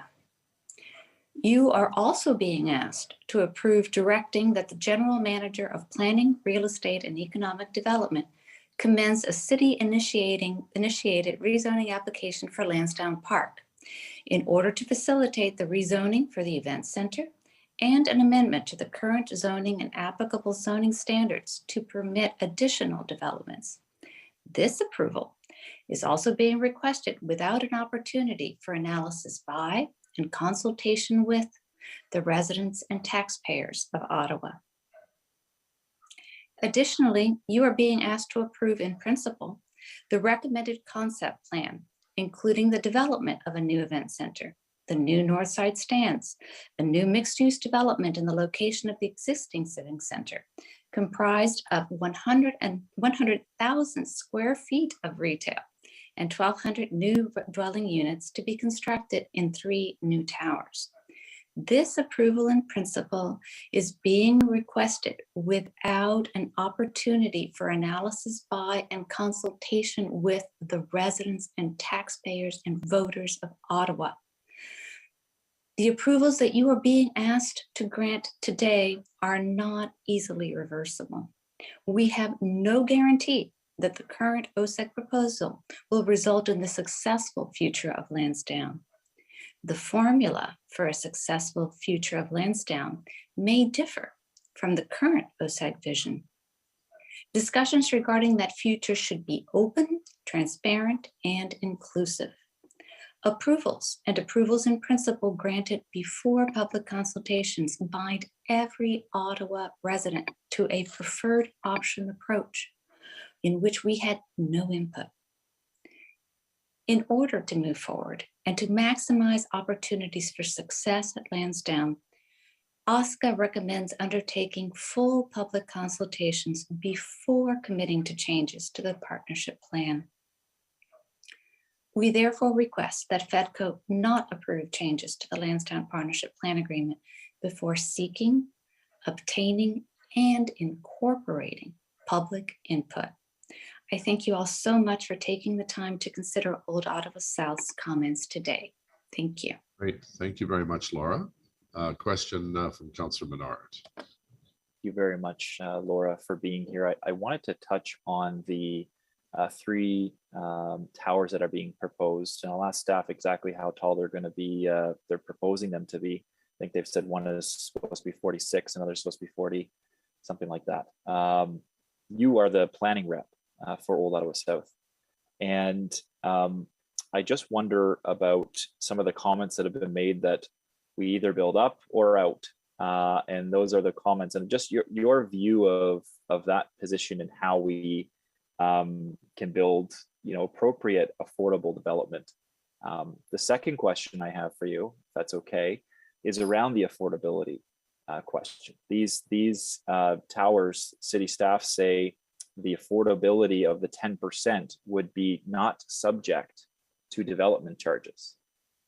Because you understand the planning process, I know that you'll be able to think about this question. So if the 10% of affordable housing is actually not affordable, yet we are waiving development charges on ostensibly 120 units, I'd wonder your view of that. Well, okay, let's start with the first question. My co-chair Carol Brackaby and I, and certainly the members of our committee and the members of the Old Ottawa South Community Association have not really had time to parse through this proposal to any great degree.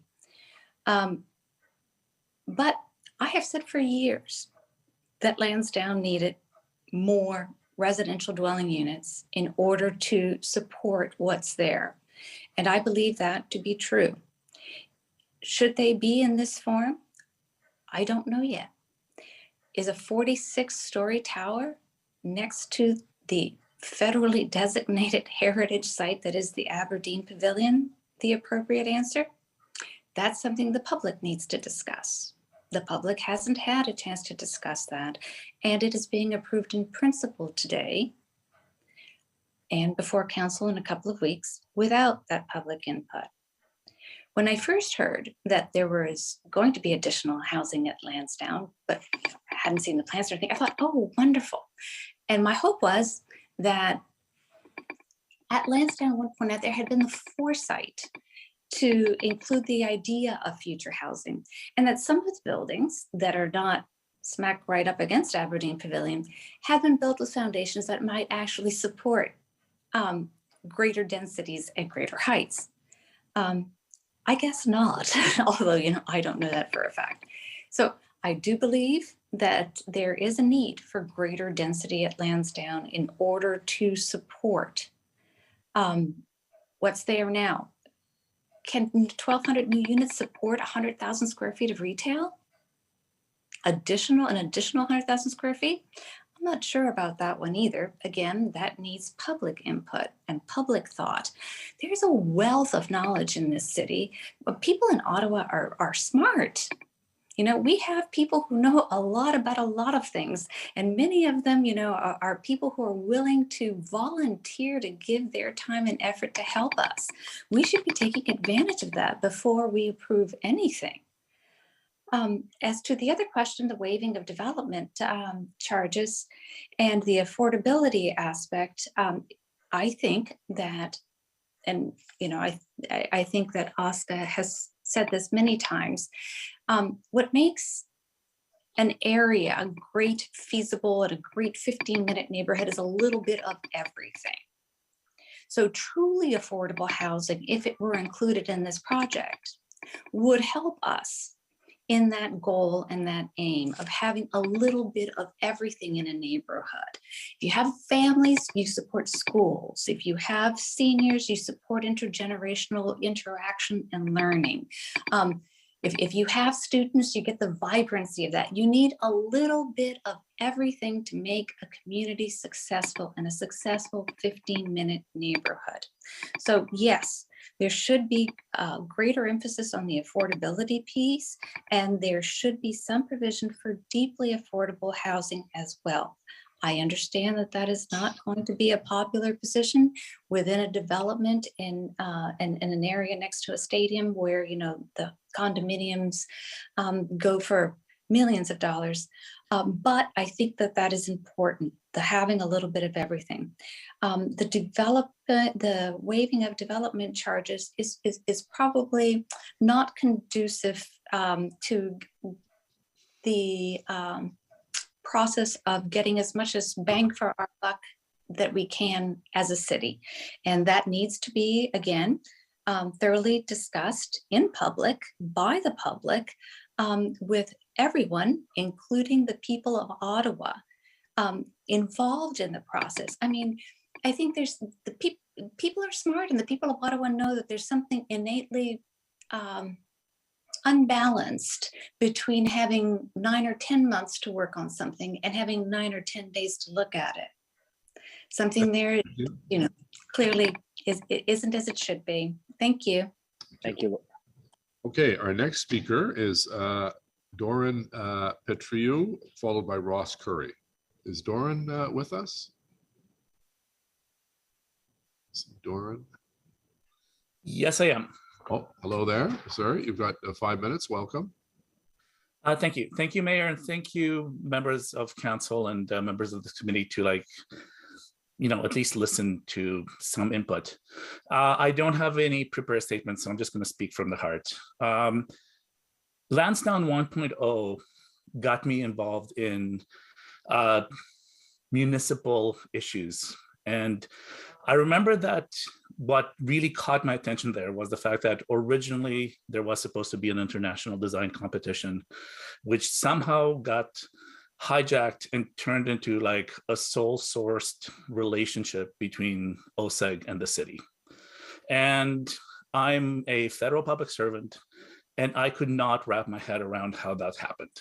Like it seemed contrary to like all the things that I had been taught in the federal government in terms of like how you do procurement and how you know, keep the private partners sort of at arm's length instead of like kind of having them have a back door and come and, you know, sort of like have sole sourced suggestions. And I'm concerned that the same thing is happening yet again with Lansdowne 2.0. I also think that, like, you know, 10 years ago, had it been clear that OSEG would be back with a 2.0 request for like yet more, you know, hundreds of millions of public money, the, you know, decision about how to proceed would have been different.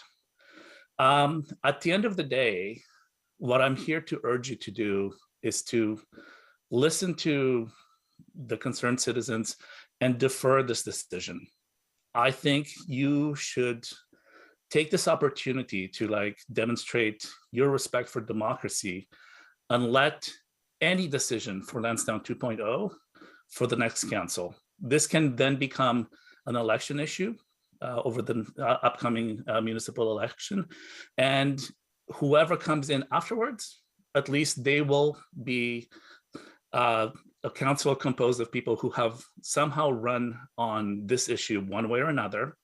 And then they would have the legitimacy to sort of like make a decision that binds Ottawa for decades to come and like will cost us hundreds of millions of dollars. And having said that, I think I will leave it at that. I look forward to hopefully there being a much broader public opportunity for public engagement where I can go and express my views on other things, like the fact that I think the stadium for the Red Blacks should be at Bayview and not even at Lansdowne. But we need to have the opportunity to have that discussion. And I urge you to take the opportunity and like embrace the democratic process and let it be decided as part of the upcoming municipal election. Right, and it will be because no final decisions are made until after the election. So the new council. With all due respect, my understanding and the way I read this is that at this point, you are maybe not completely locking in the next council, but you are already pushing them down a certain path that they would have a much harder time to deviate from. So I urge you to just defer it and let all this decision from this point on happen for the next council. We'll agree to disagree on that, sir.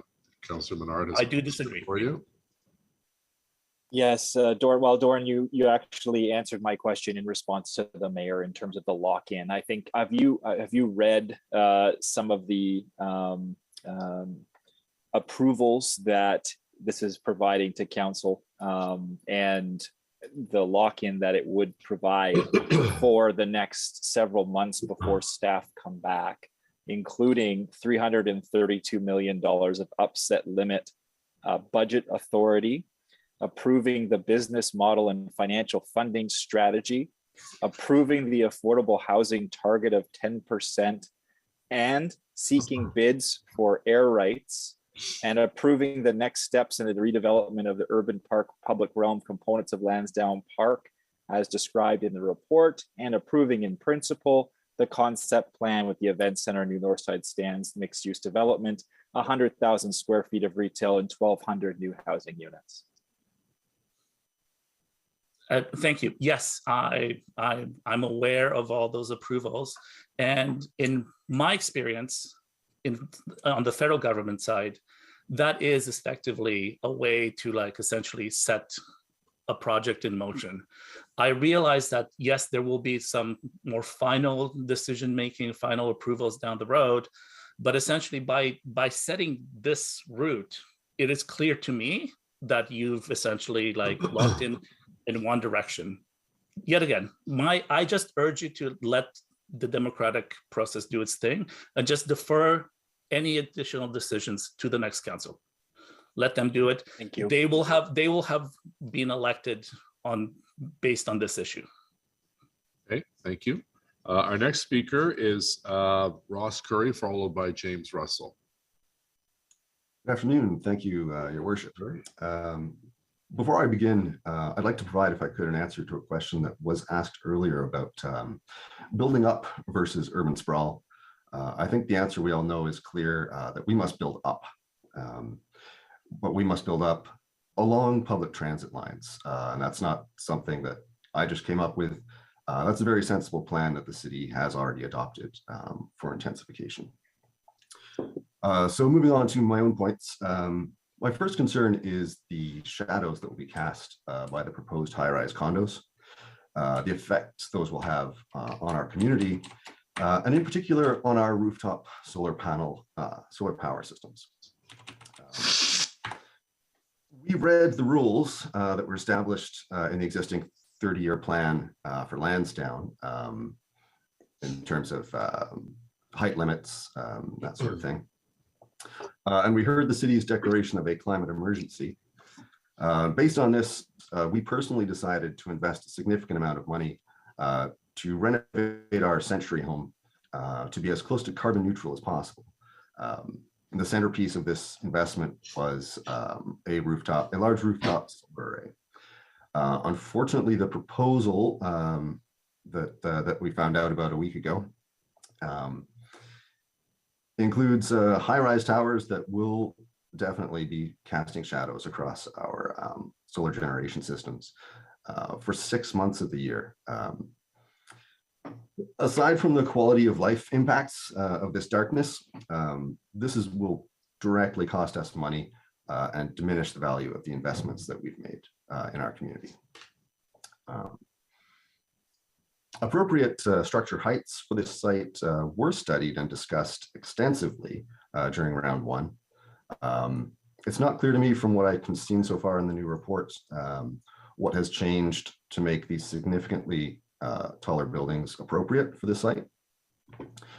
My impression from reading city plans in general was that this kind of intensification should be taking place along public transit corridors, particularly at light rail stations, not at a site where there are already significant traffic problems.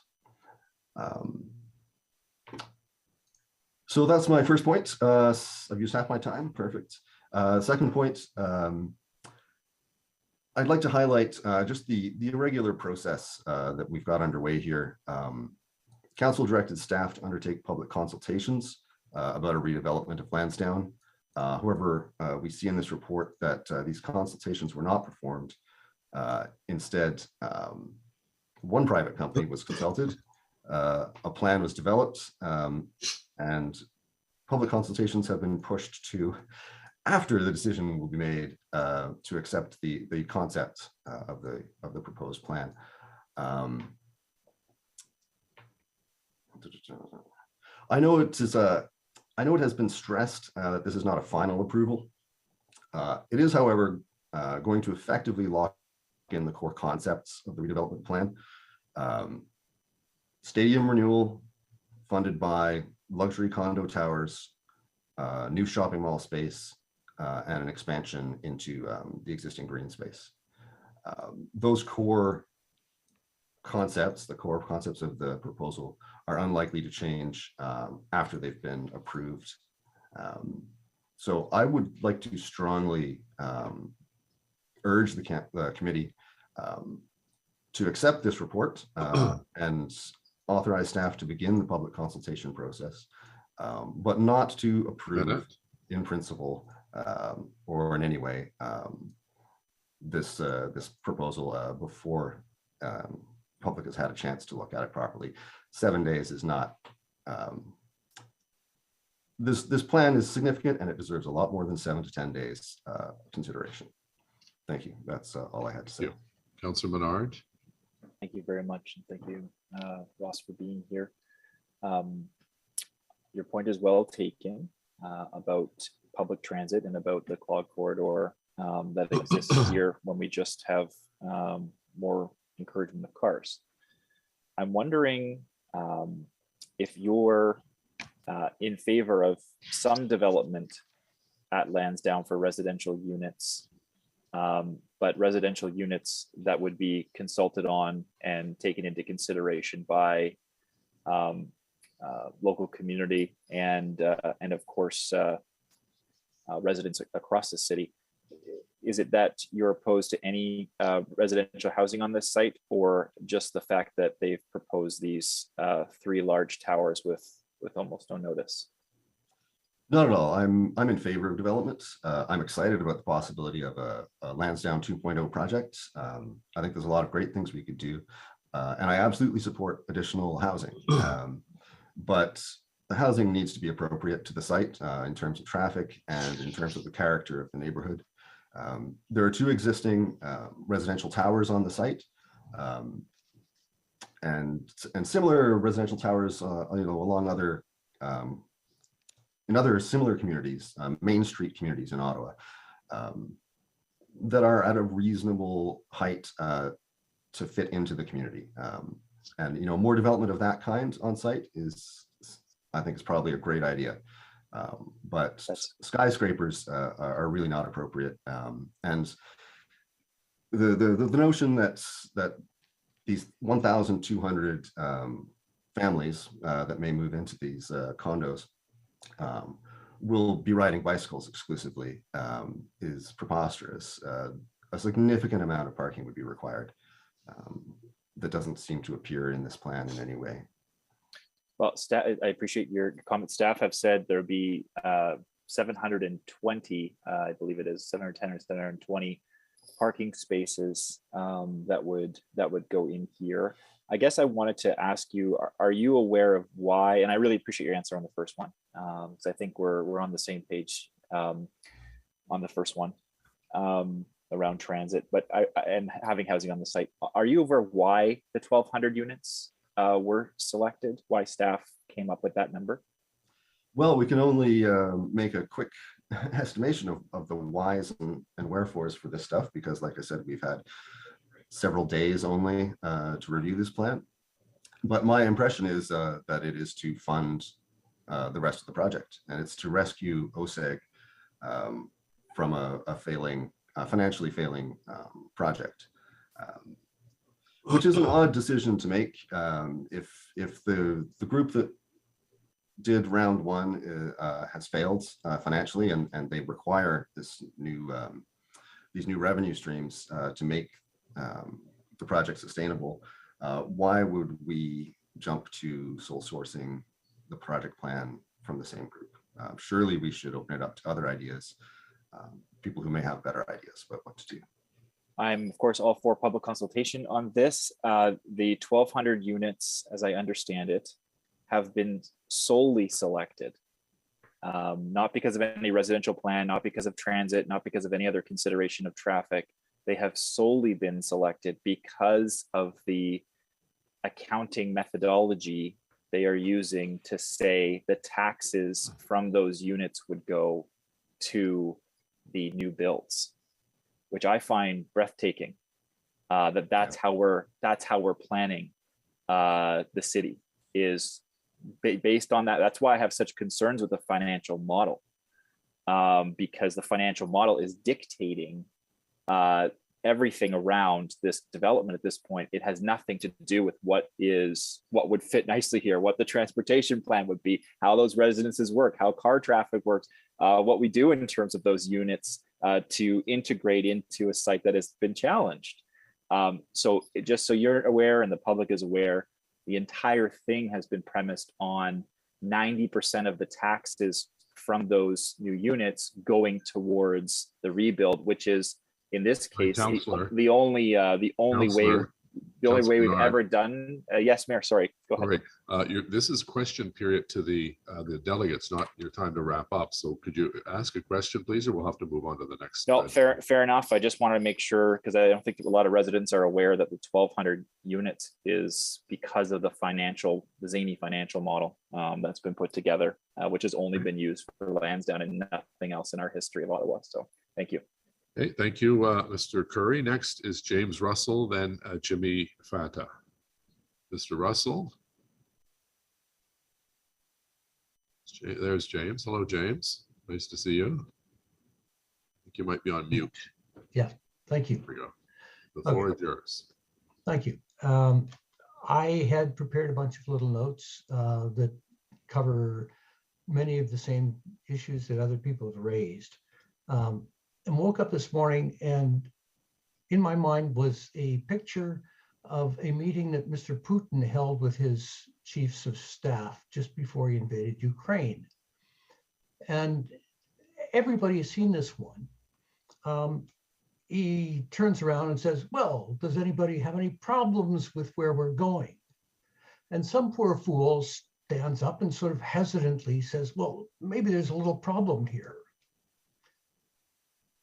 And you can see Putin's face just change. And he says something to the effect of, didn't anybody give this guy the memo? We're going to go ahead. And that's actually the way I feel about this meeting. The whole point of this, and of the council meeting to follow it, and the reason for the timing on this, is to lock in a glide path to build some high residential towers that will be very profitable, and to get as much city money as possible lined up behind getting that done so as to increase the profits. And it's no coincidence, I think, that there's a lot of construction money involved in the sports game in this town. And in fact, a lot of construction money has gone to the campaigns of numbers of people, not all of whom are on this committee. And I'm not trying to suggest in any way that the people on this committee have been bought by minor contributions from particular members of families of people who run construction companies or anything like that. Although I must say that that kind of money is very helpful if you want to win an election and have years at a job that has money and pensions. But to get back to the other issues involved here, locking in as far as possible this kind of construction of high-rise towers, an issue that has not been raised, apart from the fact that it undermines democracy, is what the construction is going to do to the traffic flows, to the businesses, to the people who live in the area for years on end. And maybe that's part of the reason too why we want to get into pushing this ahead before people have a chance to think about that too much. So it's, oh, gee, they're starting that construction now? I didn't even realize.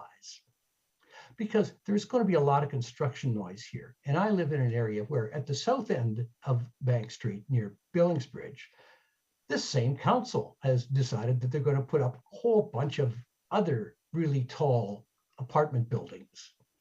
So construction has not started there. It's not started at Lansdowne. It's going to be a mess. So there's lots of things there that deserve thinking about before things get locked in. But as Mayor Jim has pointed out, we're going to agree to disagree here. We're just going to go ahead. So that's one thing. Now, all of the other issues, also matter. You know, nobody believes this is about football, because if it were, people would pay in their ticket price for football and football stands, and they won't. That's why it failed. Nobody wants to pay for other people's expensive housing in the Glebe. But if we have that as an excuse of affordable housing, then we can defray some of the costs, and that will help us to push the idea along. Everybody knows, and especially since the pandemic, that green spaces and recreational spaces are really important to people's mental health and their physical health. And here we've got a scheme that's going to take away green space and add people into the area that's going to use the remaining green space. So again, all the right buzzwords and none of the substance going with this project. So, and we haven't even got into the greenhouse gases. I'm glad other people have mentioned it. And we haven't got into the other infrastructure problems like the failing public housing that we already have and the need to build a whole lot more. Plus, of course, our inability to run a big infrastructure project like the LRT, which ought to serve this site and doesn't. So I think I'm out of time now. 5 seconds. So thank you. Hit it very close. Appreciate it. Thank you. Next is Jimmy Fata, followed by Alexandra Gruka McCauley. So Mr. Fata here.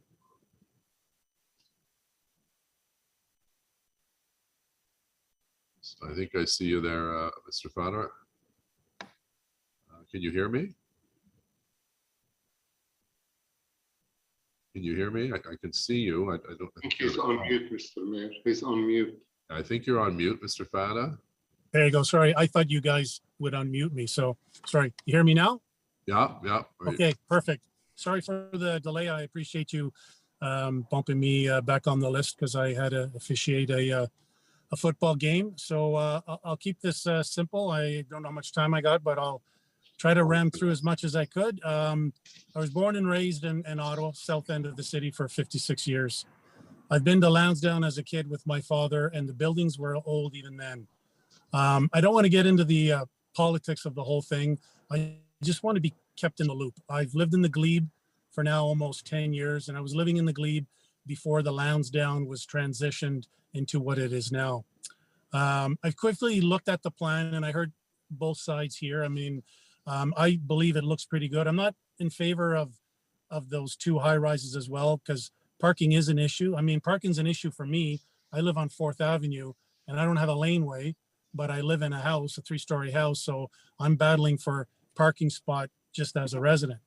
The old Civic Center should have been torn down years ago. It doesn't meet current building codes and fire code issues, but anyways, that's another thing. I feel it was unfair for OSAG to take ownership of Lansdowne, especially the old Civic Center building in the state that it was. I know this has been said before, but I'll say it again. Lansdowne originally was designed to keep people out. It was a giant parking lot, fences all around it to keep people in. Now it looks like it wants to welcome people in. Or I use Lansdowne. I use the fields for soccer.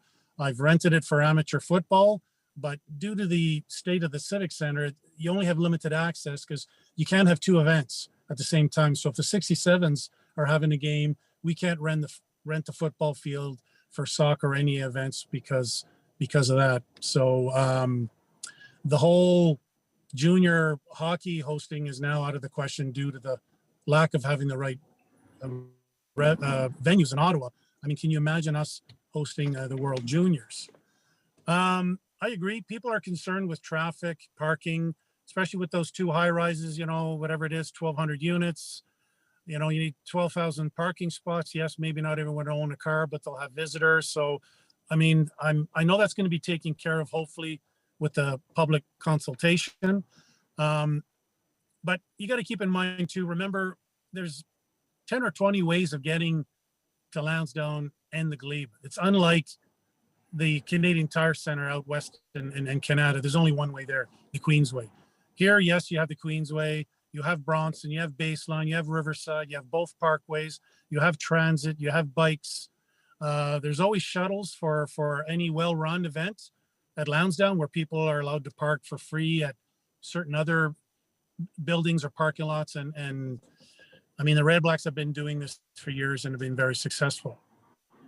And also Lansdowne, I mean, they invite fans to come down early and enjoy the venue, enjoying the shops, enjoy having a dinner before the game, where unlike you can't do that at the Corral Center. You come early, well, you're dinged $20, you know, for parking, and you're charged $12, $14 a beer in the restaurant because it has to be this. Anyways, different subject, but please keep in mind that many Glebe residents support this.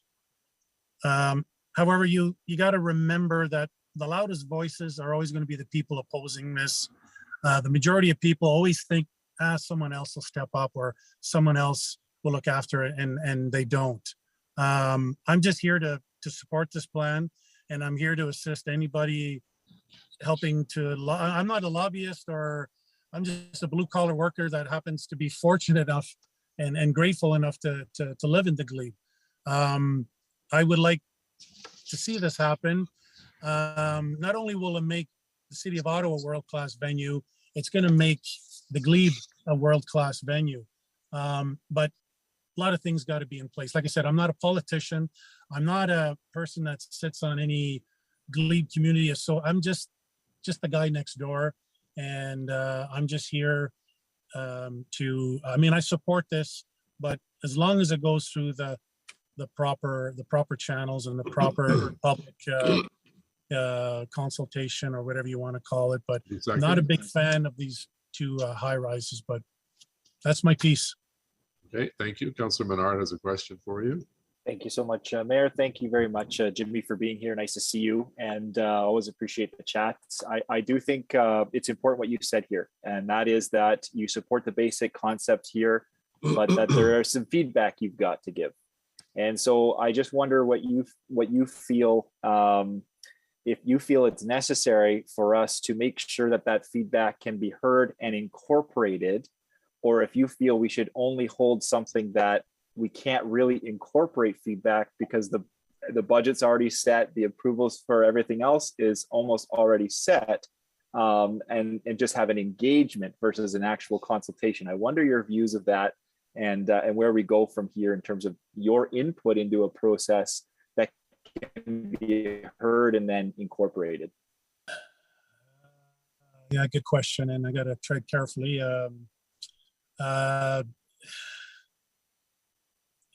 It's just got to, I mean, what I think is proper and what normally happens, I don't think are the same. There's certain things that's happened in this proposal that has already been kind of not rammed through, but you know, it's quick. You only got X amount of days. Well, I can't articulate very well. It's going to take, you know, me a good day or so, even, you know, to write a half decent email with the proper grammar and spelling. So, like I said, I'm the average Joe. I'm not a, you know, a polished politician or association member. So I'm for proper public consultation, like the whole process, setting the budget, setting timelines, or whatever it is. Let the people of the Glebe speak. And I mean, I don't just mean a certain group who are friends of whatever, and there's only like 7 people, but they're loud. Like I said, I've talked to my neighbors up and down the street. I mean, we love Lansdowne. I mean, I brag about it. I mean, when you take that aerial shot of Lansdowne and it's all green and, you know, you see houses, because I like the Glebe because it's got that New England feel where you have commercial and residential right on top of each other. But I don't mean on top of each other like, you know, a 40 or 20 floor skyscraper. I mean, the one that's in the end zone, I could live with that one, but I don't think, you got to make sure you see the whole venue and it's not blocked by these 2 towers. I don't care how far it's set back that you could see the Aberdeen Pavilion. Well, that's if you're walking down March Street. Let's say you're walking from a different angle, you can't see anything except these 2 skyscrapers. You got to design and build Lansdowne to match the Glebe, which is, you know, 3-6 stories max, and you don't want it to make it look, I don't even know if I answered your question there, Councillor. You did, Mr. Fata, you okay. did. And I appreciate, your perspective. It helps that you're not a politician or polished or anything, and that you're just coming here and speaking from the heart about what you want to see and making sure that there's a proper process in that and the feedback's heard. So I hear you loud and clear, and I appreciate you being here. All right. Thanks. Great. Thank you very much. I appreciate letting me speak. Thank you, Mr. Mayor, as well. Thanks. Thank you. Thanks, Mr. Fata. Next speaker is Alexandra Gruca McCauley, followed by Randy Ambrose.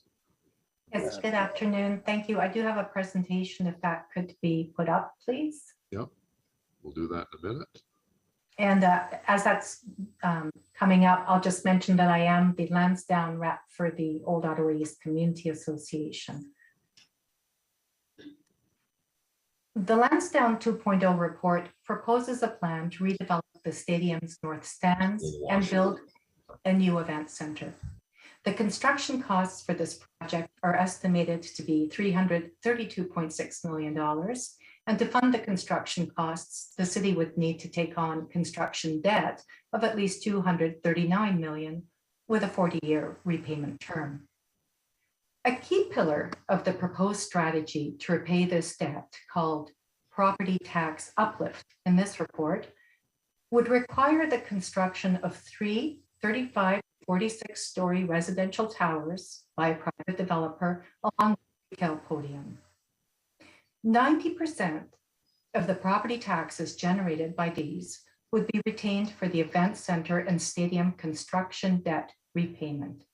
Next slide, please.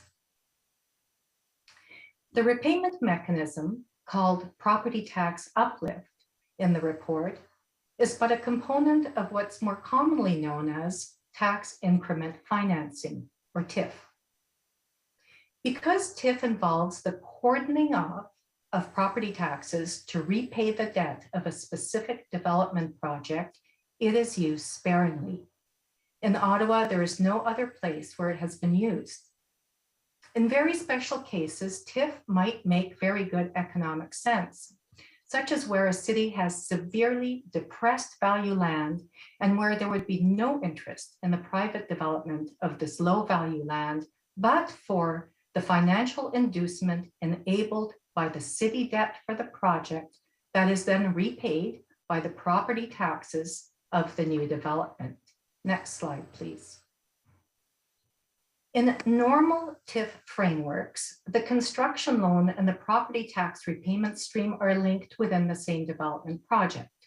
The Lansdowne 2.0 proposal delinks the direct beneficiary of the construction debt, that is the new event center and stadium, from the construction development that will generate the property tax revenue to repay the debt, the 3 towers and the podium. Next slide, please.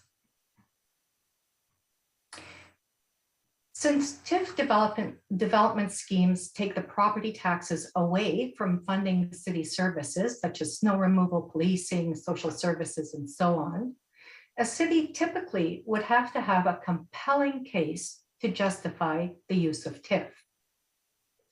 Lansdowne 2.0 hinges on the rationale that without a redeveloped stadium and new event center, the future sustainability of the partnership would be severely compromised. Next slide, please. But if the proposed redevelopment plan is implemented, the new event center and stadium are projected to lose $84 million over the life of the partnership. Next slide, please.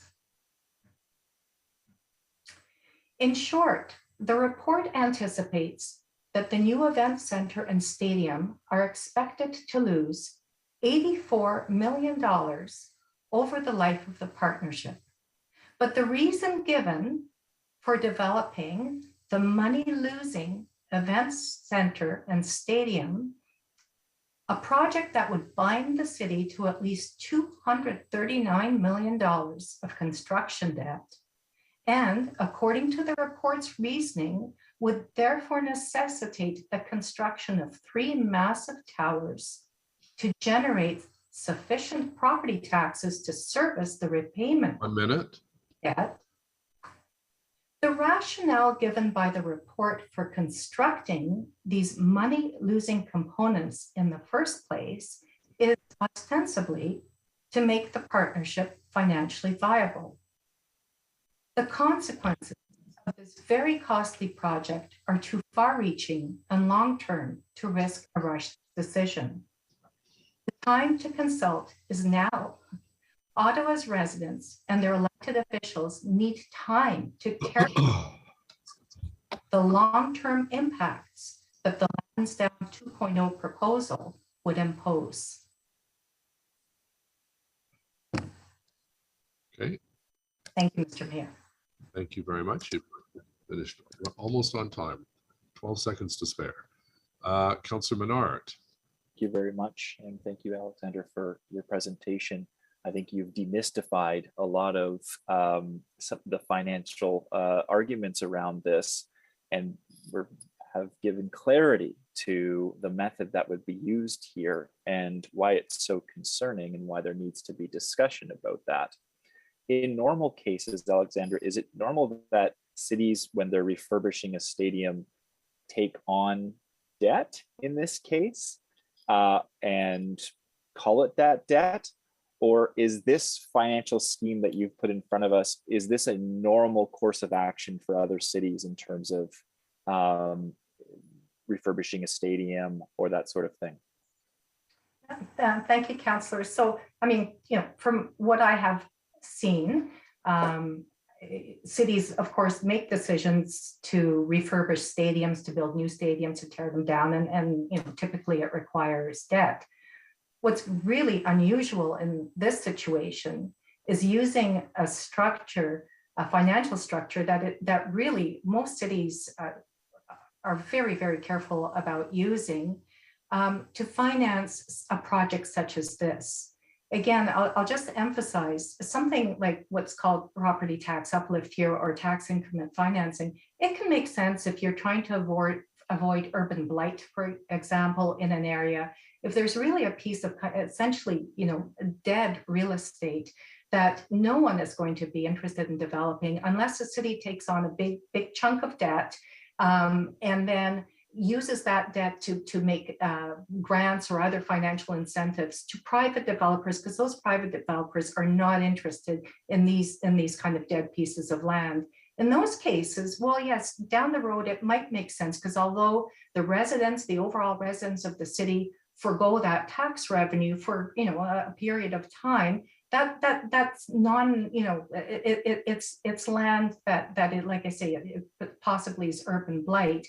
So down the road, there could be a future benefit. When we're talking about stadium development, well, if that is what we are talking about, then let's talk about stadium development, and let's flesh out what it is that we're really being asked to do here, and not start marrying these sorts of financial schemes that really have a lot of questions attached to them as to the overall benefit to take on 40-year debt that's now siphoning off property taxes for a specific project. I appreciate that. And then the other piece I just wanted to help demystify is around the actual people that will be living there. So it's not going to be people, and just correct me if I'm wrong, that are moving into the city in brand new units. There's supply and demand. You could say this tax increment financing or property tax uplift could happen for almost any project in Ottawa. And that it would self-finance whatever we wanted and that would be almost free, revenue neutral. And so I just wonder, what's your understanding of if the 1,200 units weren't at Lansdowne, or the people that are living there, would they be paying property taxes elsewhere if they weren't living at Lansdowne, full property taxes to the city that just didn't go, that would go to citywide services? Yeah, and sure. Again, we've kind of intertwined a lot of various projects and intertwined the financing in such a way that appears to show revenue neutrality. But if, for example, you were just to go and develop even 3 monster towers somewhere and simply sell the air rights to those or sell the land, that's a tremendous windfall. Why that then needs to be cordoned off for many, many years is really is mystifying. And again, especially because there is a projected $84 million loss over the life of the partnership if this proposal goes ahead for the ostensible purpose, which is to construct that new event center. I mean, what it highlights, Councillor, is that, we've had 7 days with this. These are large amounts of money. Every Ottawa resident really needs to understand the impact and what possible alternatives there can be. As one of the previous speakers noted, Ottawa's full of really smart people who are financially savvy, who are commercially successful, who can really contribute to the financial success of Lansdowne and to Ottawa generally. But there's been no opportunity to have that success at this point. Okay. Thank you very much for your presentation. Our next speaker is Randy Ambrosi, the CFL Commissioner, followed by Michael Civikovic, President of the Blackjacks. Mayor, if I could just a point of can we take a 15-minute break at some point to just grab some food? Yeah, we've got so many speakers, Councillor, and there have been so many questions, so we're going to keep going. Yeah. There's a lot on our plate, and we want people to go back to their homes with their family tonight. Yeah, well, I'm not going to stop asking questions. So that's fine. I think love to have 15 minutes to eat something, is all I'm asking for. I just had something here and it took me 15 minutes. I turned my camera off and I'm all set. So Randy, you're next. Welcome as the Commissioner of the CFL. You're there. Mr. Mayor, and members of FEDCO and City Council, I want to apologize in advance. I am actually at Vancouver International Airport waiting to catch a flight back to Toronto. So there may be some background noise while I'm delivering my remarks. And again, I apologize in advance. I want to start by suggesting or offering my congratulations for what you have already done with Lansdowne and TD Place. It is a remarkable accomplishment, and I applaud your vision for a stadium in the park that incorporates decorative features relating to Ottawa's founding as a lumber town. The wood veil over the south stands is now an iconic symbol that's recognizable to fans across the country. Since becoming CFL Commissioner in 2017, I've visited every league city many, many times, and I often cite Ottawa and the Red Blacks as the model for how other teams should design their game days. The energy and excitement at TD Place are second to none, and much of this is by design, the South Stadium design. Fans can gather and socialize on the concourses, in Otto's Club, on one of the decks at the West End, and along the largest bar rail I've ever seen in the East End. The openness, freedom of movement, and modern amenities make game days on the South Side experiential, and your partnership with the Ottawa Sports and Entertainment Group made that all possible. For that, I and players and fans everywhere, thank you. When I look from the South Stands to the North, I see the tremendous disparity between the two structures. The North has no open areas for gathering. Its dingy, almost sketchy concourses and outdated amenities cause long lineups at washrooms and concession stands. Simply put, it's not up to modern CFL standards. The fans that support the team and other events in your otherwise beautiful stadium deserve better. I was extremely excited to read the recommendations by your city staff to complete the Lansdowne project with modern north stands and a modern event center to replace the arena. OSEG's office space is in the north structure, so I've seen the arena, experienced the outdated amenities, and even witnessed a small waterfall on a concourse coming from the leaky roof. I'm sure the arena and north stands have served the city well over the last 55 years, but I'm not sure how much longer patrons will put up with them. I'm not an engineer, but it appears that both have reached their end of life. In 2017, OSEG, in partnership with the City of Ottawa, staged a tremendously successful Grey Cup. The image of Shania Twain riding to the stage on a dog sled is something I'll never forget, and I'd wager financial folks will always remember the $100 million in economic activity it generated. Fans from every part of the country visit the host city for the game, the Grey Cup Festival, sightseeing and new experiences. Next to Canada Day, it's the nation's biggest party. Now that the pandemic restrictions have eased, our league is on the verge of a very bright future. We have upped our game on the business side with new partnerships that will benefit all teams, new players from around the world, and rule changes to speed up play and increase scoring. It's an exciting time for the CFL, for the Ottawa Redblacks, and for all Ottawa residents who visit and may soon have the opportunity to live at Lansdowne. Thank you for accepting my letter of support for completing the Lansdowne project. And again, congratulations on your vision. I look forward to being a frequent visitor to your beautiful city this season and seasons to come. Mr. Mayor, thank you very much for listening to my remarks. Great. Well, thank you very much, Randy. I'm glad we caught you before the flight as well. And we certainly, it was one of the highlights certainly of my time as a resident of Ottawa, that Grey Cup, and seeing the Mounties with Shania Twain on a dog sled. And I don't know how many, 50,000 fans screaming and shouting. It was quite a remarkable day and week, because it's not just the game, it's a whole week of wraparound activities. So thank you for your participation, and we have no questions for you, so we'll move on to our next we do have a question there, actually. We got a quick question. My hand's up. Okay. Yeah, thank you. So thank you, Randy, for being here. And sorry, I'm just making lunch here in the background, but I'm just wondering, we had met a while ago and it was a good meeting. I really enjoyed discussing with you at Lansdowne, and you were, I think, excited about the CFL's football future, and I was too.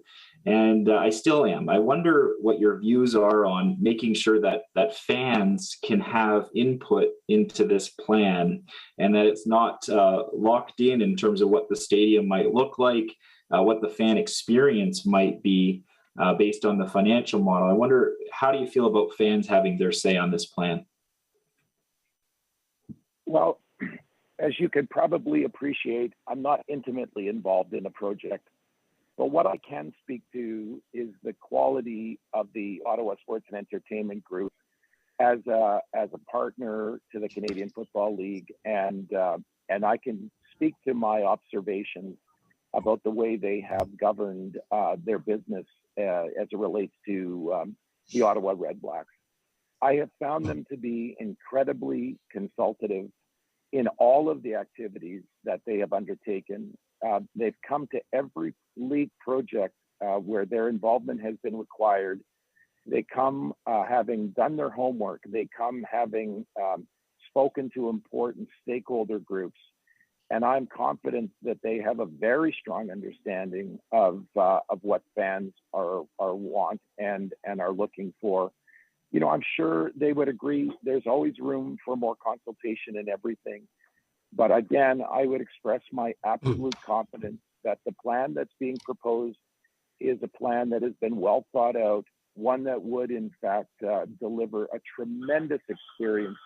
And I think we should point out, not just for football fans, but that stadium represents an opportunity for events going forward that can help to highlight the beauty of the city of Ottawa, the friendliness of its people, and the hospitality that you generate. So again, I'm confident that the OSEG management team and leadership group are well and very comfortable through consultation with fans on what it's going to take to add to what has already been built, and to make sure that the next stage of the development only serves to enhance the project. Thank you very much. Thank you, Commissioner, again. safe travels. Next, we're trying to reach Michael from the Blackjacks. I don't know if we've reached him, so we'll just go over him to David Ross from Ross Video. Many of you probably don't know what a great success story Ross Video is. It's a worldwide company based here and in Iroquois, I think, as well. A really solid workforce here. You've won Emmy Awards, and that's something pretty spectacular. So, David, it's nice to see you, and the floor is yours for the next 5 minutes. Thanks. So I just thought I put that context, because you see Ross Video, you think of a video store. You're not a video store. Yeah. Thanks. Yeah, I thank you for letting me be speaker number 27. I guess maybe I'm now speaker number 26 or earlier. I do have a prepared statement, so I'm sure I'm not the only one to read to you today, but this is what I have. So I want to thank you for the opportunity to speak in support of the report and recommendations for modernizing and energizing Lansdowne. And as I'm David Ross, of the CEO of Ross Video. We're a local tech company with 1,200 employees.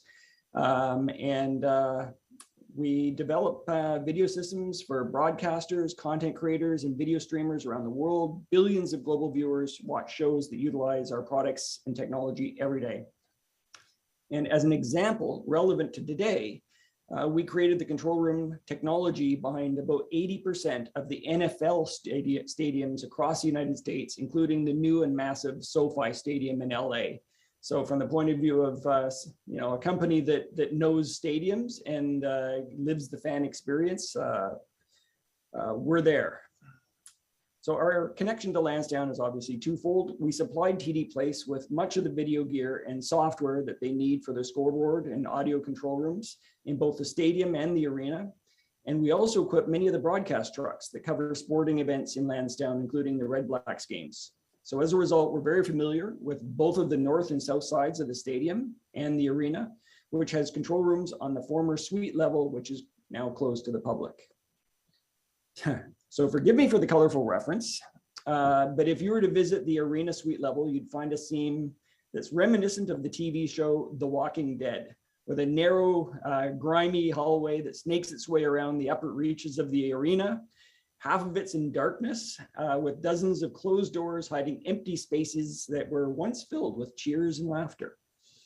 A few of these former suites were scavenged to create audio and video control rooms that are only accessible by 2 stories of stairs, since there are no elevators. Sometimes there's a lot of equipment that gets hauled up and down those stairs as well, which is not a safe thing to be doing. The arena press box and radio broadcast booths were also once on the suite level, but now they are stuffed in the stands where journalists and broadcasters must overcome the distraction of being right with the fans. One could describe this as an embarrassment. So the stadium broadcasters, on the other hand, have excellent facilities at the top of the south stands.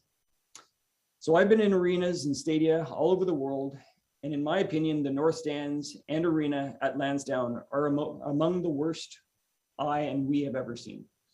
I can only imagine the negative impression that they leave with artists and tour promoters that use our dressing rooms, in quotation marks, filled with the stench of hockey equipment, and one presumes that many would never want to come back. Building a new event center and new north stands at Lansdowne would be a game changer. The economic activity and jobs created by construction will be tremendous for our entire city. And the jobs created by more events at Lansdowne will be extremely helpful as we all recover from the damage of the pandemic. And new residential buildings will also provide a big increase in activity by residents that will be beneficial to the local economy, particularly the traffic that they will create on site on non-event days. So in conclusion, Ross Video supports the recommendations by city staff to complete what I'd generously describe as a currently half-finished project. And we look forward to continuing to work with OSEG and broadcast partners in improved facilities that will provide long-term benefit to our city and facilities that we can all be proud of. Thank you. Great. Thank you very much, David, and continued success. Thank you. Have we found Michael yet? No. Okay. So we'll go to Virginia Schweitzer, followed by Joe Wood. Virginia, I think I see you there. Can you hear me? I can. Thank you very much. Great. Welcome. You've got 5 minutes. The floor is yours. Thank you for the opportunity to speak today to the committee. My name is Virginia Schweitzer, and I have been a resident in the Glebe for over 25 years, now as a homeowner. I've been fortunate to have the opportunity to see the exciting growth and development leading up to the reopening of Lansdowne in 2014. I'm equally excited at the prospect of the evolving plans for the next stages of Lansdowne. To my mind, growth and renewal are so important to keep our community relevant and vibrant. And I think this next proposal will allow Lansdowne to continue to be an important hub within the Glebe and Ottawa communities. I have always enjoyed being out in the Glebe community. It was something that attracted me to living here in the first place when I first moved from Montreal, eating in the restaurants in the Glebe and shopping on Bank Street. However, in the early years of living in the Glebe, there was very little that drew me to Lansdowne. I did not see it as a go-to location.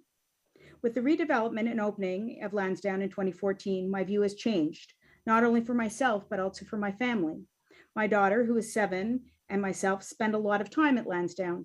We still enjoy the wonderful walk through the parks in the Glebe and browsing on Bank Street, heading to Lansdowne. We're drawn to Lansdowne in the spring, summer, and fall to enjoy the green spaces, play in the park, and run through the water structure on hot days. In the winter, we are now enjoying the new skating rink. It's a fabulous addition. We also find Lansdowne a great location to meet with friends on evenings or weekends. There is a nice variety of restaurants at different price points. It's great to say, let's plan to meet at Lansdowne and then decide where we want to go because of the variety.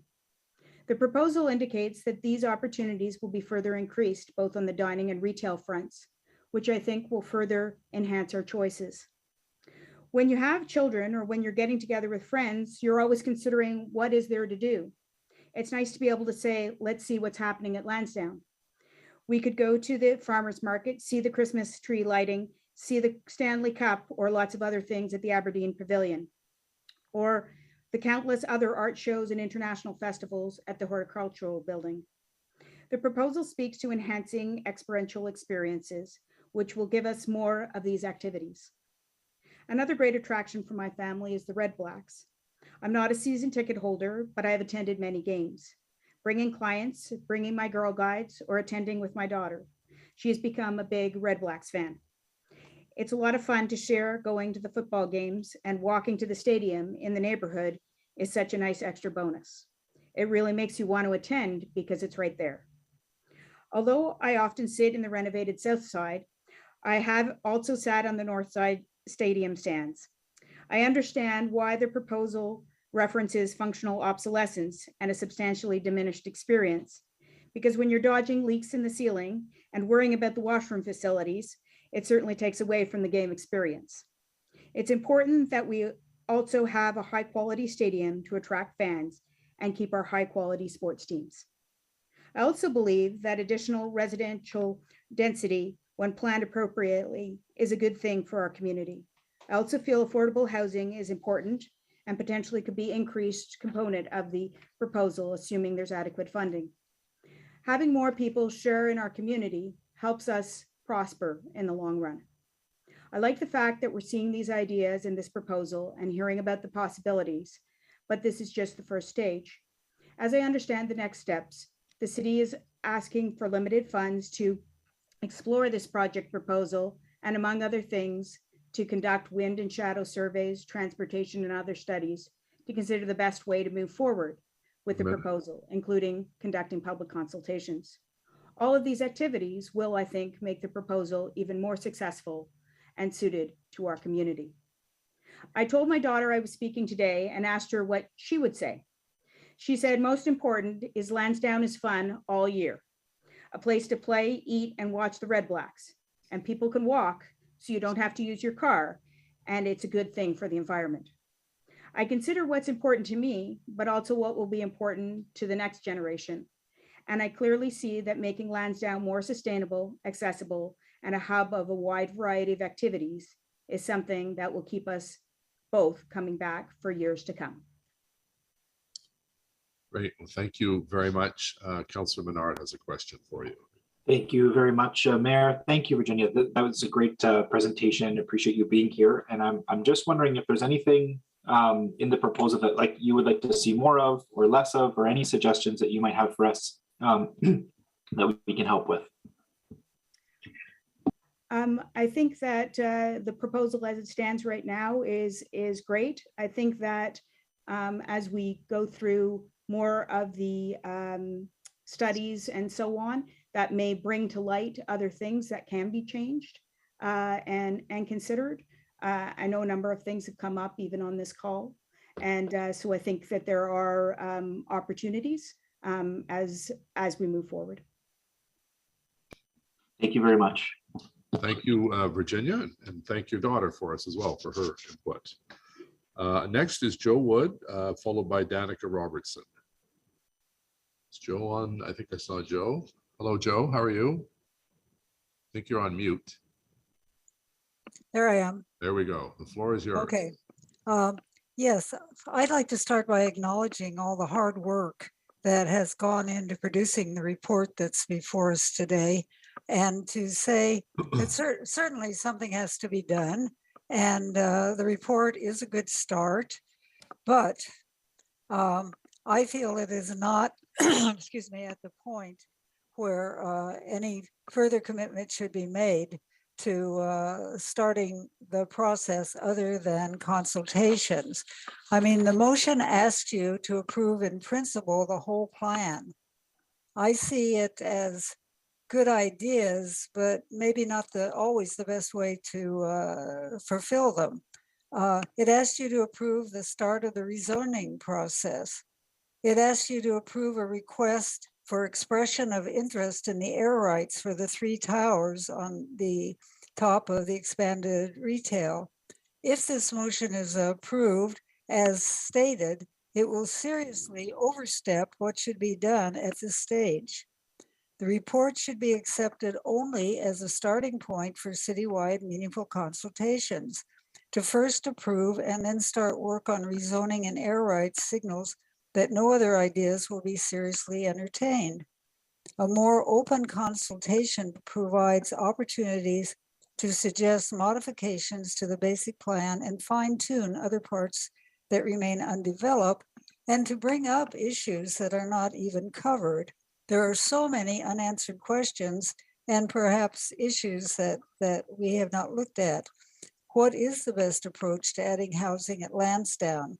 Shouldn't deeply affordable housing be part of the plan, since it will be on public land and is what the city desperately needs? What can be done about the increased traffic? That's been discussed a lot. Is the promise that the taxpayers of Ottawa will not be burdened with increased taxes realistic? I've been hearing something about that and really wonder. Air quality. This may be terrible during construction, especially when you have to dig out that toxic waste to go under the berm. How much consideration is going into that and the expense that's involved? I'm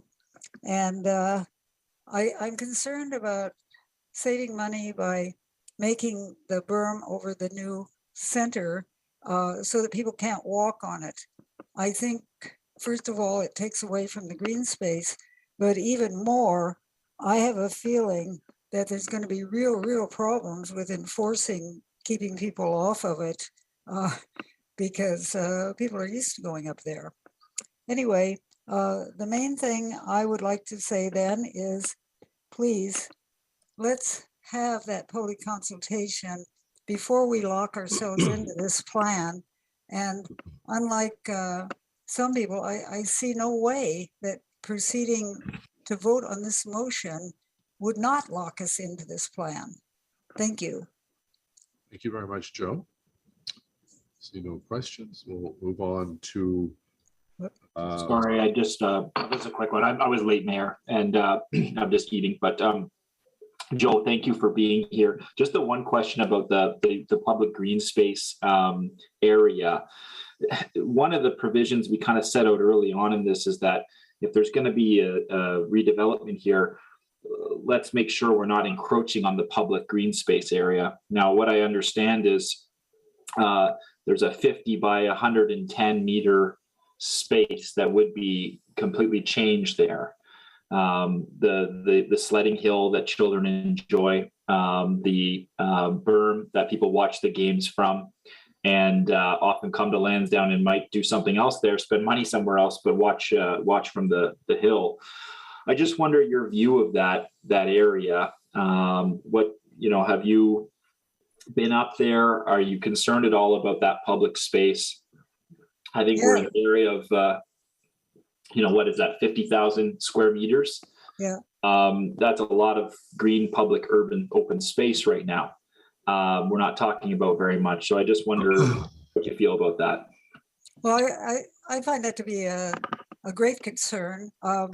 It could be kept as part of the green space, not just a green roof, but area that people could actually continue to go up onto, which would help a lot, I think. People love that hill. I go up myself. It's a great way to get some exercise. And a lot of time it's a nice sunny spot that's kind of out of the wind. And so I really think a lot of people treasure that space and tobogganing and seeing in the summer kids rolling down the hill and all kinds of activities such as that.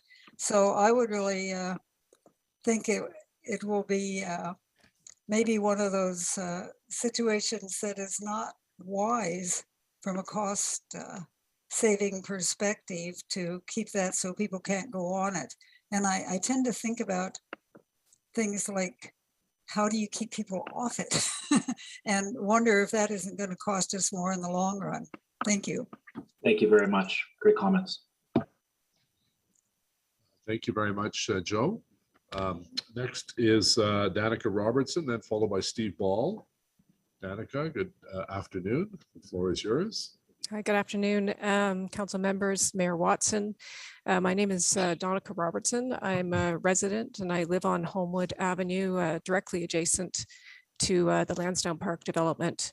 I am also a member of the Homewood Group, a recognized party in the Ontario Municipal Board Mediation and Settlement, which governed the first iteration of the redevelopment of Lansdowne Park. I come before you today to express serious concerns that many Ottawa taxpayers have with the report before you. We share the concerns of many with the abbreviated notice, 10 days, given to the public to review and digest more than 100 pages contained in the report and to decipher the nature of the development concept, which approval in principle is being recommended. This concern related to the lack of meaningful consultation by the city and its partner is magnified by the amount of the public expenditure, well over $300 million being contemplated, as well as the scale of development for which the approval in principle is being sought, particularly as there is no actual development concept which has been illustrated, though clearly one has been studied to arrive at the above financial envelope. Most concerning is that the approval in principle prejudges the outcome of a public planning process, recommending an almost five-fold increase in residential units from 280 to 1,480 and 2.5 times the increased commercial gross floor area without having demonstrated if those assumptions are feasible and in the public interest as a land use planning outcome. Further, the basic premise of the development concept that air rights over public lands should be sold to facilitate certain improvements has itself not been the subject of sufficient public discourse, nor compared against alternative means to achieve an agreed upon outcome. It is extremely unclear what the report recommends to council. Is it to authorize a budget of $8 million to undertake studies to facilitate a planning process, or is it to commit the city to spend public dollars to implement a development program and land use planning outcome, which has already been predetermined without a public planning process? The lack of transparency with the process to date, the assumptions made to inform the development concept, the studies which the report indicates have been undertaken but not disclosed, the development concept itself, which approval in principle is being sought, should be of grave concern to the members of the committee and to the council. We are not opposed to a well thought out and designed approach to ensure the ongoing vitality and sustainability of this important civic space, particularly when they are the result of a transparent and robust planning process. We share the views expressed to the city by other community members that Lansdowne Park is a unique public asset, the stewardship of which must have at its core the public interest in preserving important civic functions, heritage resources, and an integration with the wider city in a manner which continues to respect the immediate neighborhood. Neither the current development concept nor the opaque process which has been conducted to date respond to these important and shared objectives. For all these reasons, we support the requests which have and are being made by other members of the public, including the Glebe Community Association, Ottawa South, and Heritage Ottawa, that the report be received by the committee and council for information only at this time. Thank you. Thank you very much. Councillor Menard. Thank you very much. Thank you, Danica. That was an excellent presentation. I am wondering about the deal that was in place with the OMB. How long ago was that struck with the provincial authority? That was April 2011. Okay, so about 11 years ago. Yeah, that's correct. Okay, and are you aware of process that the city would undertake to reverse that decision? No, and that's one of the reasons why we wanted to speak today. That's fair. Has anybody been in touch with you from the city or the purveyors of that OMB decision to discuss this at all? No, and I have asked, I specifically asked Steve Willis on one of the meetings what was going on with that, and I have not been answered. Okay, and I know the staff have been extremely busy, and obviously Steve's had his hands full with this entire thing, but I think that's the point, is the public hasn't been able to have that type of analysis and discussion, and that's why we're asking for this to go through a proper process. So you've articulated your thoughts very well. Is there anything else you wanted to add? No, thank you, but thank you for the time today. I just, no one is addressing the unintended consequences of this development. We're not against it, but unfortunately, there are impacts to the neighbors and the adjacent community that seem to be clearly overlooked, and that's what we need to be paying attention to, along with the very important development process as well. Thank you. Thank you very much for your time. Next is Steve Ball, President of the Ottawa-Gatineau Hotel Association, followed by John Dance, Old Ottawa East Community Association. And then we have two more after that. So we're coming to the end, and then we have many letters that have been circulated. And so Steve Ball, not Steve Bell, Police Chief, Steve Ball, the hotel guy. Welcome, Steve. Good afternoon, Mr. Mayor and councillors. Thank you for allowing me to speak to you today. I also live on Homewood Crescent and am very familiar with the area and the challenges and opportunities in front of us. But I'm also privileged to represent the local hotel community, and my remarks will reflect the industry's interests on this file. We will not be commenting on the details of the plan before us today. My message will be short and it will be sweet, and it's really just intended to provide a tourism perspective around the plan. We live in a beautiful city, tremendous world-class assets. Tourism's our third largest industry behind government and high tech. 2019, $2.2 billion worth of receipts, about a third of that over the last 2 years because of the pandemic. And hotels across the country were the hardest hit by this pandemic and will be the last to recover. Cities all over the world are pulling out all the stops to get people to come back. Aggressive marketing campaigns, incentive funds for travel, and new attractions to get people to visit. I think it's important to highlight today that Ottawa Tourism's job is to sell the community around the world. And for them to do that effectively, we need to provide our tourists with a world-class experience. We can't provide them with a mediocre product and expect to succeed in our mission to grow tourism. We can't ask people to overlook the obvious and disregard the not so good. Lansdowne Park is an important part of the local tourism economy. It drives millions of dollars to our industry and contributes to the thousands of employees that work in our hotels. The issue at this point is the facility doesn't even meet the minimum requirements for us to host certain small, medium, and large sporting and entertainment events. We need to have adequate facilities and future business opportunities. Sorry, Steve. There seems to be a little bit of a problem with your connection. Can you just count to 3? 1, 2, 3. Okay, we can hear you now. How much of that was broken up? Just 10 seconds. All right, thank you. So Lansdowne Park is very innovative. Lansdowne 2.0 is innovative, and I know the community will pull together to figure out how to make this happen. Speaking as a recovering industry, we commend our community partners behind the plan and who are continuing to invest in our city. I'll close by saying that I believe Lansdowne 2.0, in whatever final version that gets approved, will enhance our ability to serve the public and attract more events to Ottawa. Improvements will ensure a positive experience and promote the great brand that Ottawa has built over so many years. We urge all involved to keep the process moving so that whatever work gets underway happens in a reasonable time frame. Thank you today. Great, thank you very much, Steve. Our next speaker is John Dance, followed by Jim Wright, and then M. Joan Freeman. So John, the floor is yours from Old Ottawa East. Thank you, Mayor Watson. I have a presentation, if I may, please. I'm the chair of the Old Ottawa East Planning Committee.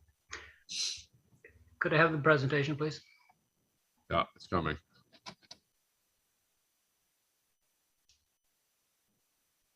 Go. Okay, so my take on this and our concern is that the Lansdowne Parkland should be growing, not shrinking. If you just look at the initial image of what's there now, you see we've got the Great Lawn, we have the part beyond between it and the football field, and we have some other parts where the rink is and so on.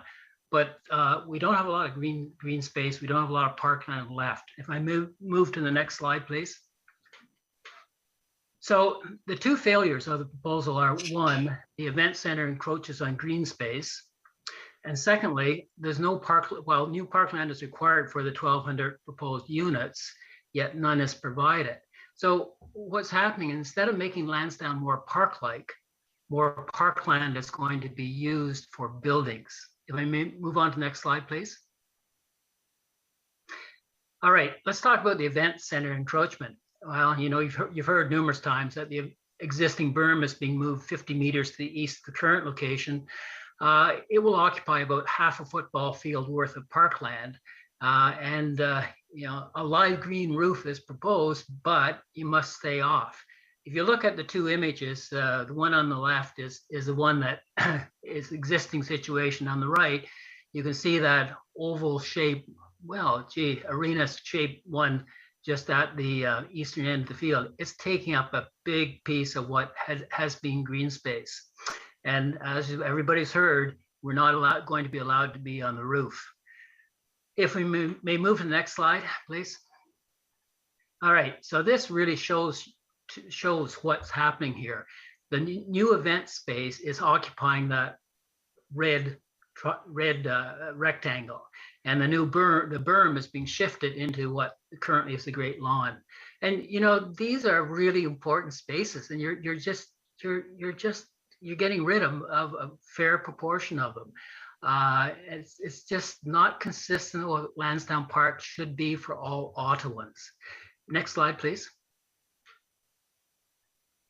All right, then let's talk about the parkland required for 1,200 dwelling units. And if you look at the newly approved official plan, you'll see that there's supposed to be 1 hectare of parkland provided for every 300 additional dwelling units, where there's more than 18 units in the development. Lord, we have more than 18 units in this development being proposed. So staff, when we talked with them before, they said, well, you know, cash and lieu can be cover off the loss of parkland. But no, with increased intensification in the inner core, the inner urban transit. We really need more, not less parkland. And you think of how much parkland is going to be left in Lansdowne, and it's really not significant. If I can move on to the next slide, my conclusion. So the existing civic center, and I know it's old and so on, but it makes great use of space. We've got an arena under the stands. It doesn't encroach on parkland. Lansdowne 1.0 was lauded for reducing parking lots. And we heard the mayor speak of the sea of asphalt. Well, now we're getting a sea of buildings. I don't think we're any better off. The 1,200 new dwelling units require 4 hectares of new parkland. No recognition whatsoever of that in the development, in the proposal. As I said, Lansdowne needs more parkland, not less. And I have to ask you, I mean, we should be proud of our city. And yeah, we want a good, we need a center and so on. But frankly, for our central park, we don't need more commercialization, less parkland. Would New Yorkers want this in Central Park, or Torontonians in Queen's Park, or Montrealers in Mount Royal? It's a ludicrous idea, and yet we're contemplating that. I suggest, and my bottom line is that a significant reduction in public parkland demands robust public consultation before business and finance plan approvals. This is just one more reason why you can't 30 give seconds. approvals.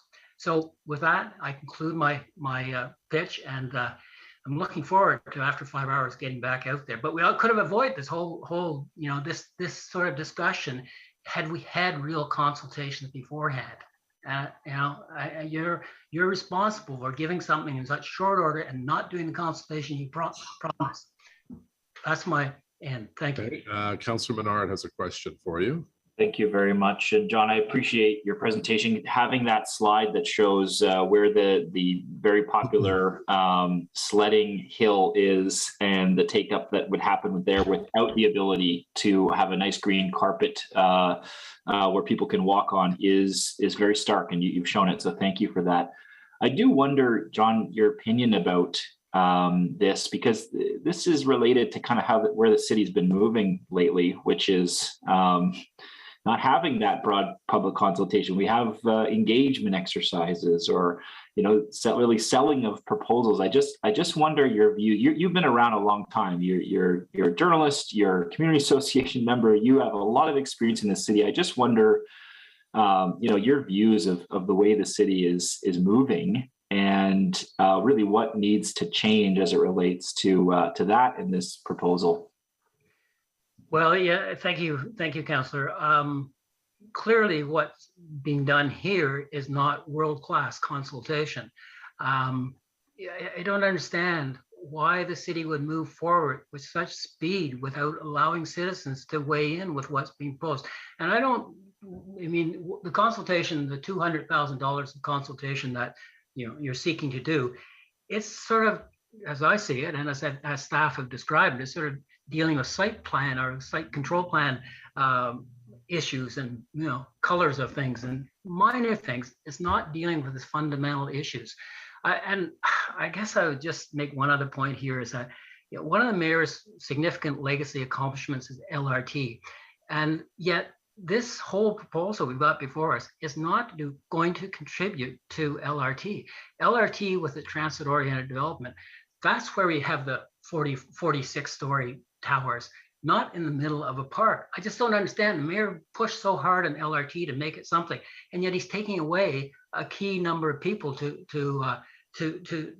service it. Earlier in the conversations, we heard people saying, or one person saying how quick it, or how he at Toronto and Montreal, how it took a long time to get home. Well, that was never my experience, because you get on the subway right away and get home. Unlike here, where you have to take a shuttle bus or you have to park miles away. Seriously, LRT is really a good thing, but this is not building on LRT. It, in fact, is detracting from it. Thanks, Councillor. Thank you. Thank you. Our next speaker is Jim Wright, followed by our final speaker, Joan Friedman. Mr. Wright, I see you, and welcome. The floor is yours. Mayor. It's 5 minutes. Thank you, Mayor. Most of the points have been well covered by other participants. I've got a couple of points that I'd like to bring up. The main one is the proposed cost of $340 million. As we all know, nothing ever comes in on budget. So we're really talking like $500,000 and maybe $1 billion. So it's something that we really got to think about more, how we're going to finance this structure and this development. The second part that I have is during this construction, this Lansdowne part will be out of function in the Great Lawn area and in the front area for 4 years at least. It's going to go through major construction. Who knows how long, what they're going to run into. Maybe it'll be 5 years. Events that are held there, much like City Folk in the fall, that runs as a major event that runs out of Lansdowne. This event will be postponed for 4 years after 2 years of dealing with the pandemic era here. Maybe they'll have to go out to Vincent Massey and slog through the mud out there for another 4 years while this, and then once it gets built, there will not be room on this site to run City Folk. That's my major points. And we'll leave it at that. We'll get you guys home early. Well, thank you very much, Mr. Wright. And you two have a good weekend. Our last speaker is M. Joan Freeman. Ms. Freeman, I think I see you on the screen here. And can you hear me? Yes, I can hear you. Can you Okay, hear me? Yes, welcome. The floor is yours. Okay, thanks. I didn't expect to be last speaker. Surprised. Thank you, Mayor Watson. I'll try to keep this short because a lot of the things I was going to say have already been brought up. My name is Joan Freeman. I'm speaking for myself as a concerned citizen and a taxpayer.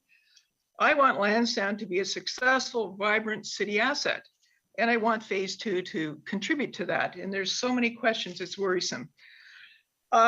6 days ago, the Ottawa Citizen published an article by Mayor Watson on his top 5 advice for aspiring municipal politicians. It was kind of a good read. And riffing off of Mayor Watson's top 5, here are my top 3 questions for councillors to help make a wise, informed decision today that's in the interest of Ottawa residents. Question 1, what would the 330 million or maybe $500 million, whatever it is, be spent on if it's not on Lansdowne? This question is one that Councillor Moffat has brought to my attention numerous times, and it's a good one. What other priorities and needs would not be funded? What would staff be doing if they weren't tied up with Lansdowne? I can think of a number of urgent housing and climate emergency needs. For example, right now, we're very lucky we don't live on the Red River because our critical drinking water infrastructure is still not protected 3 years after it was really obvious it was in trouble. So investment in that, I think, is a little bit more important than a sports facility right now. I think we need more and faster public housing. And even as Hazen McCallum, Mississauga's past mayor, said, fix the damn potholes. So I think there's a lot of other priorities to think about here. Question 2, is it too good to be true? Then it probably isn't true. This question comes from Mayor Watson's list of 3, or a list of 5. Now, we've heard a lot of valid concerns today about financial returns, the 3 towers, their size and loss of assets with air rights, loss of green space, viability of the commercial and retail. So is this all too good to be true? The condos will make a lot of money, but what about the sports and entertainment? Will it fit the future sports and entertainment market? And I don't know, I'm not an expert, but last night I started Googling around to inform myself a bit and looked at a recent report by Price Waterhouse on the future sport and entertainment market in North America. And here's some interesting things to think about. It's going through a generational change. The boomers are leaving, partly because of COVID. We don't like big spaces. Gen X, Y, and millennials are going to be the new market. The newer generation wants different things. They want interactive and self-integrated experiences. Think of doing TikTok and things like that while you're watching. They want streaming and virtual reality, quite often at home, so there has to be links. They want on-site services, maybe even their meals ordered ahead of time and delivered by a drone, who knows? And the big one coming up, they want gambling. If anybody's watched the NHL, you've seen Wayne Gretzky. Finally, on the other side of things, as I think Virginia's daughter pointed out, they want things like climate change to be addressed. They want things like equity. They want gender, LGBTQ, and they want easy access. This should not be. So I guess what I'm wondering in all of this, and I can't answer it, is will we be upgrading something that's still functionally obsolete? Is it going to last for 50 years? Maybe this is actually just a community and a semi-professional and not a professional facility as things have evolved and changed. And if that's the case, what does this do for the dollars? Now, I've got a lot of nostalgic memories like Roger Greenberg and many of you, but nostalgia doesn't really bring in the money. So to recap, I just want to ask, is Lansdowne proposal in the public interest? Is it good use of money? Does it have the public support? Does it fit with the other plans for professional sports like LeBretons or Scotia Centre after the Senators leave, even the universities? Does it support our other priorities, climate, housing, etc.? What are the financial risks? There's just so many questions, and I just wanted to bring these to you because this is the way I would be looking at it as a concerned taxpayer, and I hope that's helpful. Thank you very much. Great. Thank you very much. Appreciate it. Councillor Menard. Just wanted to say thank you for waiting through the day. You're the last speaker, and really appreciate you being here. So just a thank you. Okay, thanks a lot, and I hope you're able to not spend all day. It's a beautiful day out there. Thank you. I hope so too. We have questions to staff, and then we'll deal with the motions in the main report. So questions to staff, anyone? Mr. Willis, thank you again, and Ms. Jasmine for the great work under challenging times with COVID and so on. I don't see anyone with their hand up. Councillor Gower. I have a few questions. Just a few detailed things in the report. I guess for Mr. Willis or perhaps Ms. Jasmine on this one. In the city report, there's a section about GDP benefit to the city, and I think it refers to the construction, the initial construction activity benefit. So I just was wondering if staff could confirm that, and are there any estimates on ongoing yearly GDP that have been reviewed or vetted by the city or consultants, just to get a better picture of overall economic benefit over the long term of this deal? So, Mr. Mayor, Mr. Willis, sorry, I forgot to mention, Councillor Moffat just reminded me, OSAG are also here to take questions. So, Mr. Willis, back to you. So just to remind members of council that Mr. Greenberg and Mr. Gowdy are also here.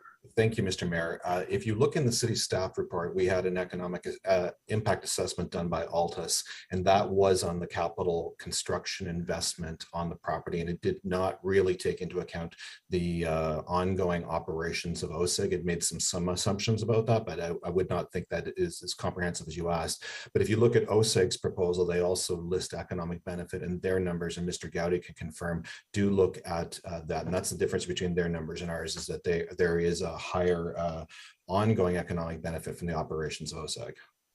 So it's just a difference that as city staff, we have not done a detailed examination or evaluation of how valid those assumptions are. Is that the difference? Well, we did an evaluation of what we thought, because we had firm numbers on the construction estimate, and with the time period for this report, that was we could get reliable feedback from Altus on that.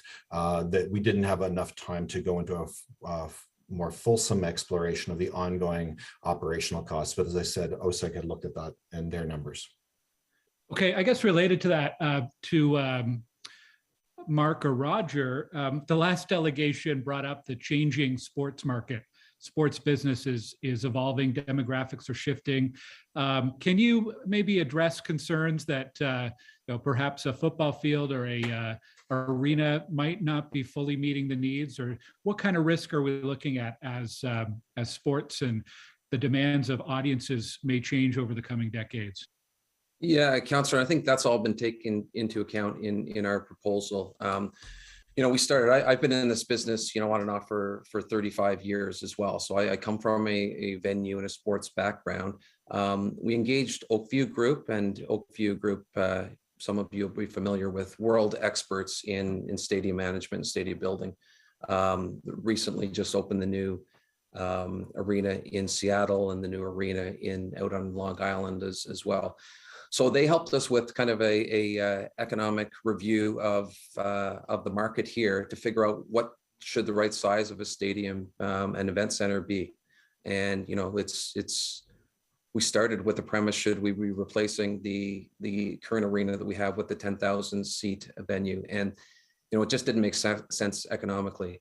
What you see from, you know, both the sports side of the building business is that, you know, a 5,500 seat plus, we've designed it, if you've seen in the report, to have a lot of social spaces. I think our last speaker was talking about the changing ways in which people consume their sports and their entertainment. One way is, and if you come to Red Blacks games, you see it, it's very social. We've got the largest drink rail in Canada that starts in one end zone, goes through the south side stands, comes out through the other end zone, that's filled every game. If you accuse us sometimes of not being sold out, because at the top of the north side stands, there's empty seats, they're sold. Those people are down, being closer to the action, not sitting in their north side seats, but down around the bar rail. So we've designed that, you know, people like hanging out with each other at a Red Blacks game. So we've designed that into the new north side stand. So there's a lot of, it's 11,000 seats, but there's a lot of standing space as well. It's good use of space. The concessions aren't behind, they're in front. So, you know, wherever you are, you can be part of the action. Same thing with the event center. I think for junior hockey, 5,500 is an adequate arena. You know, the only time we really would sell out that is when we get into the playoffs. It's also the landscape of music has changed. In my olden days, you built your following over different albums over like 15 years, right? And you know, when you got to your 15th album, that was your big album and you're selling out hockey arenas. That doesn't happen anymore with the internet, right? Your second album is typically your biggest album. And that means you're not playing to 15 or 20,000, you're playing to 3 or 4 or 5,000 people. And that's, you know, the perfect mid venue size of an arena right now. And you'll see most of the big acts that are playing out at the CTC, most of them will be old bands, right? With the old people like me going to them still. So I think that's the right size of venues. A bunch of other things came into effect in that conversation as well. Like cost obviously was an issue, but also the impact on the community. You know, I think a bit smaller of a stadium and a bit smaller of an arena just work better for, you know, we talk about transit. Transit's a concern for us. It's a thing that we're going to need to continue to solve for year after year. And I think those stadiums, we looked at the national championships that we host in the event center. You know, we can do all the Memorial Cups and the Skate Canadas and the Briars and all of those things that we rely on are really big parts of our business in that venue. You know, we've got a creative ideas around how we can do Grey Cup here and that. So I think it's a long answer to a short question, but I think we've got the right size of venues in our proposal. I should probably think in OSEG, there's probably not many partners in our area who would know the sports market and the business of sports better than OSEG would. So I appreciate that. One last question. Glenn, can I just jump in if you don't mind, just for 1 sec? Yeah. You know, just add in. I think that there are two parts to the answer, really. One is, as Mark has alluded to, the fact that number one, we've hired the best consultants in North America to assist us. Our architects are people who are experienced and knowledgeable about how to design and build, and we'll have an experienced building team with us as well. So there is that professional side, but I think we also have to look at the experience that Mark alluded to, that we're operators.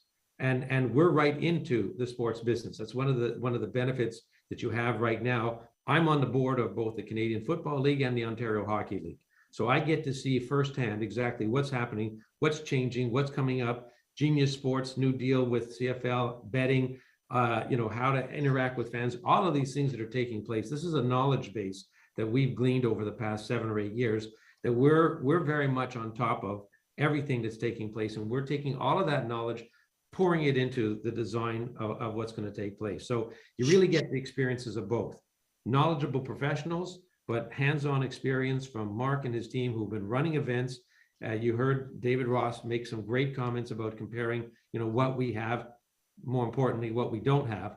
And you marry the two together with the experience that we have in the sports world, where we are, as you heard from Commissioner Ambrosi, and I assure you I did not pay him off to make those compliments about us, but that's the way we are, and that's the way we prepare. We're very involved in both.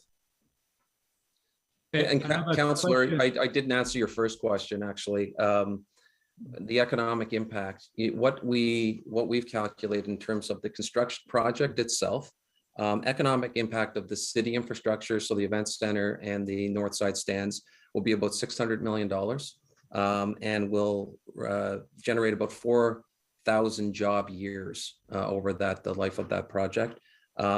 If you add in, whatever is going to be developed in terms of residential, if you built what was in the proposal, that number is going to be closer to, so it's going to be over $1 billion and about 6,700 job years worth of activity. Over the remaining life of this partnership through to 2054, economic activity would be between 17 and $33 billion. And it's about 40% higher with building new facilities and what we project the new facilities to be able to both retain and attract in terms of new events and new attendance. Okay, thank you. One more question. I think for city staff, the air rights, leasing versus selling.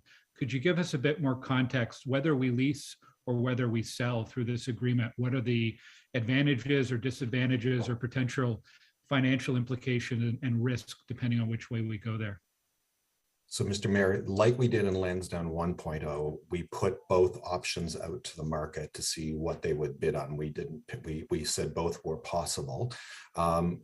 The advantage of an outright sale is, from a cash flow perspective to the city, it generates an immediate cash payment to the city on closing of the full value, which mitigates the amount that needs to be borrowed, and it directly affects debt servicing costs. And Ms. Jasmine is much more capable of answering beyond that if necessary. The lease, the city retains the underlying ownership of the space. This is space in the areas you appreciate, because we already have we will have ownership below ground and retain that. In a lease situation, we retain control through a lease, although for the period of the lease, which is probably something like a 99-year lease, in order to attract a development, we would be turning that over with responsibility to whoever obtains it. We'll have to negotiate the cash flow on that. It's not automatic that all the cash would come in day one. So depending on the cash flow, it may affect our debt servicing costs. Okay, thanks. That makes sense. I have some more questions on affordability and transit, but I will come back on the list later on. Thank you, Mr. Mayor. You can do it now because you still have time.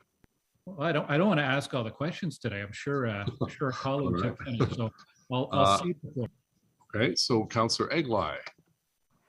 Thank you, Mr. Mayor. I'm feeling I may steal a little bit of Councillor Gower's thunder, but first of all, I want to thank Councillor Gower for bringing the motion around affordable housing that Councillor Moffat introduced on his behalf. So my first question is to staff on that particular motion, and Mr. Willis, is staff supportive of the approach set out in the motion and the motion itself from Councillor Gower? So, Mr. Mayor, I believe Mr. Saya is also on the call and can elaborate beyond the staff do support. I mean, I think the parameters council gave us for the financial outcomes of this project dictated the recommendations. But if council is willing to go to other mechanisms to provide more deeply affordable housing, that is a good outcome, and staff would support seeking other opportunities to make it more deeply affordable. Okay, no, I appreciate that answer. And I guess the broader question, let me set the context, is we struggle at the city over the last number of years exactly what affordable housing means. And we've had a number of developers come forward and say, we'll put affordable housing in. And then we find out that it's not exactly what we understand affordable housing to be, or more importantly, what the city needs. So I guess this question is directed to Mr. Greenberg and his team. I want to see, and I think Councillor Gower wants to see, I don't want to put words in his mouth, but a number of us around council want to see really affordable housing as part of this project, not just it's a little better price than other parts of the Glebe. So, sorry, Councillor, yes. Someone is I hear hammering. If whoever has worked, it's me, Mr. Mayor. I'm sorry. They're replacing the siding on my house. I'll make this as quickly as possible, and then I'll shut the mic off. But So I guess what I'd like to hear, Mr. Greenberg, is, you know, the motion that's on the table from Councillor Gower. Staff is supportive of it. Members of council are supportive of finding a way to get as affordable housing as is absolutely possible on this site. So what can you share with us today to make us confident that we're on the same page with you in that regard, that we want to create truly affordable housing on this site? And how might your group go about doing that? Mayor, I must intercept that question and ask Mr. Greenberg not to answer that question. We are going through a competitive air rights process. We are going to market to a number of different developer companies. OSEG, the operation is not a developer. OSEG operates the site. Mr. Greenberg operates other companies. So I don't think, you know, with due respect to Mr. Greenberg, it's a requirement that we're going to have, and council will set the parameters in the RFP for what it wants to achieve, and we'll look at the financial consequences of that. That's a fair comment, Mr. Wilson, and I appreciate you putting that clarification. I didn't mean to put Mr. Greenberg or anybody else on the spot today. So maybe, Mr. Willis, to you then, as the sort of the manager of the process that's going to be going forward, what will you build into that process, or can you tell us today what you might build into that process to make sure that we get the best affordable housing options possible for consideration? Mr. Mayor, one of the reasons this report is before you today is to confirm the parameters council wants us to proceed with, because there's much more work to be done. There's a good over a year and a half worth of work still to do, and the air rights process is actually one of the longest elements of it.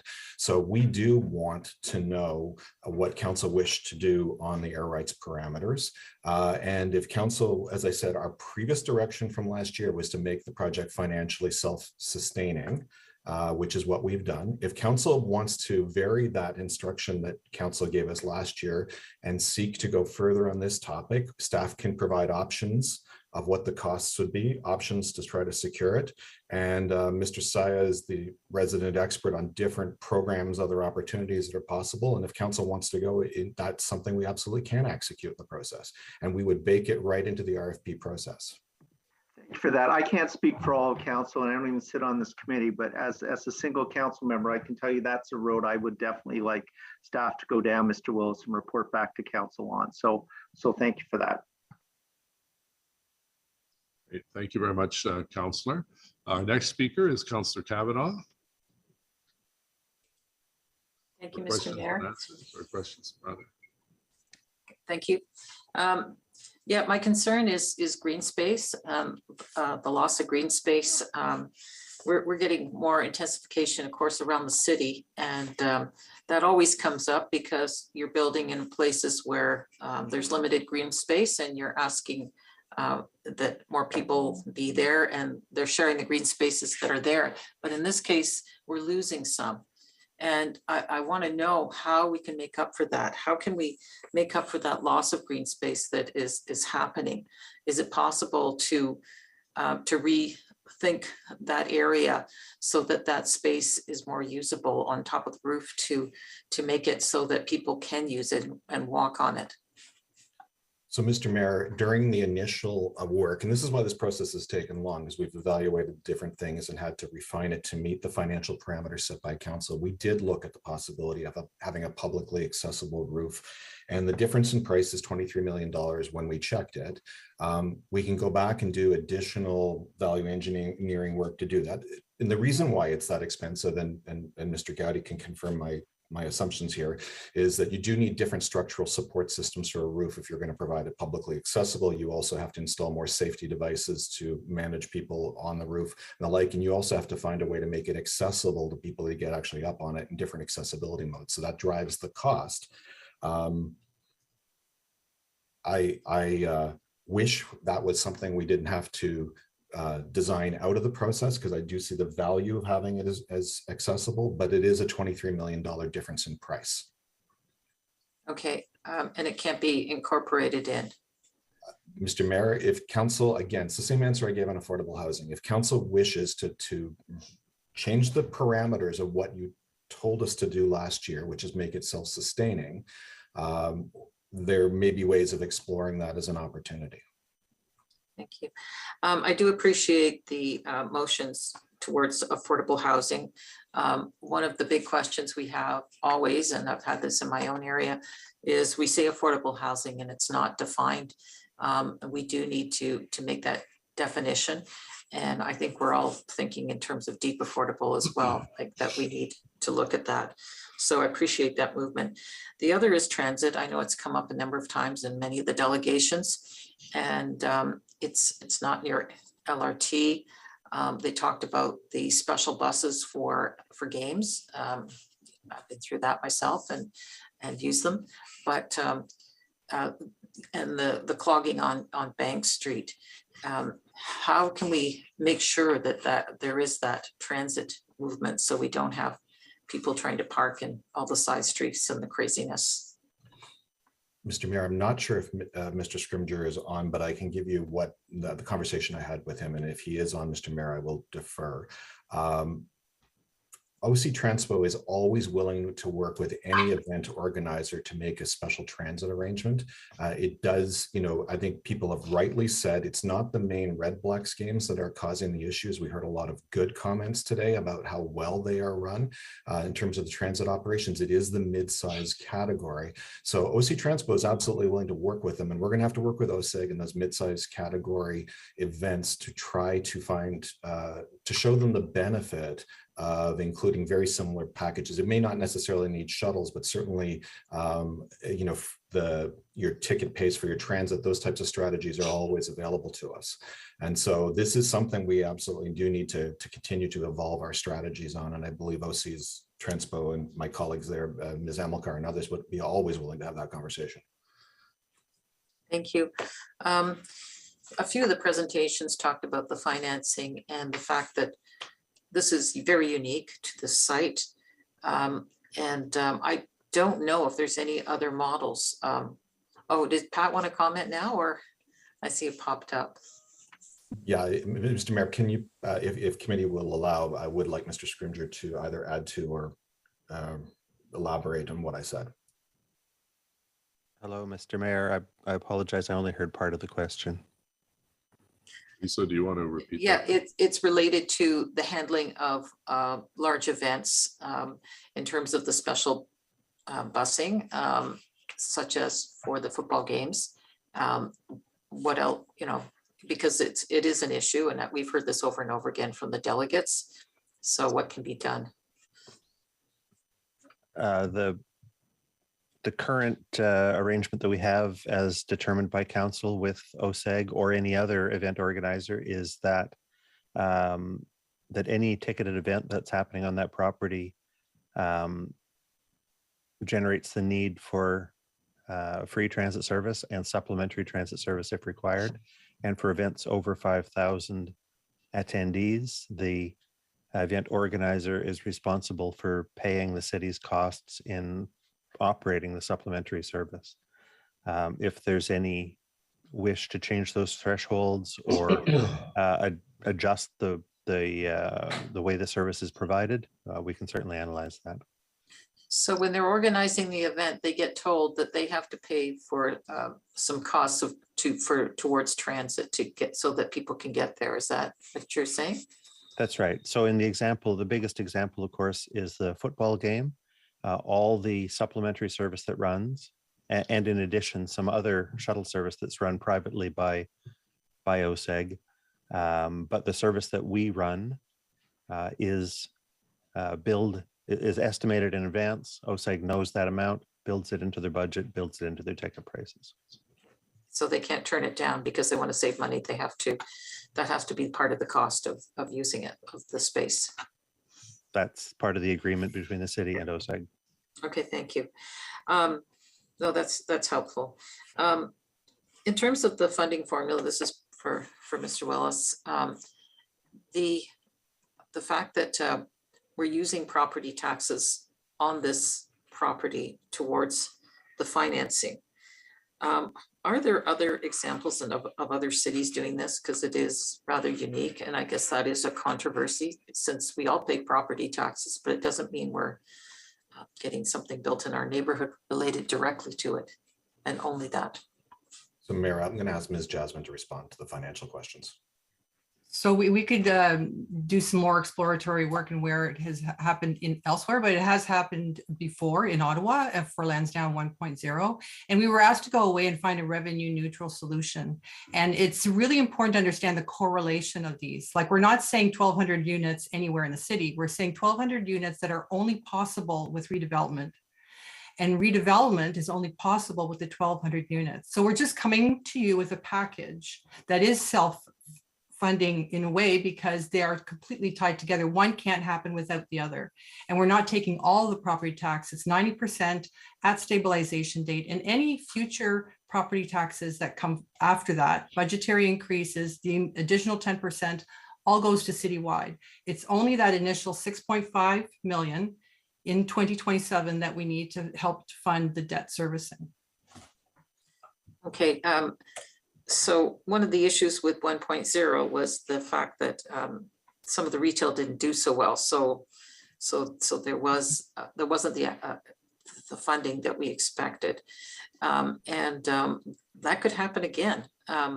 Sorry, Councillor, just on that, even though a company went out of business, they still have to pay the property taxes. So there's no loss if a company goes out of business. But my understanding is we didn't get the revenue we expected in terms of 1.0. Retail wasn't the issue. I don't know if Mr. Greenberg would like to speak to, or Dave Margetti, in terms of the results. Yeah, I mean, I think from an operational perspective, Lansdowne's been overly successful. It's been awesome, right? So we're talking about the finances that were projected at the start of this project. The big issue with that is two things. It was construction costs with Lansdowne 1.0, and it was startup costs over the first couple of years. The retail is the economic engine of this place, and it's performed very well. I think before COVID, we were 95% leased capacity, and coming out of COVID, we're 97%. So, there's been a couple right out here on exhibition that are in the process of changing over, but, coming out of COVID with 97% leased space is fantastic. I can't be any happier than that. And I would echo that as well. I mean, every street, every retail before COVID operates typically at a 95%, and there is a constant turn of units. That's part of the economic reality of retail. The retail at Lansdowne pre-COVID operated at a very, very high level. There were some turnovers for sure. There were some operators who did not have the ability to do what they wanted to do, and they were replaced fairly quickly. So the retail's never been an issue until we had COVID, and we talked about that when we were before council in the previous couple of years. I'll leave it at that for my colleagues. Thank you. Thank you. Just on the issue of transit, on a couple of occasions last year, I took my bike to Tunney's, got on the train at Tunney's, then got off at Lees Avenue, and then rode my bike to Lansdowne and used the Flora footbridge. So it's not an ideal transit situation, but for those cyclists from East End and West End, it's an option for them to get down to a game or get down to Lansdowne without having to bring their car. So that's another option that people have. Our next speaker is Councillor Fleury. Bonjour, mon ami. Bonjour, Monsieur le Maire, and good afternoon, everyone. So I'm going to jump in twice. The first time I wanted to really hone in and focus on my role as sport commissioner, which is to ensure that the sport community can thrive and that we generate as much sport activity as we can at this site. So that will be the spirit of my questions at the beginning here for Mark and Roger. First off, thank you for bringing back the CFL and keeping the 67s and expanding the sport offering at Lansdowne. The sport community does fully take advantage of that, and also facilitating local club access for particularly major tournaments that happen in our city and other sports events in Ottawa. When I read the staff report, I believe it's appendix. It's at the end of the long document. There are the two letters that were provided by OSEG 2 years ago in extending the commitment to sports for 18 years. So we're 2 years into that. So there's 16 years left. As part of this conversation today, there's a look to expand to 2066, the partnerships and relationships. So I'm looking to understand if there are, I would hope that there are opportunities to reconfirm with the conversations that are continuing, beginning, expanding, to renew those agreements beyond the current 16 years that were provided. Is that something that you could speak on? Yeah, Councillor, I think it's a valid question. So I'd be happy to bring that back to all of the OSAG partners and have that conversation with them.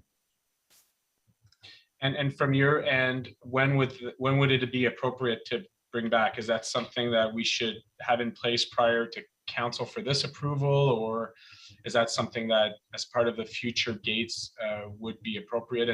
And if Mark, if you're not able to answer, I'd look to Mr. Willis. No, yeah, Metro. I think that goes into what comes next, right? So we're going to have a year long with a whole bunch of stuff, and I think I'll make note of that, and we'll make sure that that's part of what we discuss with the city and what we discuss with our partners as we come back with kind of the full enchilada probably this time next year. Okay. Mr. Greenberg, I was sort of the bridge. Previous council in 2010 had really begun the conversation on Lansdowne, and as you know, the 2010 council really saw it through and the build out. Can you remind me the conversations at the time that led to not seeing a redo of the north side and the arena? Because one of the criticisms that I hear that I think is fair on all of us, it's a number of years later, is why didn't we do it fully the first time? And I'm curious to understand, you were at the table then, and I wonder what were the considerations? Well, the considerations for the south side stands were pretty simple, since the lower half of the south side stands had been torn down, and so that's where it was. I think I think everybody grossly underestimated how bad shape the arena and the underside of the north side stands at that point in time. We had done more engineering studies to determine what was the main problem with the south side stands, which was that the structure was literally cracking. What we didn't understand is at the time was how bad the north side stands were from across the board for everything. And that's why there was an unexpected expenditure of $25 million that we were responsible for, because we took that on the chin. It was our mistake for not having done a proper analysis. Much to my surprise, even with an expenditure of $25 million, we're still left with a subpar experience in both the arena and the north side stands. I wish I could go back in time. I would have done things very differently, but you learn from these experiences, and we should have said very simply, this is what has to be done in order for it to be a sustainable experience, and we should not have compromised on the number of residential units. We did not. We underestimated the impact. We knew what it would be like on event days, but we underestimated again. It was actually the councillor who was in between the current councillor and the councillor at the time, who observed that there are many days that he would go walking in Lansdowne on non-event days, and was taken by how empty the site turned out to be. So we made those were poor assessments at the time, and we should have done things differently. Now we're coming back. We're 10 years smarter, and we're trying to address the two glaring weaknesses that are left in the situation.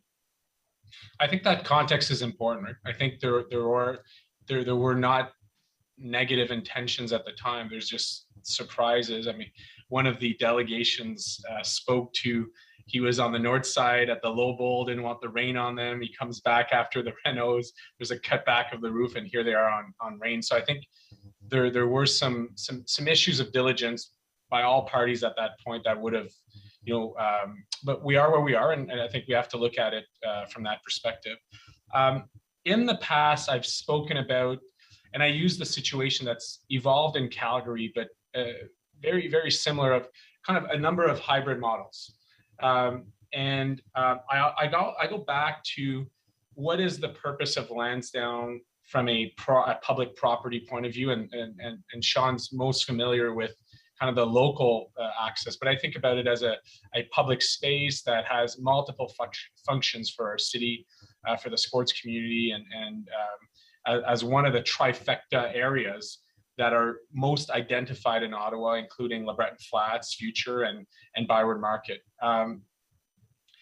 I wonder from a financial point of view, if as a private investor group, if you would have more flexibility or more luck if we did what the NCC usually does, which is keeps ownership, but the buildings and the life cycle and the management of certain aspects. I don't want to raise because I know that's contentious in some areas, but on the sport venue side, if we were to do a long-term lease with covenants, does that model extract different financials from you that are not on the table at this point? Truthfully, we've never really looked at that model, because one of the things that came out of the experiences from 2009, 2010, 2011 was the public's horror that anybody other than the city would own these facilities. So that sentiment came through loud and clear in Lansdowne 1.0, and strong opposition, even as you hear even today, to the privatization of parts of Lansdowne. So the notion of trying to take it even further was something which nobody was prepared to entertain at the time, and therefore we've never really looked at it seriously, because there's never been an appetite by anybody expressed to want to go down that route. Yeah, and I want to clarify, I'm really speaking about the sport venue, not about the other aspects of the. No, I'm talking the same thing, that there was no appetite to talk about the stadium or the arena being owned by private hands. It was always assumed that should be part of the public realm, and that came through from the residents of the city at the time, and that everybody, both from our group and from the city, accepted that as a basic principle. I respect that. My last question to both of you is, you're seeing the plan in front of us. It's been negotiated. There's a bunch of elements that I'm sure you'd like to refine. There's a few elements that you're happy with because it makes sense for the future. I'm concerned that the city, it has a plan of what it needs to do on the horticulture building and the Aberdeen, but it doesn't commit this at the earliest of capital as what we're seeing in this project. And I wonder from OSEG's perspective, if the capital investments by the city at horticulture and Aberdeen matter to you, and if so, how does that influence your model? Yeah, they matter to the site tremendously, right? Like, we need to work as a partnership here on this site. And I think with new facilities here, we'll be able to bring, as we talked about, bring new events to Ottawa, and keep the crowds we have, the people coming to events here. But that's not the whole story, right? We need more people coming to Lansdowne, particularly on the non-event days. And a big part of that is the public realm and the city space. And I think we generally agree that it needs to get more interesting, more of a destination base to it, so that people are being drawn down to Lansdowne. So what happens in the Hort and in the Aberdeen, in Aberdeen Square, on the Great Lawn is Lansdowne's not going to be financially sustainable long term without that being a big part of the plan going forward as well. So, Councillor, we'll put you back on the list because your time is up. Okay, put yourself back up. Councillor Curry, at the first round. Thank you, Mr. Mayor. I guess I'd like to start by thanking the previous councils, certainly for giving this direction to staff, and then for staff's excellent presentation here, and OSEG's presentation, where, in fact, they have brought back what council asked them to do. So, first of all, I'd like to say thanks for that. That is what was, directed, and here we are. I have a number of themes I guess I have questions on. So the first one is that council directed that this be financially sustainable. And we had a presentation here today where a person highlighted the tax uplift versus the TIF. And I'm wondering if staff can explain that, as there was another part of it where there was an $84 million loss over the lifetime of the agreement. And I was just wondering what was with that. Yeah, thank you for that question. So the TIF that the delegate was referring to is not at all what we're proposing here today. TIF is a high-risk, high-cost debenture that is based on property values going up when you redevelop a specific section of land. What we are talking about is we have projected what the property tax increase would be to our base in 2027 when the debt would be issued.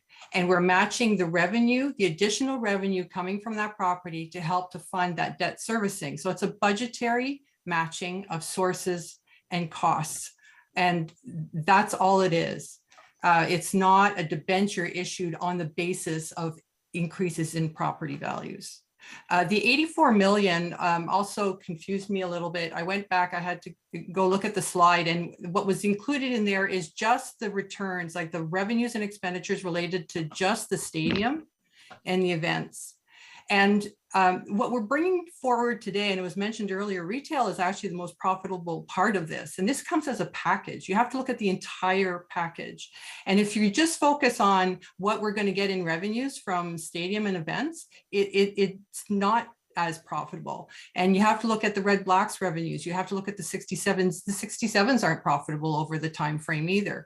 The entire package makes these feasible and financially sustainable going forward. And retail is a big piece of it too, to make it profitable. So when you look at the overall, the net operating profits are 1.169 billion. Yeah, I'm glad you were confused because I was really confused. Makes me feel better. Okay, so the other themes I want to highlight, and I don't want to take questions away from other people, but one near and dear to my heart is consultation. And, you know, what I think we heard over and over and over again was, you know, that this has only been, you know, 8 days, 9 days of information. People want more consultation, but in the staff presentation, I heard there's going to be ongoing consultation, much more to come. And I don't understand how that has been so confusing, because I've certainly been saying to the Canada North community that there's a lot more consultation to come.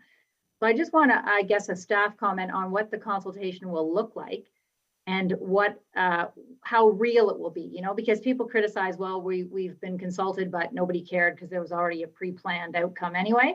So I don't know if there's a further staff comment on consultation. So, Mr. Mayor, I'll start, and Ms. Forgy may add to this because she worked on the public consultation strategy. So first and foremost, council is not making an irrevocable decision today. I want to make that perfectly clear. And Mr. White or Mr. O'Connor can reaffirm that. The only thing that you're deciding today, or council will decide when it adopts committee recommendations that's irrevocable, is the $8 million expenditure. That's the commitment that's irrevocable. As I indicated in my presentation, there are 4 streams of council approvals that need to happen, and they won't happen until the next term of council. There isn't enough time for all of that work, because much of that work will take 12 to 18 months to do. So absolutely lots of time available for consultation. And we did hear what we did with the official plan, the same strategy. When we went on the official plan, we brought proposals to council, such as the 5 big moves, and we asked council to endorse them so that we could go out and then do consultation on them afterwards. And with the consultation, it shaped the further evolutions of the next steps of the plan. That's what we would do. So we absolutely are going to consult on the stadium design, the event center design, issues of traffic, transit, sun shadow, parking, access, addressing the impacts to Homewood as in relationship to the previous elements, affordable housing, construction impact management. These are all things that we will be consulting on. And so, and you know, inevitably, because Councillor Menard invited me to a meeting, people were asking the rationale between the behind the 1,200 units. So it will absolutely come up, and that is absolutely a financial rationale. That is absolutely the driver of why 1,200 units is done. And we've shown some concepts of different of buildings, but that has not been tested through a land use planning process, and it has to be. That might not be the right deployment of 1,200 units. So All of this is to come. Likely what will happen is in the next 2 or 3 months, we're going to put a lot of information on the street about what's in the proposal and some basic Q&As, invite people to start sending in comments through electronic, but we are going to hit the blackout as a result of the election. And during that period, we're going to be doing the traffic studies, the heritage impact studies, the sun shadow studies, the looking at how the parking could be deployed and where we can improve it. And all of those elements that people have asked these questions that we've heard in the last little while, we need to gather the information, which is what the $8 million is for, so that we can go back out to them with answers.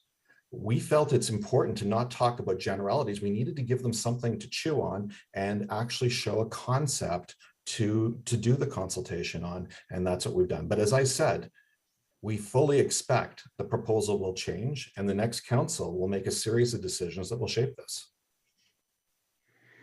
Well, Mr. Mayor, thank you very much for that, Mr. Willis. I mean, that is exactly what this community needs to hear, that nothing here is irrevocable that we're doing today. This seems to be so upsetting to so many people that they came out to present, and what they needed to know was nothing done here is irrevocable other than the $8 million. That there'll be extensive community consultation citywide. This is very frustrating that this is unclear to the community, but I'm really glad that this is clear now. Yeah, thank you for asking that. It's similar, I think, in many ways. A couple of councils ago, I think we made a mistake when we decided we used to go out at budget time with the budget, the draft budget. It was there, spending money on this project and that project. And then a council resolution said, don't go out with the budget, go out asking people what they want in the budget. Attendance dropped off dramatically because people just didn't have the ability to, build their own budget at a town hall meeting. I think what this concept is doing is taking the concept, as Mr. Willis said, bringing that to the public, nothing carved in stone, lots of public consultation, but you need a starting point, a starting document, or else it will turn into a blue sky exercise. So thank you for raising those points. Councillor Menard, please. Yes, thank you very much, Mayor. And just to be very clear, this is not a starting point. No one is saying irrevocable. Nobody's saying that. What they are saying is that there are some very significant approvals you're about to make that we do not need to make in this case, that will set us down this path of the train having left the station for any changes to this. It is extremely clear when you read the report and what is being approved. So to that point, the July 2021 report anticipated consultation would occur before this time that we are at. And it was extremely clear why. So to staff, how did the July 2021 report anticipate that consultation would occur?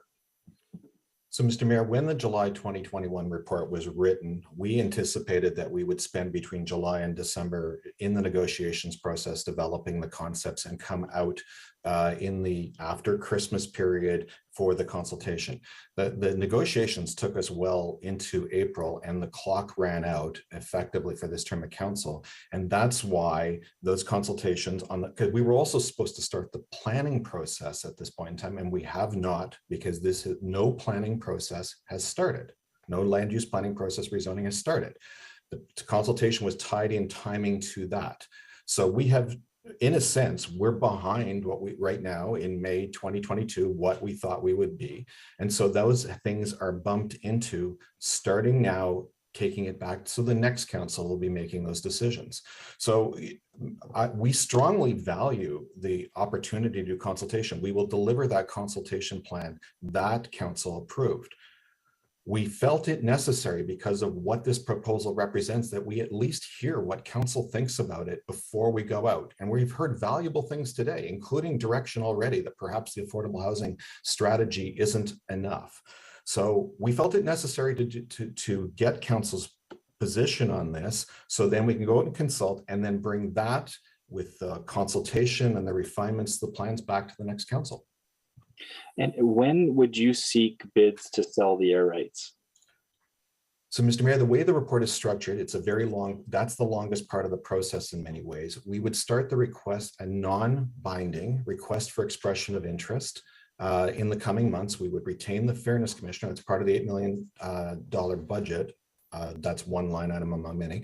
And that process would begin. That will take us several months. It will be well into the next term of council before we have shaped the request for proposals. And the zoning process is what feeds into the request for proposals. So we can't even complete the request for offers or request for bids until the zoning is done. So they're tied together. But we do think it's reasonable to go to market right now and find out who's interested in bidding.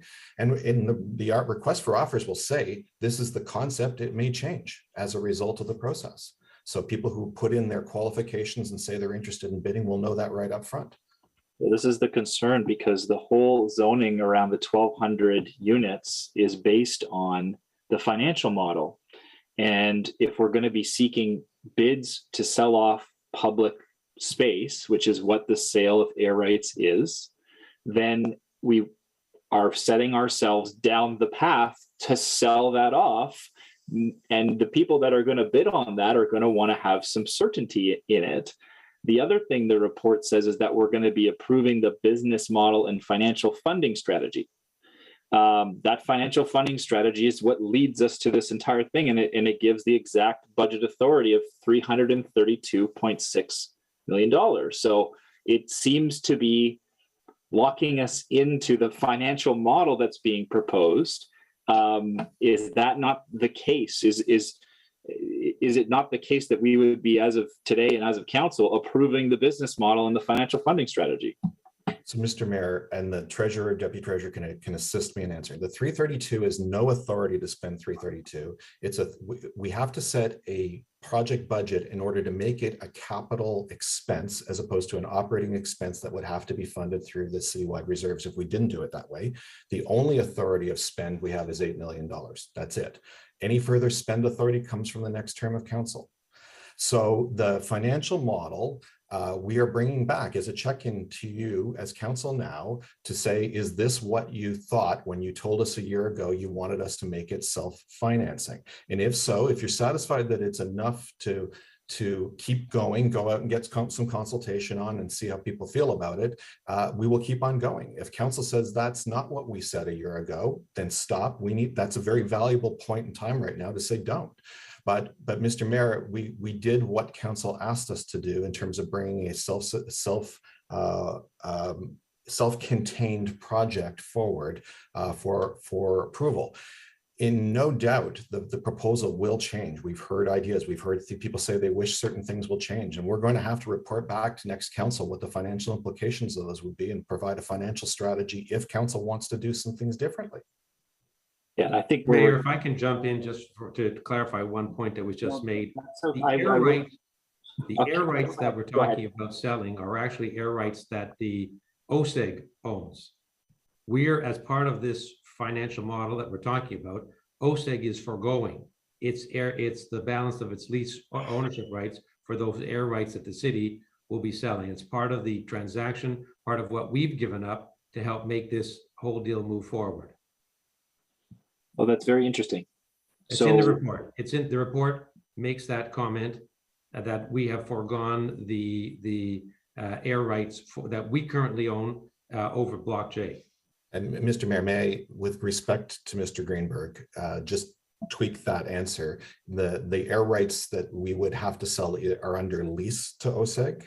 Yes. Right now, it's not owned, it's under lease. And OSEG would have to agree through the agreements to surrender that for air rights. They would have to surrender those lease rights for those air rights to be put on the market. And so I'm sorry, Mr. Greenberg, but it is. Yes, that's more, a more precise answer, Steve. I accept that clarification full-heartedly. Okay. While I have you, Mr. Greenberg, I might as well ask a few questions of OSEG before coming back to city staff. I might have to get back on the list later. But Mr. Greenberg, previously there was a discussion back in 2020, and it was about the potential selling off of some of the retail deal portion of the site. And there were some provisions that we were making at that time that would allow for that sale. So I'm wondering, and the deal to continue if that sale occurred, is there any sale that has occurred in that retail portion of the site? No, there hasn't. Okay, and is that still on the table at this time to sell that retail portion? We have that right. Whether we exercise it or not is something that we'll have to see as time unfolds. Okay, that's helpful. Thank you. The number of 5 million visitors, where did that come from? How was it arrived at? How was it validated at the time? Was this an OSEG number or was this a city number? Yeah, Councillor, I think that's a number we've been using in our 3-year strategic plan that we put together before COVID. It's a strategic ambition, I think, right? And I recognize it's kind of what I talked about a little earlier, that we know that we need more people down to Lansdowne, particularly on the non-event days.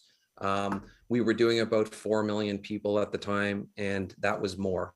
So obviously, in our business model, it matters, what type of people are coming down, what they're doing when they're here, right? In terms of us meeting our business goals. So I think it was a strategic concept that we have here that, just focuses on that we can't keep still in terms of what we're doing, that we need to be figuring out, particularly on non-event days, how we get more people down here and how we work with our partner, that programs have the site to get more people down here. Okay, thank you, Mark. And that's not just for the partnership area, that's the urban park as well. Is that what I'm understanding? Yeah, so 2019, before COVID, we had 4.3 million people down to Lansdowne, and that's the greater Lansdowne. So, to ticketed events to, walking their dogs. So for the whole site. Okay, thank you for that. On the renderings, the document that OSEG produced. Councillor, just to let you know, in 30 seconds, then we'll go on to the next person. Okay, on the renderings on page 44 of the OSEG document, there's a picture called Arena in the Berm, and it shows trees on the roof of the Civic Center, or the new event center. Are trees planning to be grown on the roof? Are they able to be grown up there? Yeah, that's not us. That's kind of examples of what a berm might look like. So I think the first one, Councillor, is Barcelona. So that's the football stadium in Barcelona, to give you an idea of what a live green roof might look like. I don't know is the honest answer. I'm not sure if there's trees that are capable of being grown, and what the cost of that might be. I know Barcelona has trees upon their roof. Okay, my last just point, I guess, to Mr. Willis, just the July 2021 report. I think I want to be able to tell the truth here, right? That didn't anticipate coming back to council and getting an approval on a bunch of the business side, a bunch of the financial side, and selling things off, then consulting. That July 2021 report was clear.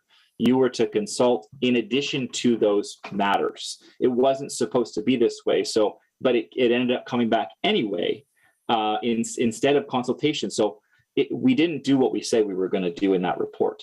The report was supposed to consult before coming to council again.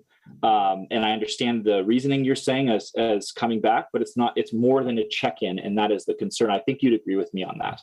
Mr. Mayor, this report is not authorizing the sale of anything. This report is not rezoning anything. This report is not approving the expenditures beyond the $8 million at this stage of the game.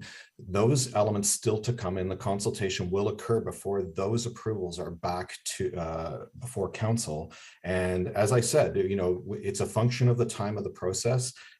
In an ideal world, we would have been further along. We would have been starting the city-initiated rezoning, because that report said we would start the city-initiated rezoning. We could not start the city-initiated rezoning. We did not have a clear sense of what the proposal would be until very recently in a viable business plan. So that is still to come. I'll get back on the list, Mayor. Thanks. Okay, still on first round, Councillor Luloff. Thanks so much, and thanks for sticking with us throughout the day, everyone. Really do appreciate it, both our reps from OSEG and city staff, obviously. Just a few questions. With the new kind of underground arena on the east side end zone and less seating in the north stands, will that prevent Ottawa from hosting events like the Grey Cup or the Winter Classic or any of the other large outdoor events in the future that we've hosted in the past? Yeah, Counselor, I don't think so. I think, what we will probably do with, things like the Grey Cup, maybe another outdoor game, is something we tried to do with the first iteration of those and couldn't.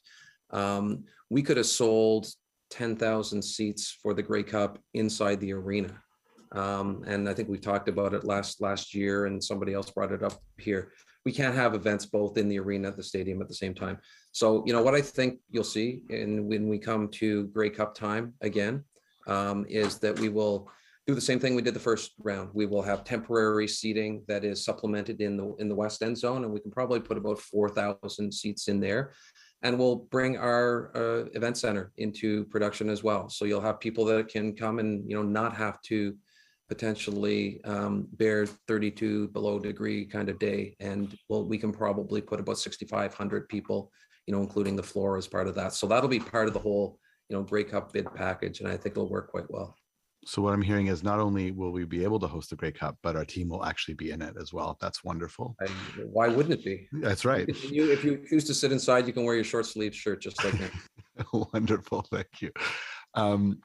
How much would the event center have cost if we built it elsewhere on the site? Are we saving quite a bit by building it in the location that we've chosen or that you've chosen? We didn't. Yeah, there's the first consideration is, do you build it in place right now where you are? And I think we might be the only, major arena in North America, maybe the world, that has something on top of it. It just doesn't happen, right? You look at New York City, some of the most valuable space in the world, where Madison Square Gardens is, and they don't build on top of it. It's just with the span, it's cost prohibitive to build up on top of an arena. So, I think if you needed to do it again, you don't want to be doing that, right? Like, as charming and cool as it is, it's leaked for 55 years. There's a whole bunch of issues that come with it.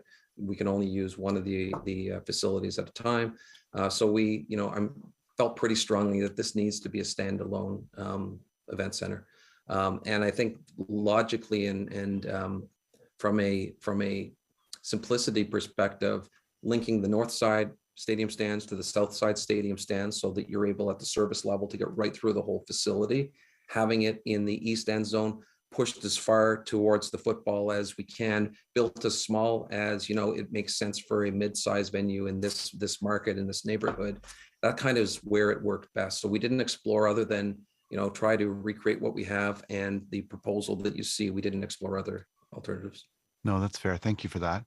And I'm talking about underground sewage and other municipal infrastructure. So maybe this goes to Mr. Willis. Do we currently have the capacity to support the additional housing that's coming to the site, or is this something that's going to be looked at later on? So initial work, which is only very preliminary, is we have sufficient infrastructure in place to support the new sporting facilities. Some minor upgrades, not trunk level, but minor local upgrades on the Bank Street corridor would be required for the residential, and that would be an obligation of the air rights developer. Okay. How much new parking are we anticipating is going to have to be built to accommodate the new units? And where are we anticipating that might be located? So, Mr. Mayor, the pro forma, and again, we're not in a planning process, so we don't have drawings and specifications like that. Initial. The pro forma anticipates about 720, which is less than a 1-to-1 ratio. It's about 0.7, I think, per unit. Would be below the podium that's being built that supports the towers. The very legitimate questions have been raised in the community meetings that we've had and the stakeholder sounding boards. My discussions with the ward councillor is, how low can we go and not necessarily build that much, because parking does create traffic and attracts on it. So I think that's a very valid question we want to study during the planning process about how low can we go. This site has a lot of good attributes for it, for someone to live car free. I've seen some very interesting ideas about the city actively seeking a car sharing service on the site, so people would be further discouraged. We can work with OSEG on that. I think it would be desirable to see if we can go a little lower on that. No additional parking is being built for the athletic facilities. Okay, no, that makes sense. Can you talk a little bit about what kind of upgrades the city on our end might be able to make to buildings on the site? I know it's touched on a little bit in the, sorry, Mayor? Still good? Okay. the kind of upgrades that we're looking at making to buildings like the Aberdeen Pavilion. My regiment, the PPCLI, it's his birthplace. It's a beautiful building. I know that we've made some upgrades, as mentioned by previous Councillor Cullen and the mayor when discussing this earlier. What kind of improvements do you think that we'll see to the city-owned buildings on the site as a part of this agreement if it goes forward? So, Mr. Mayor, I'm going to ask Mr. Chenier to respond, but you know, as we indicated in the report, there's an appendix which lists the items that we contemplate as part of our 10-year capital funded strategy. So, Mr. Chenier, if you'd like to respond further. Thanks, Steve. You know, Mr. Mayor, the number one priority on both buildings is to do some of the life cycle upgrades that are required for the facility. In Aberdeen, we all know that is the roof, and there is already some preliminary work that's gone on. Some design work is going on now. And the importance of that is that some of the improvements that we want to do inside the building really need for the building to be watertight before anything else happens. But we have also talked about, you know, it's a 3-season building right now, and we'd like to look at ways to both cool it in the summer and warm it in the winter to a greater extent than what's possible now. We've looked at opportunities to have a supplemental music venue for Lansdowne, things like masking for performances, some built-in lighting and audio. And then there are some programming opportunities that we've started to explore, but also providing the building with equipment that expands what can be done in the building. And that's everything from some acceptable sports activities. And, you know, people have talked about pickleball. This year, we started experimenting with an indoor skateboard facility on a very preliminary basis, but there are all kinds of suggestions that have been provided to us through consultation, and there's opportunity to explore all of those. That's awesome. I think we've all been to the Christmas cheer breakfast, and I think that I've worn through a couple of shirts in the nipple area, you know, because of how chilly it is in there. So that's wonderful to hear. Do really appreciate it. Anything else, Councillor? Yeah, just very briefly, Mr. Mayor, Mr. Chenier, we only see half your head. Oh, okay. It's the good half though, Dan. So it's okay. It's the good half. Right. Will the revitalized Lansdowne reduce or eliminate any of the vehicular traffic that's currently allowed through the site? Mr. Mayor, this is a really important question that needs further study. I know from discussions with users of the site, Councillor Menard and I have had numerous discussions about how we can make the site more pedestrian and cycling friendly. There are certain lease obligations that already exist that dictate what is provided in terms of vehicle access right now.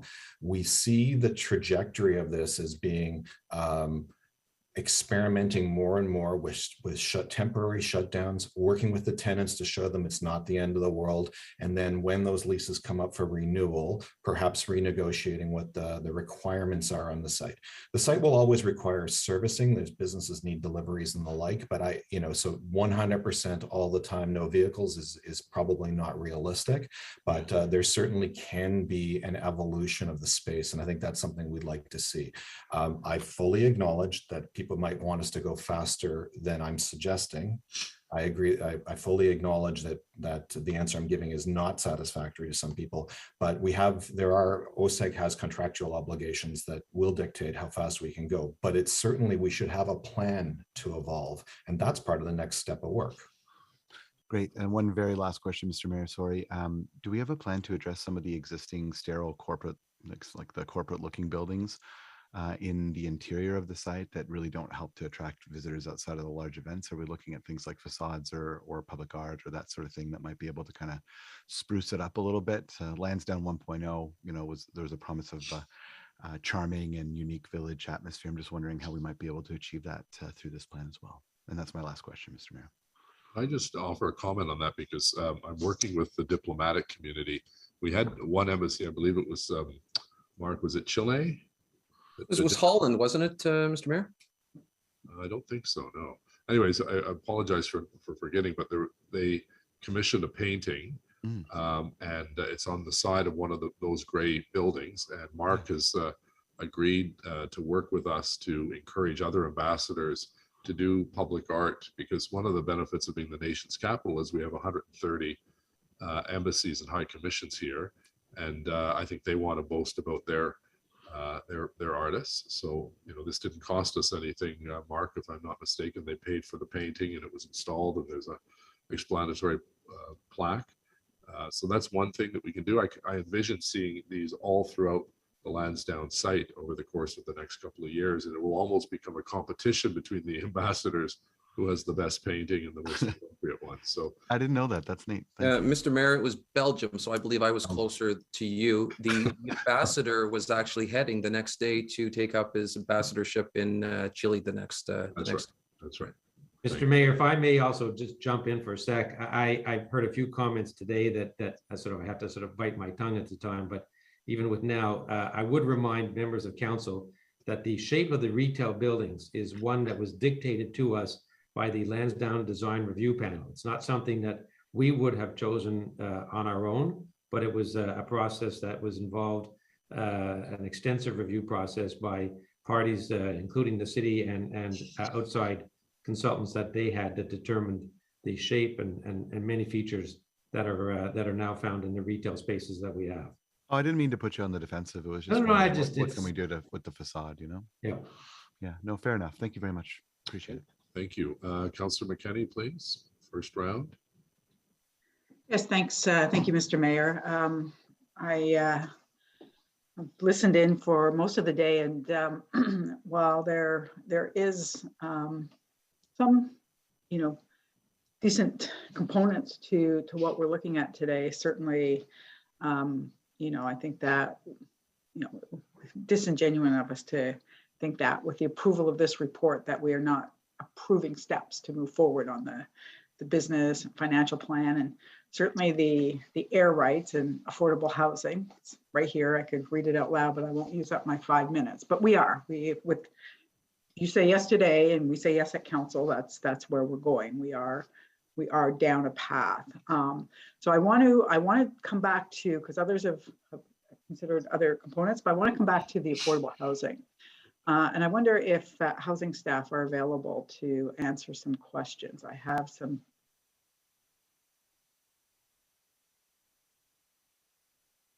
There's Said.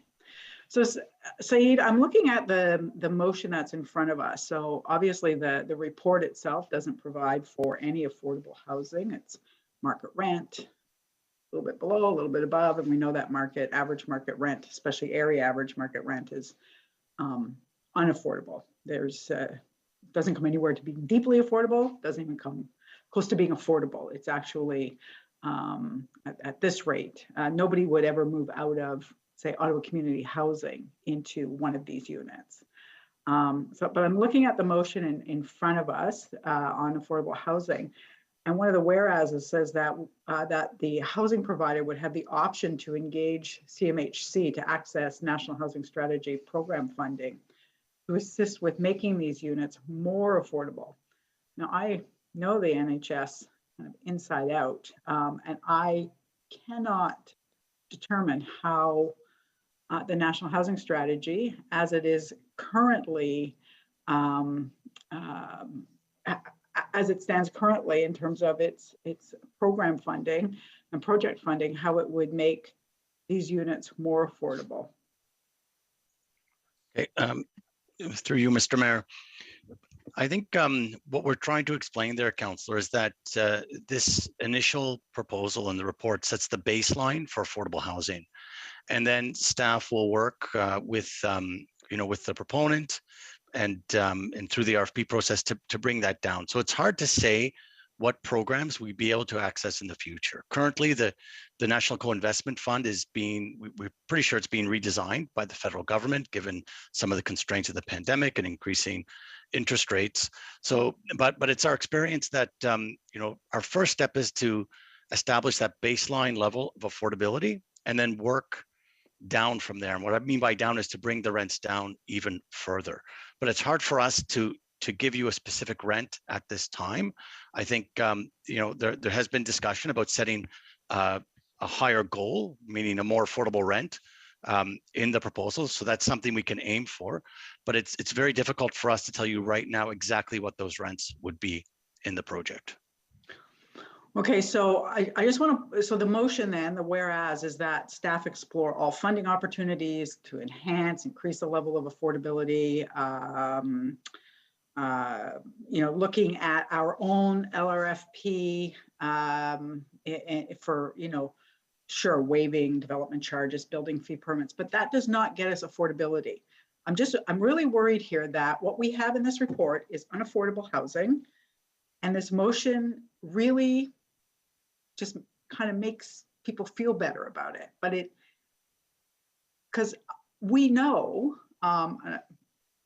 just today, for example, through the co-investment fund and the applications that our housing partners are working through, they're coming back to us to say it's not affordable enough. It just isn't. And so we're already being asked by different housing providers to do this exactly, to help them make housing more affordable. So I guess I'll ask you, do you really feel that, will there be enough? Will there be enough going forward to actually, why should we provide a private enterprise? I know it's going to a housing provider, but that housing provider is not going to be able to get us affordable housing.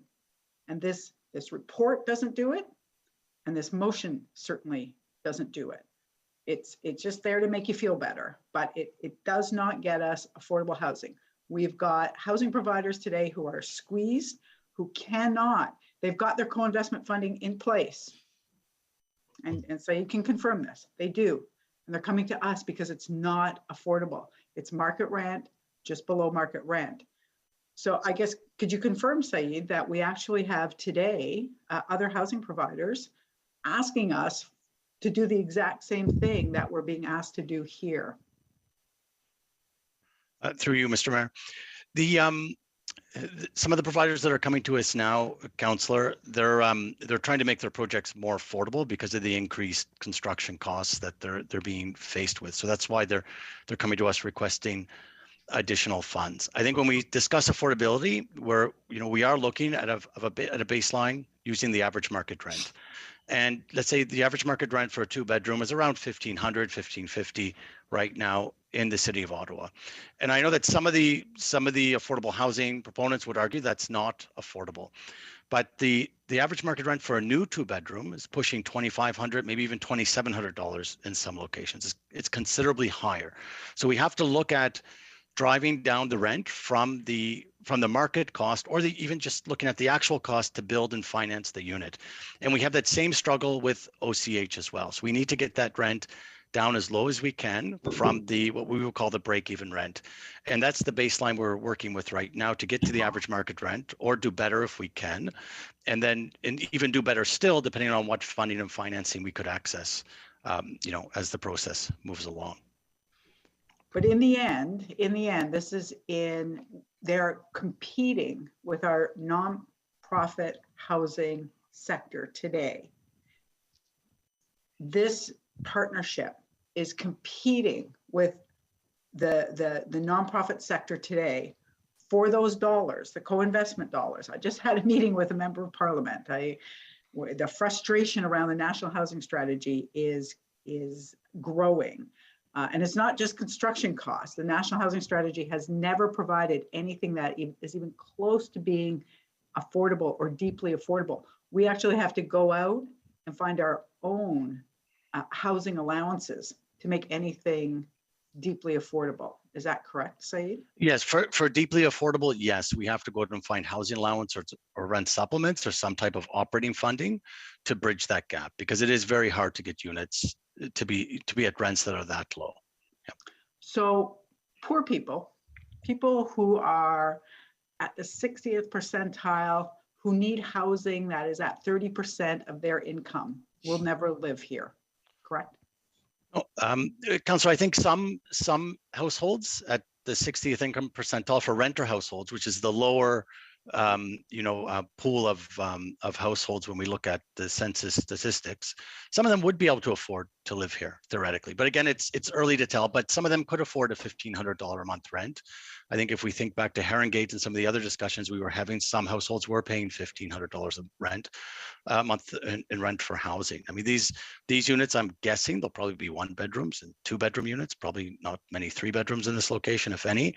So we try to have the rents around that in today's dollars, but that's what we were looking at. And then anything deeper would require more of a subsidy, as you're suggesting, or an operating subsidy. But even get to the this is public land. This is public land, and what I'm looking for, Councillor, I'm sorry, your time is up. You can put yourself back on the list. So there's no deep affordability. Nobody will be able to move in here who is We have poor. our next speaker who has Not poor. $1,500 a month. If I could just finish. I'm sorry, Councillor. $1,500 a month Excuse is me. not poor. Councillor. 300 Excuse me. I would ask that you please respect the chair's ruling. Everyone else is treated the same way. You don't want special treatment. You should be allowing someone who hasn't spoken. You can put yourself back on the list. That's the rule. Thank you. All right, Councillor Al-Shantiri, please. Thank you very much, Mr. Mayor. And I'd like to begin by asking Ms. Isabel Jasmine if she can help me a little bit to understand on page 72, the current waterfall framework. So Isabel, you're saying here the estimated additional of 103.2 million in revenue to the city, where 377 million to the city, table 6, less than 273 million. This is great, but have we factored, I mean, none of us have a crystal ball, but is this is based on a number where business be floating? I mean, does it have any provision? You know, if something happened like what happened in the last couple of years and a decline, and so had that been factored somewhere, or no? This has just been straightforward waterfall. And I'm sorry, I'm trying to wrap my mind around it. Yeah, so that's what I was trying to reiterate, that we're dependent on multiple sources of funding, and so we're not relying on one source. One of the benefits of what we've negotiated here is that even if, like, for example, the property tax uplift, if it doesn't come to the same level that we expected at stabilization date, then we can show that as contributed equity in the waterfall, and then our percentage of what we get back from that waterfall increases. So we're protected that way. In terms of the projections, the original projections were based on a model that hadn't even been operating yet. OSEG's been operating this facility for 7 years. And so now the projections are based on 7 years of experience and expertise running this facility. And the projections are based on conservative estimates of what's net new. We can do current events with the stadium. We have extra premium seating. Like, it's only the net new things that were included in the projection, extrapolated from current experience. Okay, well, thank you for that. And if I can ask Mr. Greenberg, and I think I asked you that a number of years ago, why would you really want to do business with government? So even the city of Ottawa is now, you know, you came in here, we know something that it was nothing but a block of cement for a while, and we turned it to state of the art. We heard from some of the local businesses how well they're doing. Well, now let's talk about before the pandemic. They were doing great during events, during games and but any other time during the week, and we heard from the gentleman with the all-day breakfast, it's hardly, you know, the business is there. So you think with this new addition, and will that, it's going to create new businesses, but it will have enough to support what you have right now in those businesses? So, Councillor, I will say that it's always easy in hindsight to go back and realize the mistakes that you made. And one of the great things about being 66 years old is that I have an opportunity to look back over my life, and there are a few things here and there that I wish I would have done a little bit differently. If you don't learn from your mistakes that you make in the past, you're going to be bound to repeat them over and over again. So as a business person, that's what we always do with our projects. And we look and we try to learn and get better and get smarter. As Isabel just said, we've had the experience now of working with Lansdowne for many years. We've learned a ton from where we were back in 2010, 2012.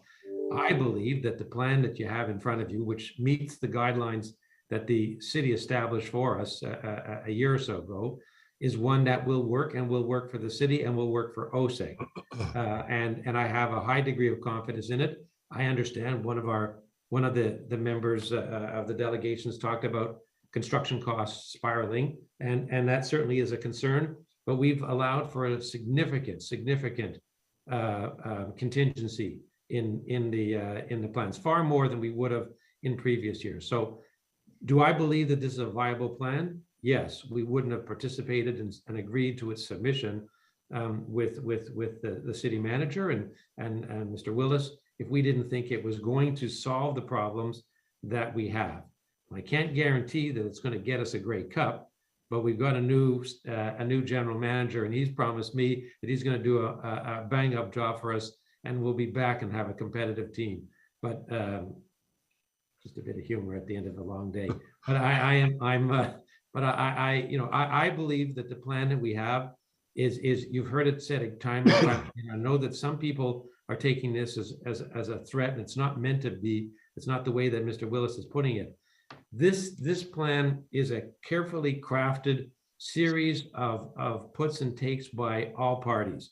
We made significant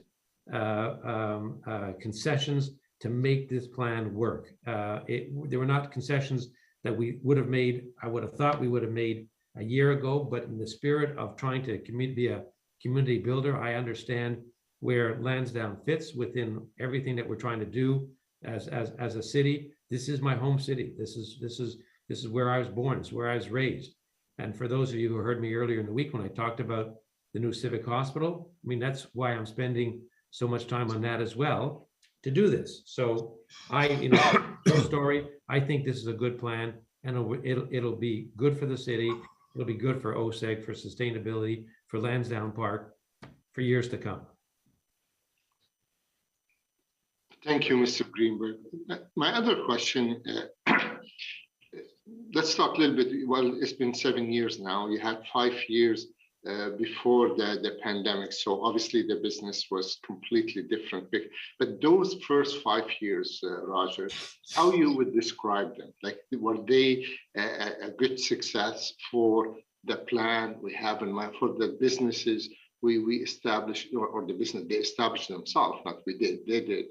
And for the people who's working there, like, do you think those 5 years give you enough to learn? If this is, how could we make it more successful for you and for the city, but mostly for the people who are tenant in those facilities?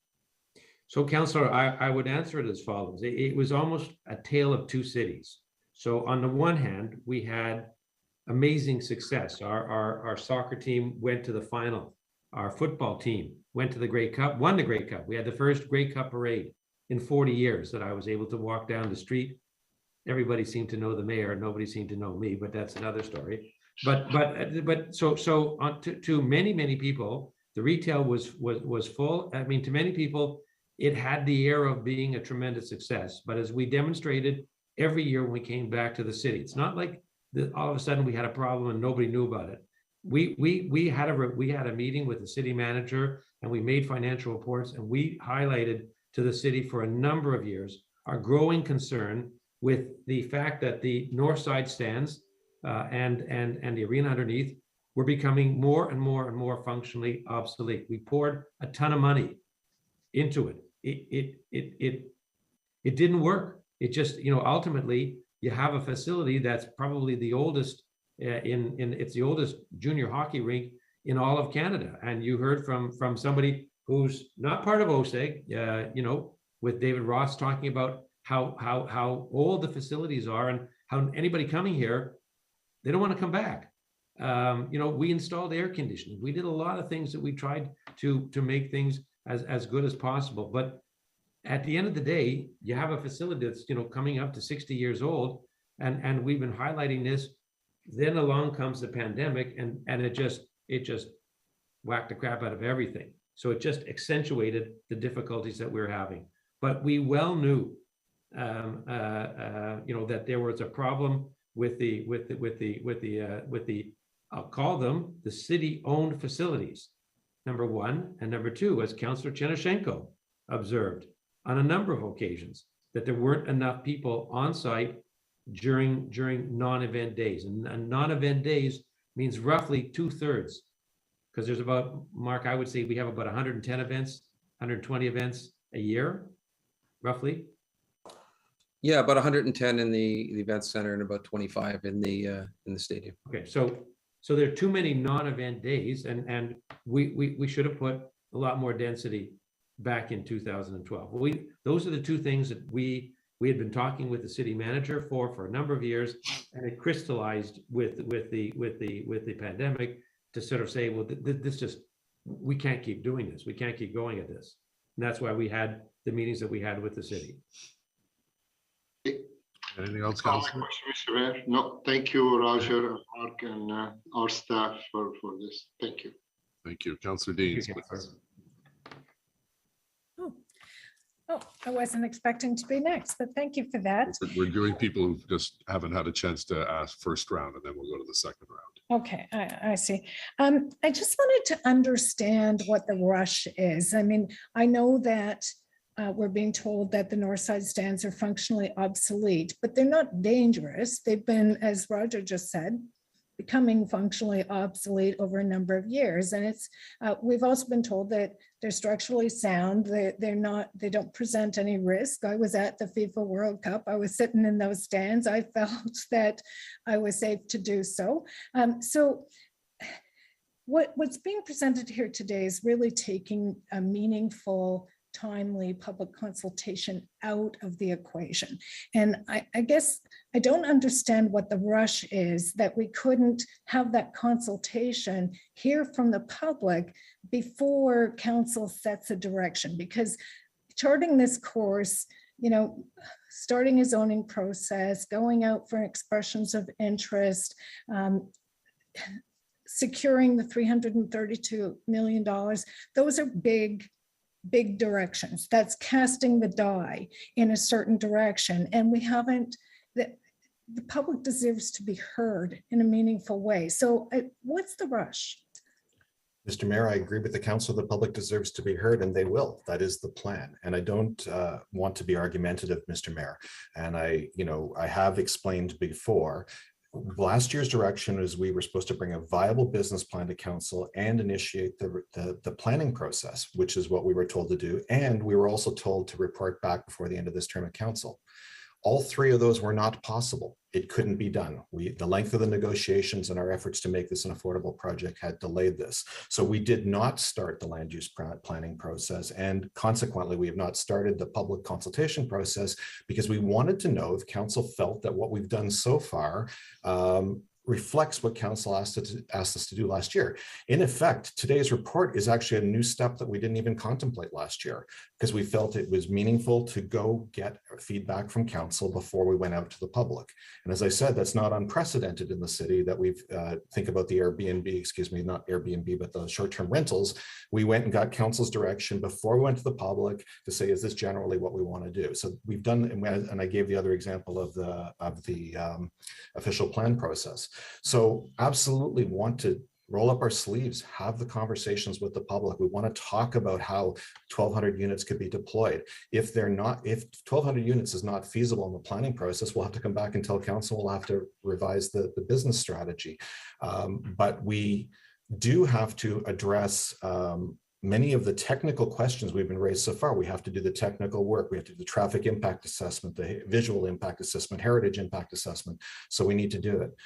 So finally, Mr. Mayor, I would like to ask the treasurer or the deputy treasurer to explain the issue of the 238, because as I've said before, and I think perhaps if I'm not saying this clearly enough, just because we set a 238 budget target does not mean any authorization has been given for 238. The approval is only 8 million, but perhaps the treasurer or the deputy treasurer can explain this better than I've been able to.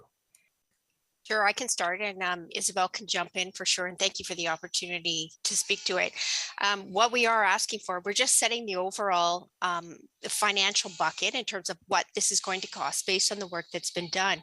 We are asking today for authority to spend that $8 million in terms of the next steps that are outlined in this report. So we're not asking to spend $332.6 million. We're asking to spend $8 million to continue the process. And I'll just ask Isabel, do you have anything to add to that? Yeah, what's pushing a lot of this too is the debt portion. So we couldn't come and ask for 8 million and put debt on it. We need a capital asset to tie it to, and we're looking at the overall 332 is that asset. So we're setting up budget authority, but the spend request is just for the 8 million.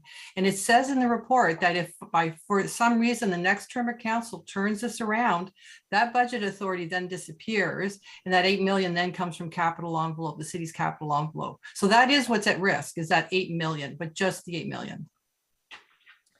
Okay, thank you for that clarification. I appreciate it.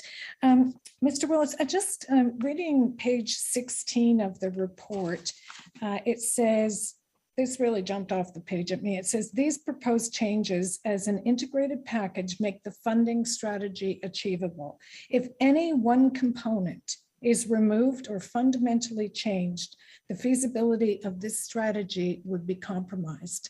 So how do you square this comment with the comment you just made that you will have meaningful public consultation and there's opportunity for change? So Mr. Mayor actually just said that should any component of this through the public consultation process change and be unachievable, we'll have to come back to council, the next council, for instructions.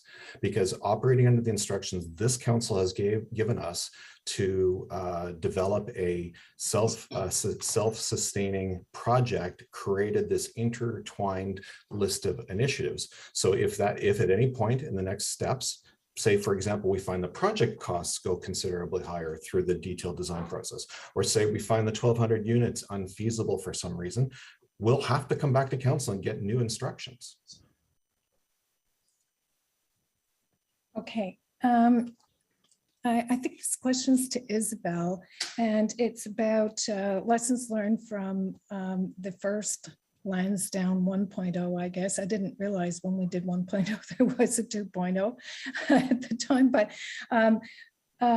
we had significant cost overruns.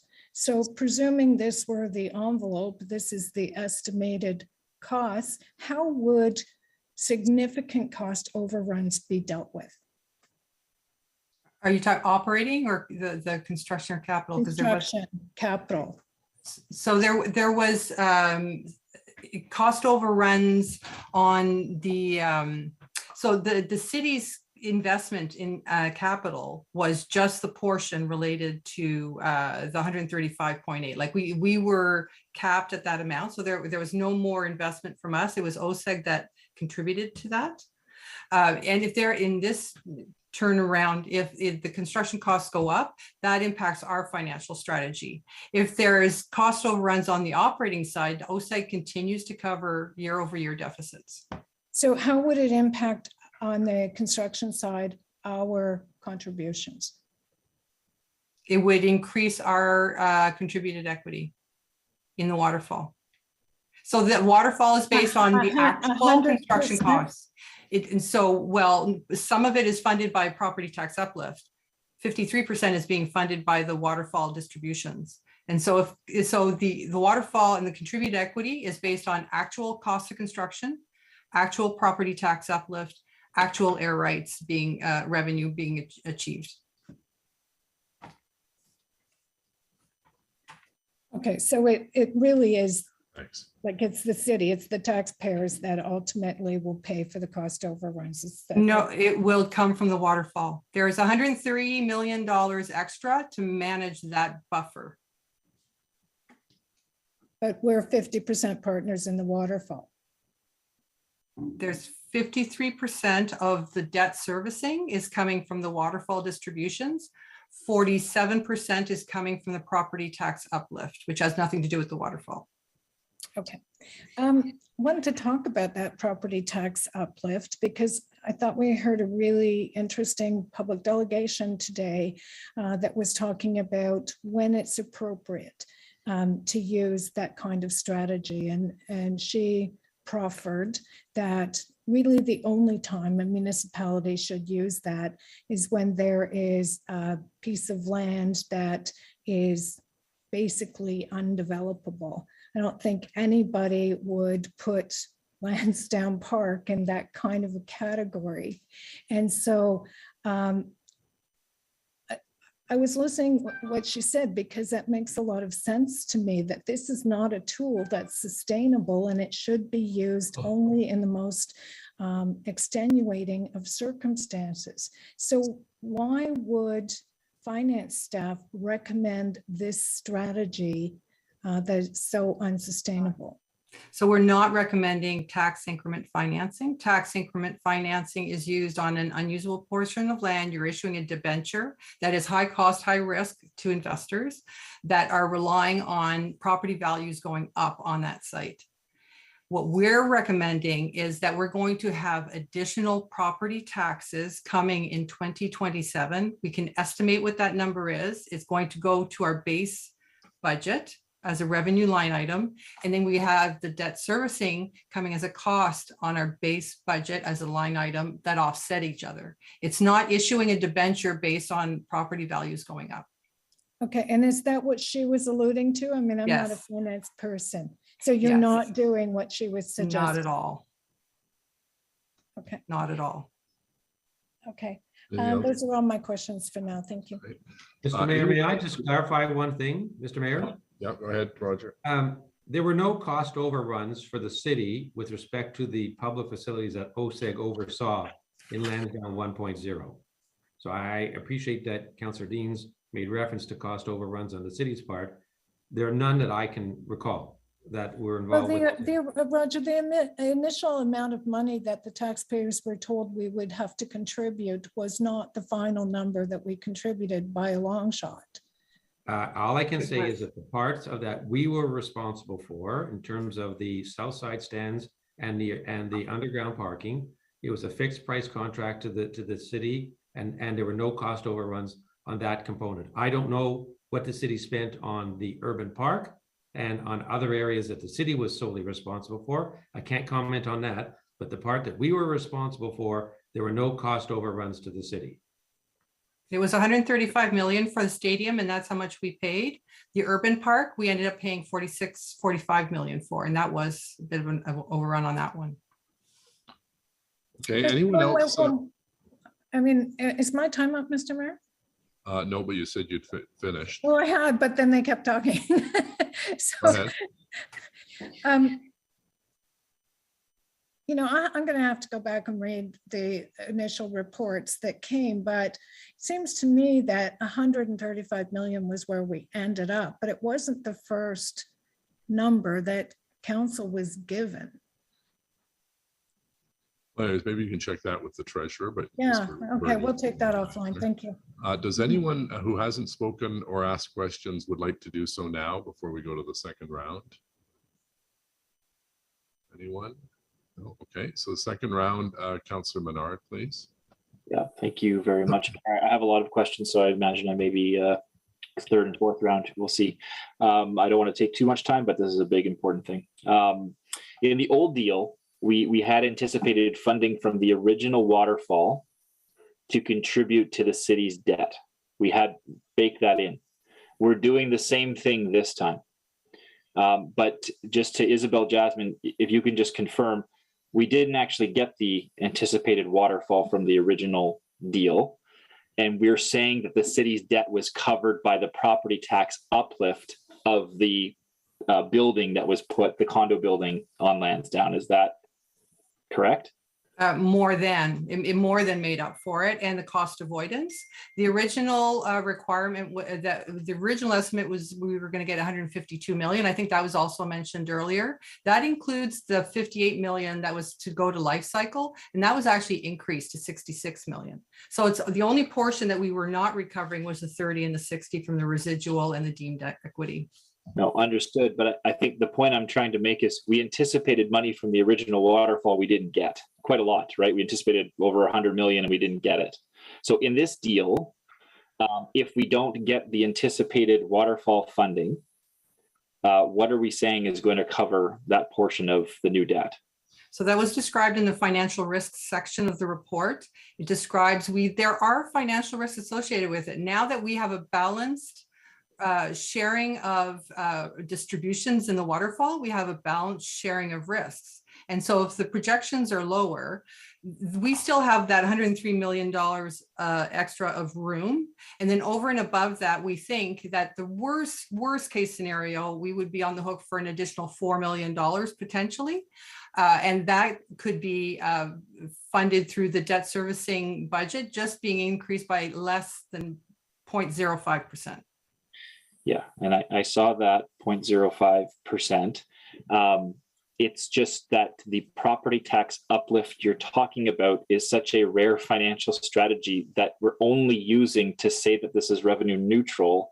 But in fact, if those folks were living somewhere else, they would be paying full taxes, and it wouldn't be just towards the stadium and the event center.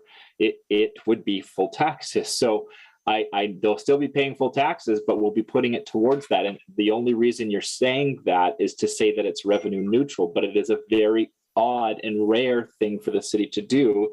And so I just want to confirm with you that this is not done in the city. This would only be the second time it was ever done. And the first time was Lansdowne 1. And is this a sound financial strategy? Can we continue to do this on multiple city building projects? The debt that we're taking on now and paying for it with housing that's being created with all of those property taxes, or 90% of them going towards it? Is that a sound financial strategy for all new projects? I can comment on one. We have felt no pressures from that change. And we have actually exceeded the amount that we've collected from property taxes compared to the debt servicing cost. And it's up to council to decide if they're comfortable with the strategy of redistributing. To my earlier point, this comes as a revenue neutral package. One cannot come without the other. They are tied completely together. So if you don't do it, you don't get the 1,200 units anyway. Yes, but what I'm saying is it's a financial accounting sorted move that is the same thing either way. You're taking on debt. You have to repay the debt. If the people here weren't living at Lansdowne, they'd be living somewhere else and paying taxes. And so it's not equal to just saying it's revenue neutral. It's not revenue neutral. We're on the hook for debt and there is risk associated with it. And it's not paying for itself because this financial move we're doing cannot be used everywhere. And it shouldn't be used everywhere because it would put us into long-term debt, long-term risk everywhere if we continue to use it. I have a question for legal. In the report, the legal implications say there is no legal impediment to receiving this report for information. So I just want to hear legal confirm that is still the case. And are we just receiving this report for information today? Mr. Chair, the legal comment notes that there is no legal impediment to receiving the recommendation in one. With respect to the other, what the legal comment notes is that the process that has been outlined and the council has been following mirrors the process that was employed with respect to the first approval of Lansdowne, and councils that same type of an approach, that iterative approach, that stepped approach that allows council to consider kind of at each step of the process the risk and the reward available to each of these parties. And so that is why the legal comment is framed in that way. And again, it counsels that going forward because that is the approach that has earned the favor of the court, for example, in the original Friends of Lansdowne case. And so that is the essence of the legal comment. And it acknowledges that council is not at this phase being asked to make any decision that binds it legally to the proposal that's before it or to some other type of proposal. On the on that piece, would it be safer for us legally at this time and put it as less risk to receive the entire report rather than how it's stated right now? Mr. Chair, I don't believe it's a legal risk question. The report as framed identifies the prerequisites and some of the parameters for the proposal that have been set out. It acknowledges that council is not working with a blank slate, that it is working within the context of an existing partnership agreement, and that there are, the city has existing legal rights and legal obligations that flow from that. Okay. In terms of the legal risks that you see, because they're not really stated in this section. Sorry, Mayor, did you have something? Mayor, did you want to say something? Sorry, I'm just speaking to Carol. My mic was on. Oh, okay, apologize. Okay, so just in terms of the legal risk section, we don't go into them really, but I assume you are insinuating that the legal risks are the multiple Ontario Municipal Board deals that have already been struck about a decade ago, and the heritage impacts. Are there other legal concerns or impediments that you're seeing with this beyond those? Mr. Chair, those are identified not as legal risks, again, because the city is not binding itself to, at this stage, to any particular proposal. Those are identified as items that need to be considered and need to be addressed as part of the next phase of the assessment of this proposal. Okay, so the move towards selling air rights and proposing to receive bids for air rights, there's no concern there? Again, Mr. Chair, what's set out in the report does not outline a process whereby the next phase will see the city receiving bids for air rights, but rather soliciting expressions of interest to determine essentially who in the market may be willing to participate eventually in a process by which the city would be able to ascertain the value of the sale or the lease of those air rights. Okay, so you see mostly, I guess, these, don't want to put words in your mouth, but the legal risks will come later in the process for our city. It'll be something we consider in the future. Again, Mr. Chair, the legal risks identified in this and what I anticipate would be at the end will be process. That council will have followed a robust process to determine whether this proposal is ultimately in the public interest. I leave it to my colleagues to outline, for example, if there are financial risks associated with that. But I do believe that those are outlined in the report. Okay, thank you. That's helpful and fair. What will the $8 million be used for? So, Mr. Mayor, that will be used for a variety of items, including additional architectural studies to support the land use planning application, heritage impact studies, additional work on the soils, additional work on traffic, transportation related issues, support for putting some of the principles that are in the proposed business plan in paper in legal language, although we're not seeking approval of the actual agreements. We do need to start the work of actually turning high-level concepts into legal language.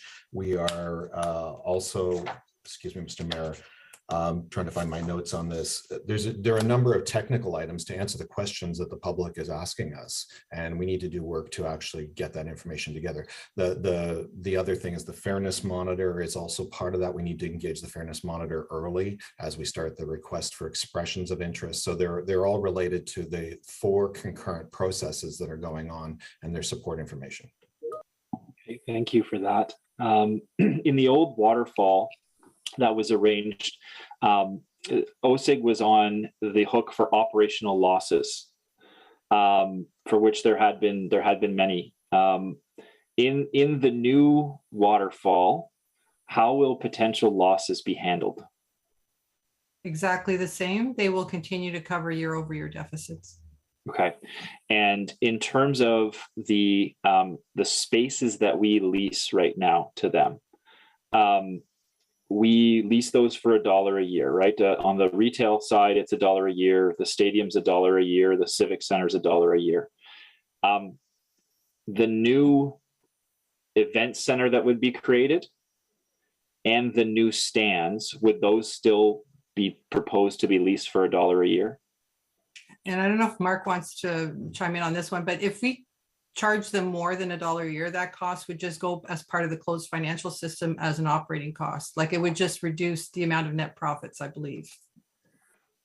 But I think the answer is yes. The current facilities that we lease will be replaced by new facilities in the current structure of the facilities lease that we have and the retail lease that we have. Okay. Council, your time is up. So Mr. Mayor, may I just jump in just to clarify something that was said, just to help the councillor on something that he said, because I think he misstated something that he's just a bit confused on something, if I may. Yeah, go ahead. The cost of the public facilities that were built in Lansdowne 1.0 were entirely financed by debt to be covered by the realty taxes on the retail. It was not the residential. The residential wasn't required. Enough taxes were generated by the retail facilities at Lansdowne that were developed as part of Lansdowne 1.0. And as a result of the city being able to borrow all of the costs that it incurred to build the new south side stands and the underground parking, the city actually put $0 into stage 1, or call it Lansdowne 1.0. So the funds that were foregone, as Isabel said earlier this afternoon or earlier today, was an opportunity cost of future profits that the city was hoping to receive on top of the repayment of the principal and interest over a 40-year term of the debenture that were covered by the realty taxes generated by the retail that was built for stage 1. I just wanted to clarify that for you.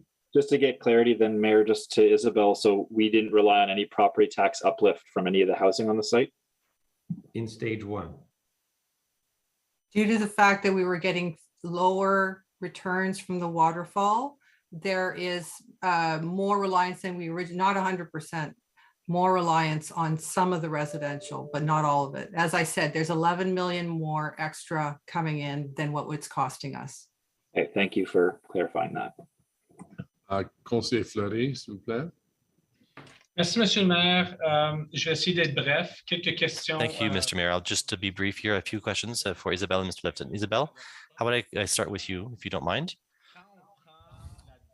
When you look at the current debt, I think it's about $120 million. And then if we add in also the portion that you mentioned, it was about 154 million. When you add the debt that is proposed here, the 139 million, this gives a total debt of 368 million. Could you please clarify what the risks of that debt would be on the position, on the city's financial position? And at what point would this debt come to an end in the current plans? Would it be during the year or before 2026? So there won't be any impacts. The revenue will be coming in on one end and then the cost of the debt on the other side. So it'll be balanced out. When we look at the 7.5% as a percentage of the revenue for the city, everything is perfectly balanced. So the debt will be at zero by 2066, or yes, 2066 or 2067, yes. So could you please talk to us a little bit more about the offset aspect of the land tax that would cover certain elements of the debt? I think it's 6.5 million per year. And with the 1,200 units and the commercial aspects, there may be an increase of land tax more than that proportion. So what would happen with that amount, that additional amount? Well, we just need 6.5%. And the additional part will go to city services. The 6.5% is 2027. And then afterwards, when taxes go up, all of that will go to the city. So by 2067, it's not, it'll be about about 40%. Great, interesting. Thank you. Mr. Willis, I do have a few questions. On page 62 of the report, there's a reference of a new team in 2030. Now, could you please clarify that particular part of the report? I think it's interesting there, and especially if it's possibly something that may be new. Thank you, Councillor. Mr. Gowdy would be the right person to answer this question. I'm very proud of myself. I understood the question, Councillor Fleury. I think you know, we had a rugby team that was supposed to be starting this year that due to the pandemic was no longer able to start. So we put the concept of another team starting. We put it in the arena, but it could be a stadium team. So, you know, I think we look to have one more tenant in here at some point going forward. Don't start too late or else I won't be able to do the tryouts. Are you a rugby guy? Monsieur Willis, je reviens à vous à la page 87. So, Mr. Willis, at the page 87, more particularly on the public realm analysis, if I understand correctly, well, I do appreciate all of the analysis that has been done, but I do have a question more specifically about the attribution of CAST's life cycle costs of these two buildings. I highlighted this as earlier, and it's interesting because we said that it was one of the elements of the city that we would like to accelerate that would benefit Lansdowne as a whole. So what are the factors that make it that we don't include it in this agreement, or that we aren't moving forward on capital investments at the same level, at the same or quickly in the agreement? Mr. Mayor, I will continue to respond in English because it's a technical question, and I would ask for Mr. Chenier to help me in the response. Mr. Mayor, very much so. We want to advance the public realm initiatives, and there already are elements, particularly for Aberdeen Pavilion, that are already booked into the capital budget program over the next couple of years. We have major roof repairs that are already been engineering designed. We delayed construction because of a programmed event into the space that we did not want to interfere with. But there's certainly, you know, really the concept here is by having a longer term capital strategy for investment in the buildings, we can continue to invest in. If we could seek stimulus funding or culture funding or other types of support from other levels of government, we can absolutely accelerate. And if council, the next council wishes to go faster, that's possible too. I've used the concept before that if you have a plan, then you can get it funded. And that's the point. We want to have a plan. And the next step, and I apologize to Councilor Menard because I forgot to include this in the 8 million spending. Part of the 8 million spending is some feasibility work on those buildings that would solidify our plan should we be able to advance the capital spending further. And Dan, I don't know if you want to add to that because you probably have more to say.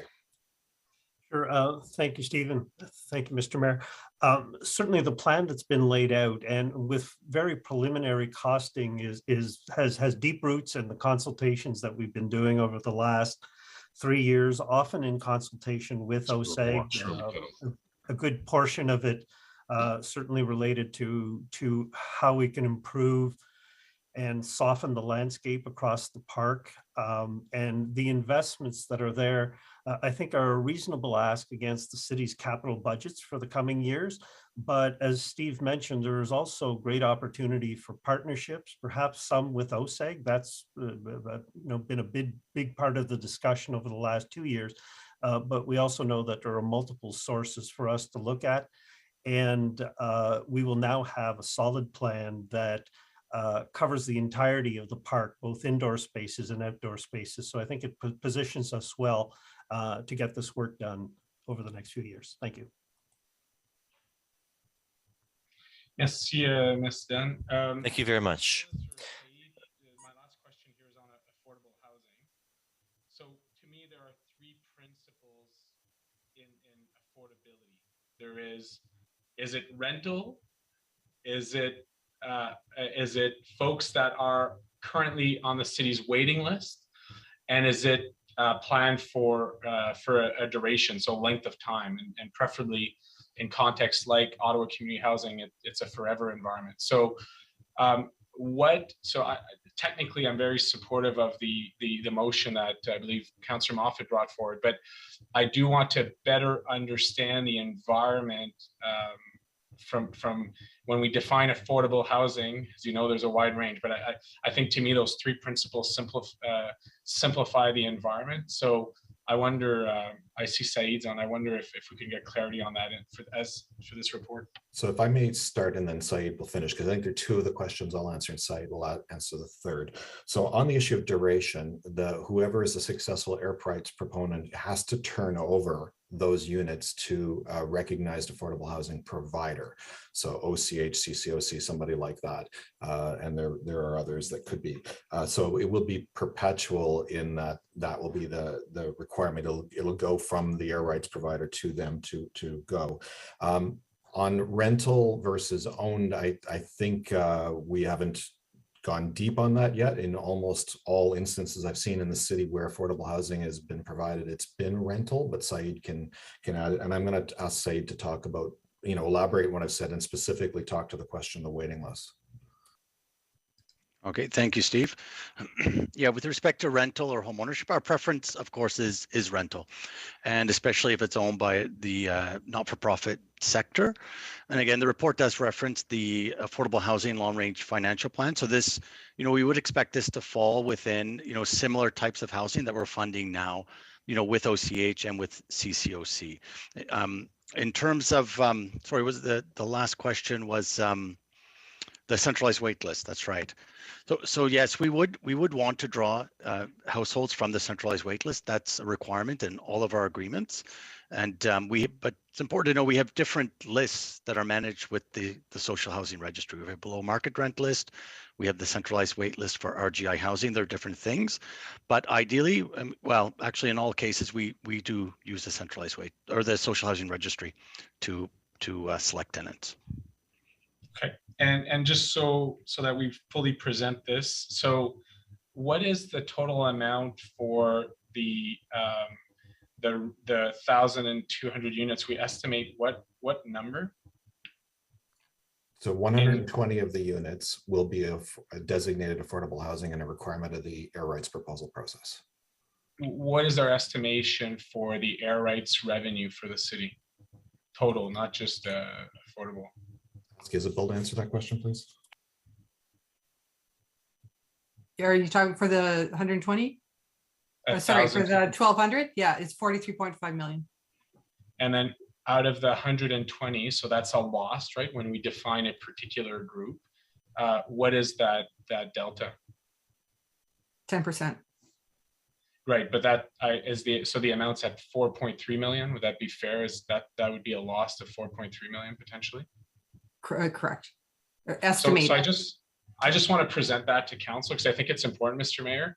When you look at 100, if you take 4.3 million and you divide it by 120 units, that's a very affordable price for the capital build out. And that's the advantage of putting it in a bulk environment. So I think that the details will be in the pudding going forward in terms of ensuring that 120 units are housing residents that are on the affordable housing wait list entirely. So just I want to make sure that I deal with numbers like that with OCH all the time. I think it's important that we present that as part of the bigger bulk, it's actually a pretty very, very good price to include affordable housing. So thank you, Mr. Mayor. Great, thank you, Councillor. Merci, Conseiller. Councillor Menard, fourth round. Thank you very much. Yeah, who knows how many rounds here. I'm just going to get through the questions I have and then be all finished. But the report proposes extending the deal for another 12 years. So I anticipate that means the $1 a year rent would continue, or lease would continue for those 10 years. And the other thing I wanted to talk about is the application of participation rent. Because in 2020, we had OSEG back at council asking for some assistance, and we renegotiated the deal at that time. And at that time, what we did was remove the city's share of rent that we would have received. So that is the 50-50 split between OSEG and the City of Ottawa of net cash flow from the retail operations. We removed that from the retail lease, and we said we're not going to increase the base rent in the event of a permitted transfer of the retail component during the terms of the retail lease. So that was a substantial change for us in terms of future revenue. So on the new retail, on the new 100,000 square feet of retail being proposed, is that going to be a 50-50 split? Would the old deal that we just did in 2020 apply to the new retail in terms of us not receiving cash flow or base rent from those operations? I apologize. I would have to go look at the wording again, but my understanding is we just extended it by 10 years. We did not eliminate the participation rent. We extended the agreement by 10 years. And we did eliminate it for 10 years, yes. We just pushed it out. Yes, that's right. So at the end of that term, we were to start to receive 50-50 share between OSEG and the city for the participation rent, as well as receive base rent. We said we're going to extend that for another 10 years. Actually, it was, I think, to 2066. It wasn't just the 10 years, it was to 2066. And so I'm wondering, is the new retail that's being added here going to be also subject to that previous agreement, or would that new retail have a different deal where the city may benefit some from it in terms of a 50-50 share or some base rent that we would receive? It's the same agreement, and we extended by 10 years in 2020, the council approved, and now we're extending it by another 12 years. That's what gets us to the 2066. So whatever we agreed to in 2020 to extend by 10 years, we're just adding another 12 and pushing it out another 12 to give room for the construction period. We're in construction now for 7 years, and it's going to take us longer to recoup the overall investment. So all we're doing is we're pushing it out. What happens in 2066 is exactly the same as what would have happened in 2045 in the original deal. And I'm just trying to get to as clear an answer I can, right? Because there's the deal, there's the actual Lansdowne partnership plan, which we're extending another 12 years in this report. Separate to that is the retail lease, right? The retail lease is a separate arrangement, and the 50-50 partnership rent was supposed to go to the city at that time. We extended that deal as well. And I'm just wondering, the new retail, what are we going to be doing in terms of sharing of profits there? Is it just going to be, again, $1 a year and we don't get any of that profit until 2066 in terms of the extension of the deal? Or is there some profit that might come to the city from it that we're not anticipating in terms of base rent and cash flow?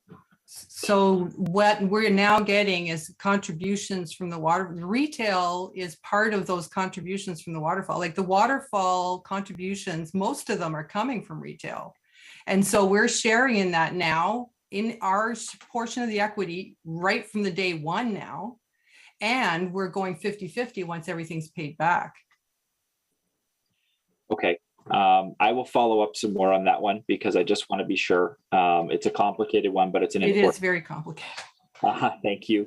There was in the July 2021 report, there was an MOU that was to be signed. So it says staff are seeking delegated authority to negotiate, finalize, and execute a memorandum of understanding with OSEG to confirm cost sharing arrangements as was done for the original proposal. Is that signed now?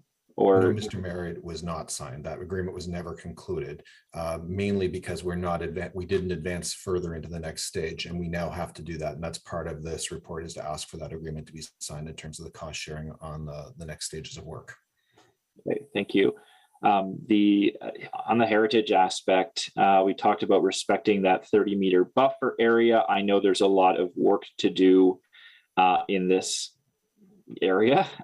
So I know you've talked to the Ontario Heritage Trust, but I think you're putting all of that into a future process, and nothing is guaranteed at this point in terms of heritage aspects of the site and what's being proposed. Yeah, so we have the core views, which nothing is changing in the core views. And we have what's called the framing lands, which are adjacent to that. And the framing lands are what's changing. And that's part of the design strategy with respect to replicating the berm as the facility moves.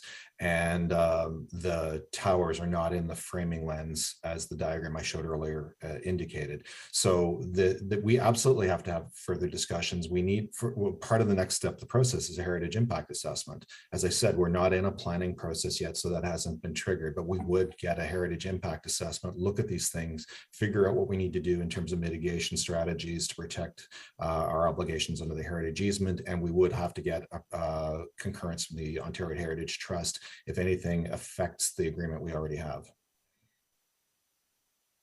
Okay, thank you for that. We have in 2020, we did that renegotiation. And since that time, there's been more concerns. I mean, city staff, even the city manager at the beginning here mentioned several times that there's a concern about the sustainability of the partnership and the future of the partnership and how we make it financially sustainable. But that's been said a couple times now. We've gone through and made changes to this deal several times. So, well, we're proposing to even more right now. But what are we doing to ensure a backup plan or a plan B? Does staff have any risk mitigation here in terms of the future if this doesn't pan out? Either an independent operator or any discussion of what might happen if again we have something come back and say, well, we've poured more money into it, but it's not financially sustainable again. So what is the plan B in case this doesn't all come to pass as the first one didn't all come to pass? So Mayor, I'll let Isabel or Wendy talk about it. When we did the COVID relief report to council, in that report, we discussed a risk management strategy. And it was actually proposed at the time what might happen as down the road. And I think I'll turn it over at this point to Isabel or Wendy. Yeah, there were the three options identified. And if the city had to take over, that's where we identified it would cost between 4 and 12 million. The sporting teams would disappear. The city would be on the hook to running this operations. We could go out and reach out to another operator to do that. But that's where we identified the pros and cons of each of those three options. And those were the options. Well, thank you. I recall that, but those options aren't really feasible for us, right? We don't really want that to happen. And so in lieu of that, that's not to me a sufficient plan B if things don't work out well. So I would expect that we're doing our due diligence to make sure that if things don't pan out the way that we think they will, that we want them to, we've got a plan B to come back. That's not just everything goes away and it's just terrible versus this other shiny object. So I hope that makes sense, that there's some due diligence. Is that due diligence work occurring in the background? So I can say that we are very close to this agreement. There are strong processes in place, and the Auditor General actually reviewed all those processes and made some recommendations on how we can make sure we're continuing to monitor the financial performance. It wouldn't happen overnight. This is something that we track every year, every day, looking at the financial performance. And if we're every time something comes up, we discuss as a partnership. But if it gets to a point where it's financially unsustainable, that would be I'd be identified very soon in the process. Okay. Thank you for that. I just encourage more of that work because it is the city we're talking about here. Our job is to protect our residents first and foremost. It's not to make a private partner whole. It is to protect our residents. And so I would encourage more work on that end to ensure we're doing that. In terms of the Auditor General, Counselor, has the auditor? I'll just ask this, and I get back on the list. No, the clerk has sent me a note, and Mr. O'Connor, if you can confirm that he sent me 81-4, notwithstanding subsection 3, no member without leave of the committee shall speak to the same question at one time or in reply for longer than 5 minutes. So you've had many occasions and there's no one else on the list who wishes to speak. So we're going to now go and deal with the motions. Mayor, hold on. I'll just ask the clerk to confirm No, that. Mayor, don't. Why are you doing that when I only have about 5 questions left? You barred a motion for me bringing to this committee. I have 5 questions left. Allow me just to finish the questions and then I'll be done. But All right, don't. is it the will, excuse me, Councillor, is it the will of the committee to allow him to ask 5 succinct questions? We don't need speech before each question. If you agree to that, then I'm willing to allow it to happen. If not, members of the committee have other obligations that they have to get to, and we spent close to 9 hours on this subject. So if you can be succinct in those 5 questions, the floor is yours. I will be succinct. On the transportation plan, what is the future transportation plan for this area? I haven't seen anything come up, and I just want to know what we're actually planning for Bank Street, the QED, NCC associated with this plan.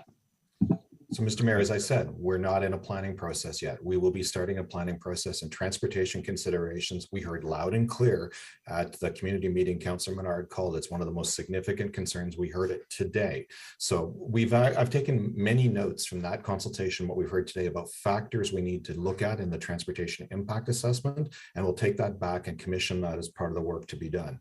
We need a strategy. We already have a strategy for large events that works. We heard that. We need mitigation strategies for mid-sized events. That's what we heard. We need to look at the traffic impact of the 1,200 units and what that would be, and that would naturally be part of the land use planning process.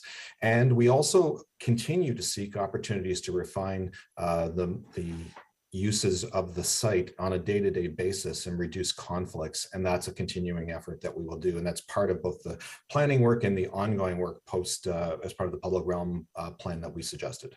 So to our staff, I'd ask you to be succinct as well. Councillor, over to you, number 2.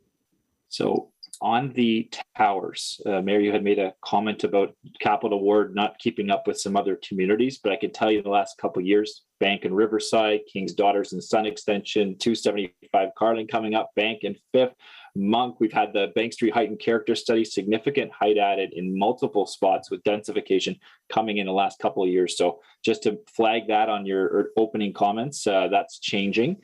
In terms of what the pro forma shows, and what we're anticipating. So 46 stories, 40 stories, 35 stories, as I understand it. How often in the last few years has the city sought to override the OMB or OLT decisions? Mr.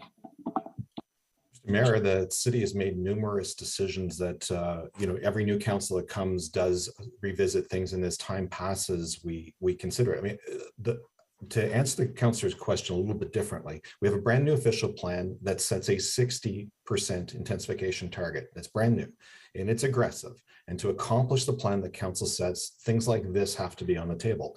Ultimately, through the planning process, council will decide if this is acceptable or not. And council will have to consider the prior commitments that have been made. And we do have to look at impacts, and we have to talk to the Homewood community, for example, about how we can mitigate any impacts through the process.